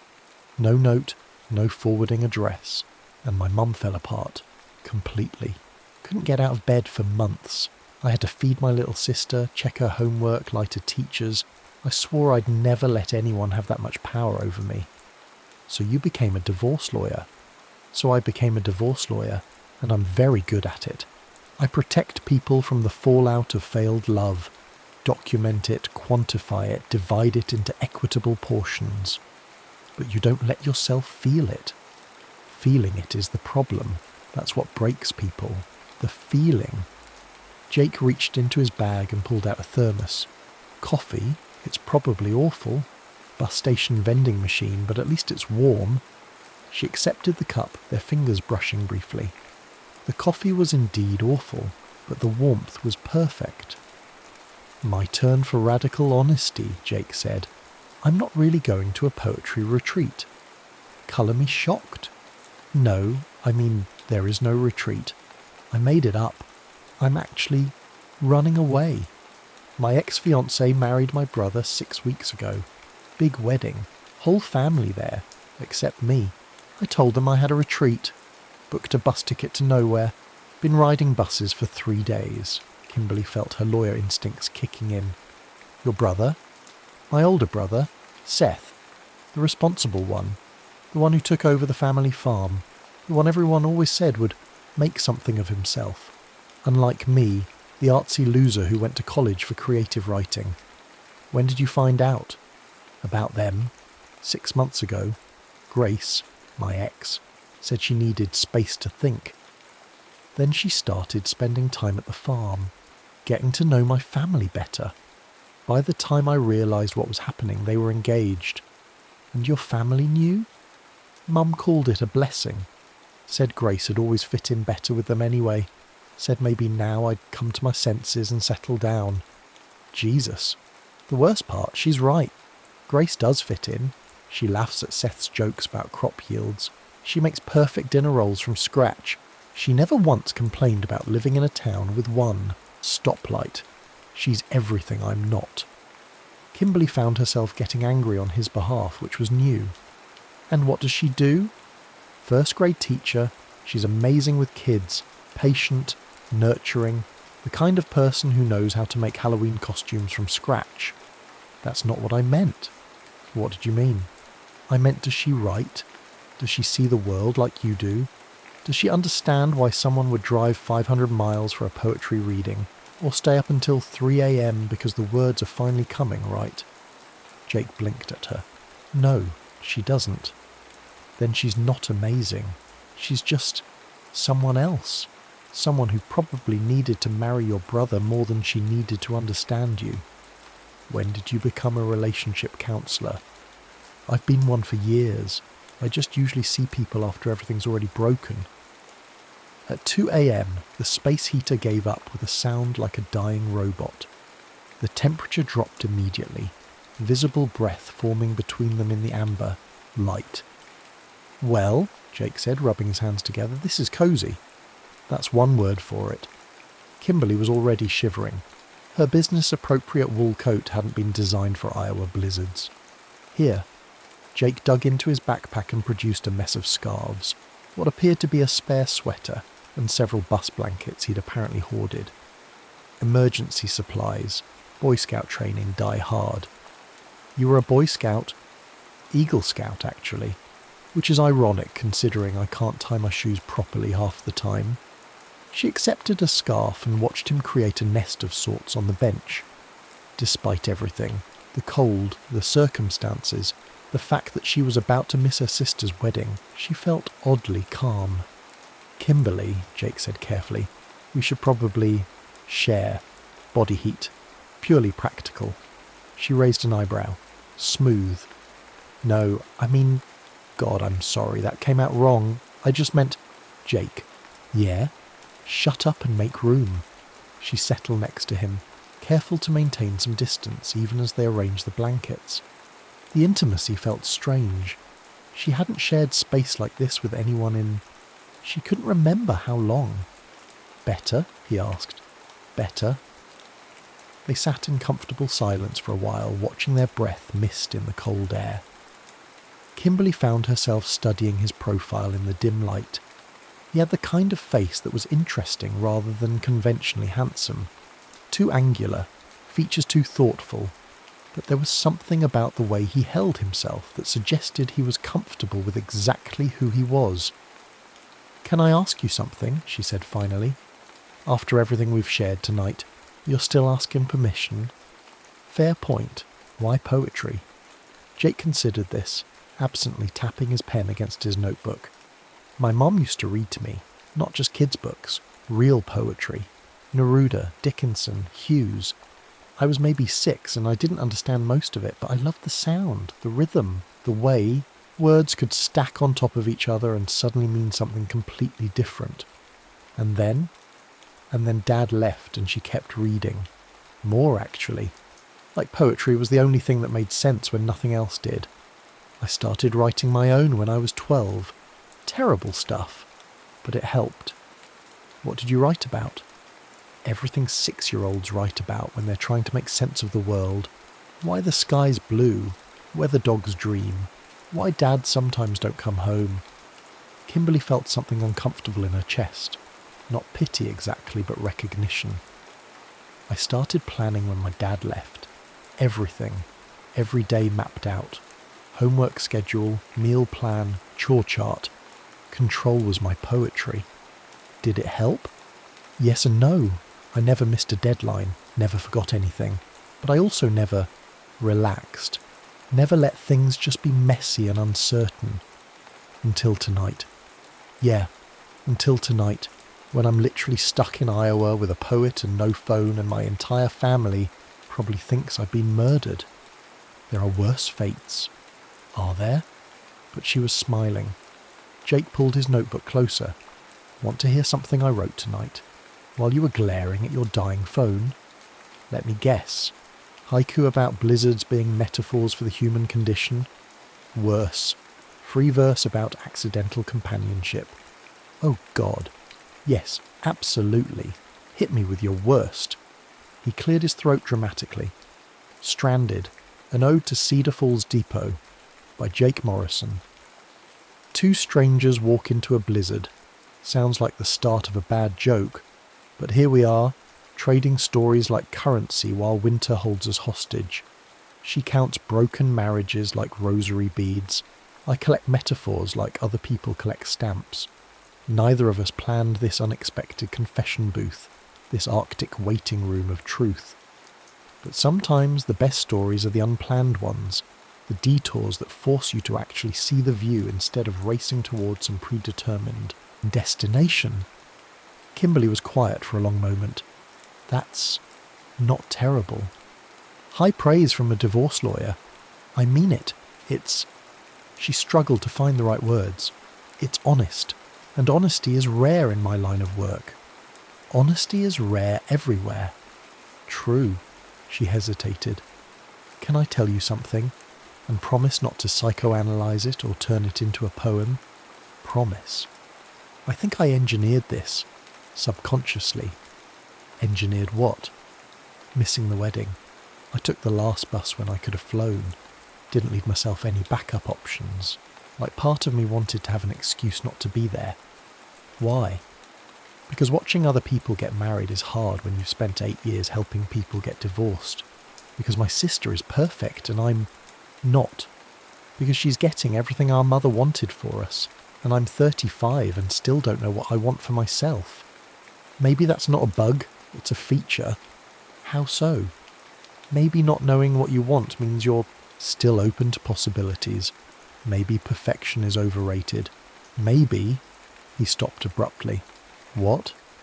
I was about to say something disgustingly optimistic and poetic. Caught myself just in time. She laughed. A real laugh this time. Don't hold back on my account. I'm stuck here anyway. Fine. Maybe the universe stuck us here because we both needed to stop running. You from the idea that love equals catastrophe. Me from the idea that I'm not good enough for anyone who actually knows me. That's the most disgustingly optimistic thing I've ever heard. I warned you. They were sitting closer now, the cold and the conversation drawing them together incrementally. Kimberly noticed details she'd missed before. The way Jake's hands moved when he talked, the small scar on his left eyebrow, the fact that he smelled like coffee and something else, maybe lavender soap. "Jake," she said softly. "Yeah? I'm glad we're stuck here." He turned to look at her and something passed between them. Not quite a decision, but an acknowledgement. The space between them felt charged, electric. "Kimberly, don't talk," she said and leaned in. The kiss was tentative at first, then deeper. Jake tasted like terrible coffee and hope. Kimberly felt something crack open in her chest, not breaking, but opening. Like a door she'd kept locked for years, finally giving way. When they pulled apart, they were both breathing hard. "That was," Jake started. "Yeah. Are we? I don't know." She rested her forehead against his. "I haven't done this in a very long time." "Done what?" "Kiss someone without a 3-year plan," he laughed softly. "How does it feel?" "Terrifying. Also," she paused, considered lying, decided against it. "Also right." They kissed again, slower this time, hands finding their way under sweaters and scarves. The depot felt like their own private universe, the storm outside creating a bubble where normal rules didn't apply. "We should probably," Jake murmured against her neck, "talk about what this means." "Or," Kimberly said, surprised by her own boldness, "we could not talk for a while. I like the second option better." They didn't sleep much that night. Between kisses and whispered conversations and the increasingly creative ways they found to share body heat under the thin blankets, sleep seemed less important than this moment, this connection, this unexpected gift they'd been given by a broken-down bus and a Midwest blizzard. Around 4 a.m, wrapped in Jake's arms with the snow still falling outside, Kimberly had a thought that would have terrified her 12 hours earlier. Maybe her sister's wedding wasn't the most important thing happening that weekend after all. "You're thinking too loud," Jake murmured, half asleep. "Sorry, just processing." "Process later. Sleep now?" "Yeah," she said, settling more comfortably against him. "Sleep now." But she didn't sleep. Instead, she lay there listening to Jake's breathing, feeling the steady rhythm of his heartbeat, and marvelling at the fact that she wasn't panicking. For the first time in years, she wasn't making contingency plans or exit strategies, or calculating the probability of disaster. She was just here, present, with this man who wrote poems about melancholy bakeries and alternate movie endings and who kissed like every moment mattered. Outside, the storm raged on, but inside their makeshift shelter, Kimberly felt warmer than she had in years. The replacement bus arrived at 7:15 a.m, its headlights cutting through the pre-dawn darkness. Kimberly woke to the sound of an engine and the feeling of Jake's arms still around her. For a moment she stayed perfectly still, trying to hold on to the dreamlike quality of the night. Then reality crashed in like cold water. "Jake," she whispered, shaking him gently. "The bus is here." He blinked awake, momentarily confused, then seemed to remember where he was. His smile was soft, intimate in a way that made her stomach flip. "Morning," he said, voice rough with sleep. "Morning." They disentangled themselves awkwardly, gathering scattered scarves and blankets. Kimberly caught a glimpse of herself in the depot's dusty mirror and winced.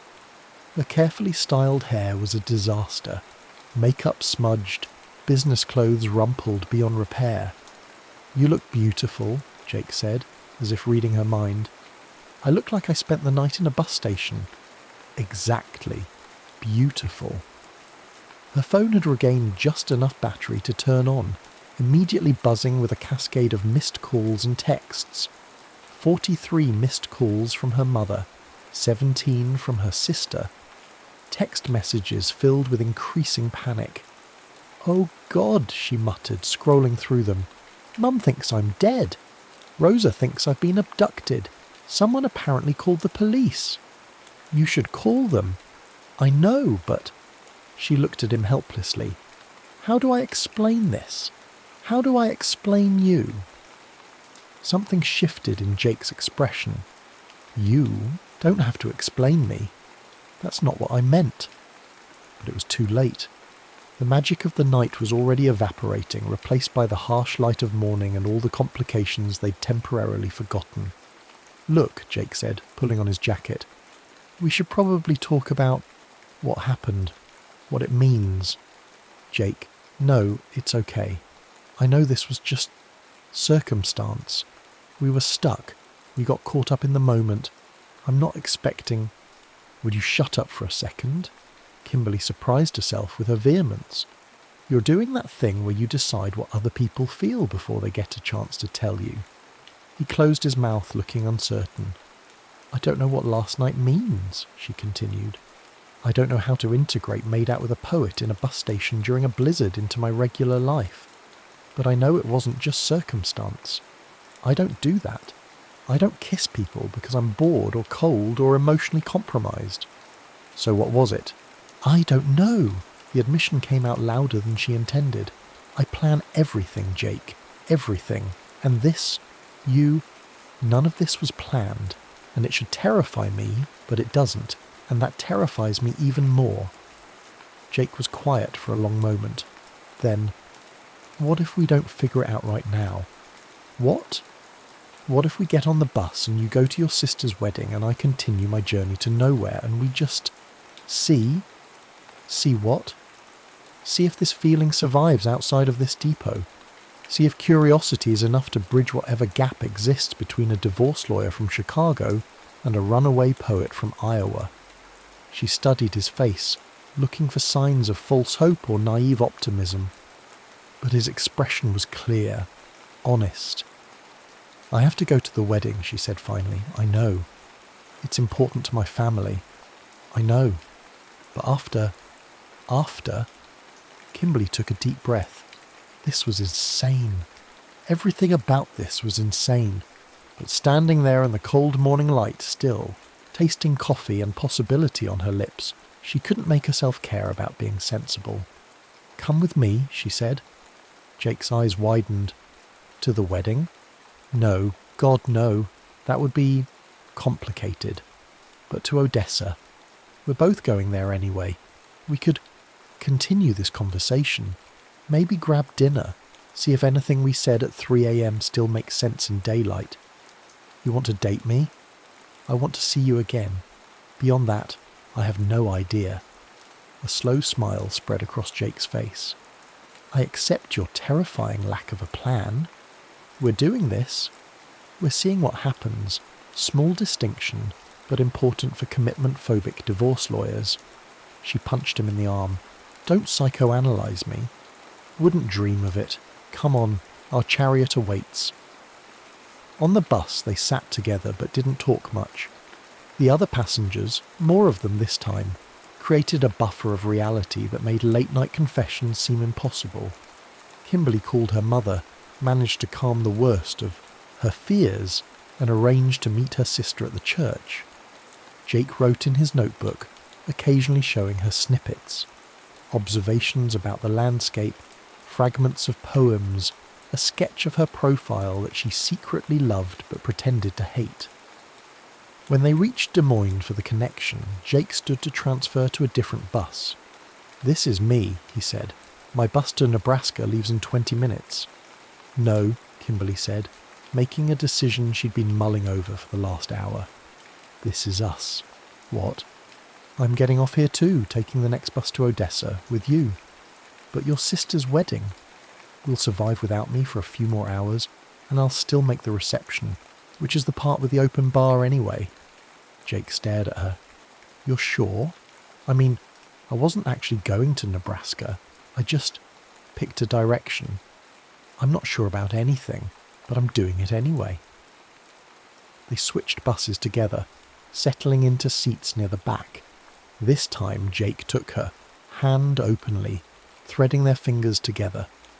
Thank you, he said quietly. For what? For taking a chance, for being curious, for not running away from whatever this is. Kimberly squeezed his hand. Don't thank me yet. You haven't met my family. Fair point. How terrifying are we talking? On a scale of 1 to root canal? Yeah. Full-on dental surgery without anaesthesia. Great, can't wait. But first we need to establish some ground rules. More rules? This sounds serious. It is. No mentioning that we met because you were running away from your brother's wedding. Check.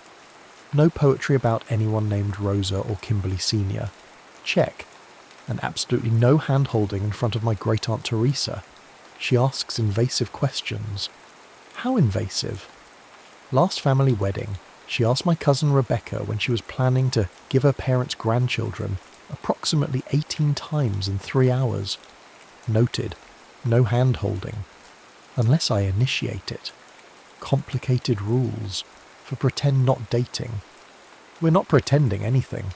We're just being discreet about our lack of plan. Jake laughed, the sound attracting attention from other passengers. Has anyone ever told you that you're incredibly endearing when you're trying to maintain professional distance? No. Usually people just find me intimidating. Oh, you're definitely intimidating, but also endearing. It's a compelling combination.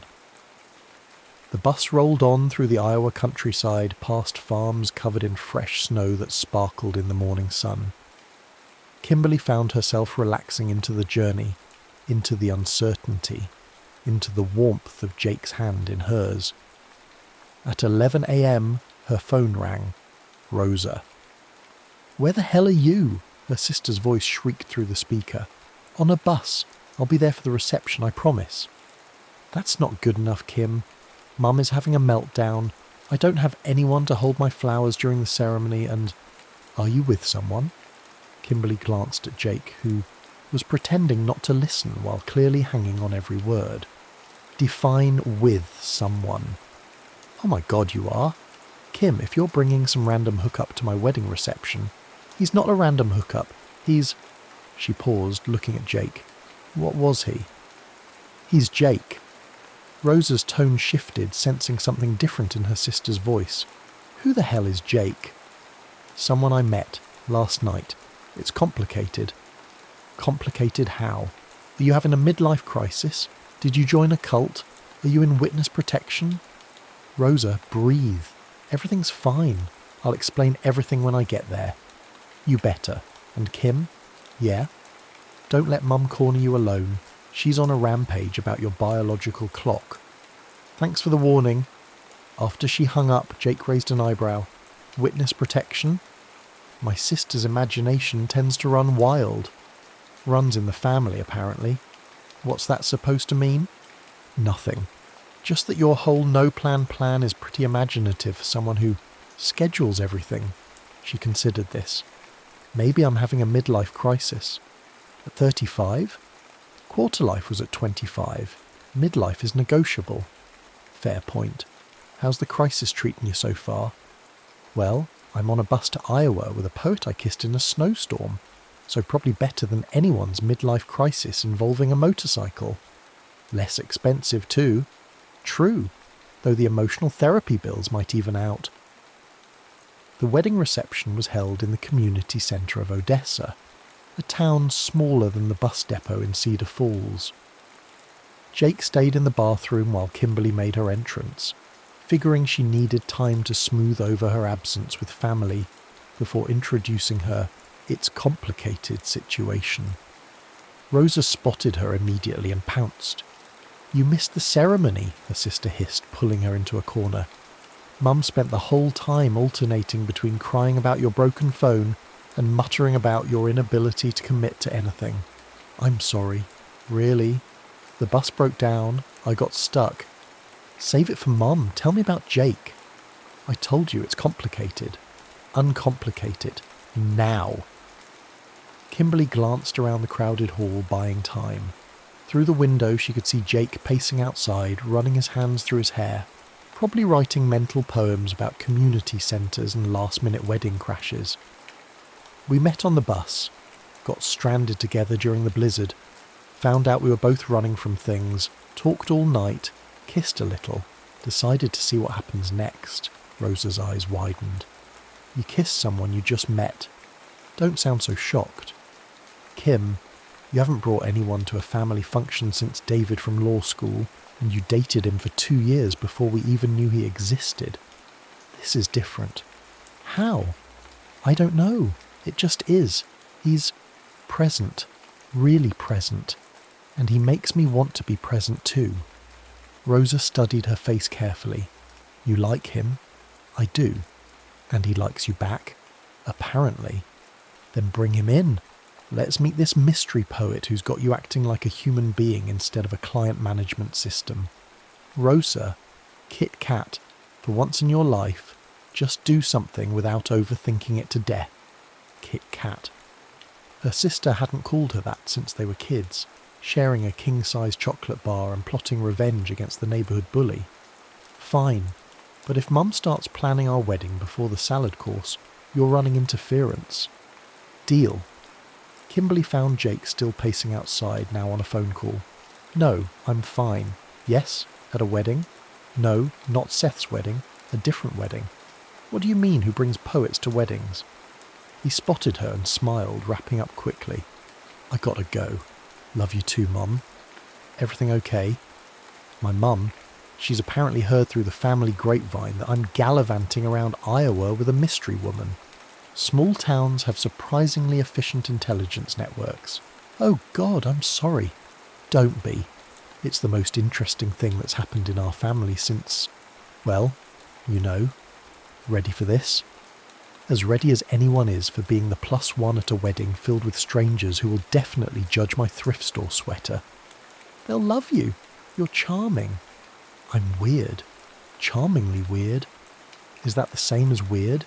Jake. Yeah? Shut up and come inside. The reception was everything Kimberly had expected. Loud, crowded, filled with relatives she saw twice a year, and neighbours who'd known her since she was in diapers. Jake handled it all with surprising grace, engaging in small talk about weather and farming, with people who would normally make him want to hide behind his notebook. He was like a social chameleon, she realised, adapting to each conversation while never losing that slightly bemused artist quality. Her mother, Carmen, was a different story. So, she said, cornering them at the punch bowl, you're the poet. Yes, Ma'am, Jake replied, politely. And you're not a lawyer. No, Ma'am, or an accountant. Definitely not. Good. Kimberly dates too many men in suits. She turned to Kimberly. This one's scruffy, but he has kind eyes. Mum? And he looks at you the way a man should look at a woman he's interested in. Like you're something rare. It's not, Kimberly floundered. Relax, Miha. I'm not planning your wedding. Yet. But I like that he makes you flustered. You're always so in control. Jake caught her eye over her mother's head and winked. The casual intimacy of it made her stomach flip. The evening progressed in a blur of introductions, careful explanations. We met on the bus, and increasingly ridiculous questions from relatives. By the time they cut the cake, Kimberly had heard theories about their relationship ranging from secret long-distance romance to arranged marriage gone rogue. During the father-daughter dance, Rosa pulled her aside. He's perfect for you, her sister whispered. We've known each other for 12 hours. So, David practically lived with you for 6 months before I knew he existed, and look how that turned out. Rosa, I'm just saying, maybe for once don't calculate the risks. Don't build a dossier on his credit score and long-term compatibility. Just see what happens. When did you become a relationship counsellor? When my sister finally showed up to my wedding looking happy instead of professionally competent. Kimberly glanced across the room where Jake was entertaining her Tio Miguel with what appeared to be an elaborate hand gesture story. Her uncle was laughing, actually laughing, which hadn't happened at a family function in years. He fits, she admitted quietly. He does, even in that ridiculous sweater. It's a poet thing. The sweater or the fitting in? Both. Around 9 p.m, as the party was winding down, Jake found her on the porch, looking out at the snow-covered town. Pretty crazy day, he said, sliding his arms around her waist from behind. Crazy month, crazy year, crazy decade if we're being honest. How are you holding up? Better than expected. Your charm offensive was impressive. I think my great-aunt Teresa wants to adopt you. She offered. I'm considering it. Don't you dare. They stood in comfortable silence, watching the occasional car drive past on Main Street. Kimberly? Yeah? What happens now? It was the question she'd been avoiding all day. In the bubble of the wedding, surrounded by family and celebration, it had been easy to pretend that tomorrow didn't exist. But Jake was leaving for wherever unemployed poets go, and she had to drive back to Chicago, to her office, to her perfectly organised apartment and her colour-coded calendar. I don't know, she admitted. That's okay. You don't have to know. But I want to. I want there to be a plan, a strategy, some way to make this work without completely upending both our lives. What if we don't need a plan? What if we just keep being curious? Curious how? Curious about each other, about what we want, about whether this feeling survives in daylight, in different cities, in the real world. She turned in his arms to face him. The real world is complicated. Everything's complicated if you think about it too much. I always think about it too much. I know, it's one of your more endearing features. Jake? Yeah? Kiss me. He did, slow and sweet and tasting like wedding cake. When they broke apart, Kimberly had made a decision. Chicago, she said. What about it? Come to Chicago with me for a week. Let's see what happens when we're not stranded, when we have actual beds and working phones and real life intruding. Jake blinked. Seriously? This is crazy. We've known each other for 36 hours. I know. Everything before this felt slower somehow. She took a breath. I'm not saying forever. I'm saying let's try normal and see if this feeling survives. Are you offering me a place to stay? I'm offering you a chance to date me properly, with planning and scheduling and probably spreadsheets. Spreadsheets sound romantic. They're not, but they're honest, and you said honesty was important. I did say that, didn't I? So, what do you think? Jake pretended to consider, tapping his chin thoughtfully. Well, I do love spreadsheets, and I've never actually been to Chicago in winter. It's terrible, freezing and grey and everyone's miserable. Sounds perfect for a poet. Jake. Yeah? Is that a yes? Kimberly Ramirez, divorce attorney extraordinaire, creator of spreadsheets and slayer of romantic illusions. I would love to come to Chicago and see what happens when we try to turn a bus station meet cute into actual reality. Good answer. I have my moments. 6 months later, they were living together in Kimberly's apartment. She'd cleared out her home office to make room for his writing desk, an adjustment that would have been unthinkable before a broken-down bus and a snowstorm changed everything. Jake's poetry collection, Terminal Stories, launched to modest success. The title poem was about accidental companionship in unexpected places, though he never admitted to Kimberly that she was the inspiration. Kimberly shifted her practice toward collaborative divorce, helping couples separate without destroying each other. The change reduced her income by 30% and increased her job satisfaction by impossible to measure amounts. They met every Wednesday at Delilah's Diner on Lincoln Avenue, a 24-hour place with terrible coffee and excellent pie. Jake would write, Kimberly would review cases, and they'd compare notes on how many of their bus station stories had come true. They fought sometimes, about Jake's tendency to avoid confrontation, about Kimberly's need to control outcomes, about whose turn it was to do laundry. But they also got really good at apologising, at checking in, at maintaining the curiosity that had brought them together. On the anniversary of their meeting, Jake surprised Kimberly with a gift, a collection of bus tickets, arranged in a frame. Your backup plan, he explained, in case you ever want to run away. And go where? Anywhere. Everywhere. Nowhere in particular. Jake? Yeah? I'm good right here. And for once in her life, she meant it without qualification or contingency planning. Sometimes the best stories were the unplanned ones, the detours that forced you to actually see the view instead of racing towards some predetermined destination. Sometimes the last bus to Odesa turned out to be exactly where you needed to be.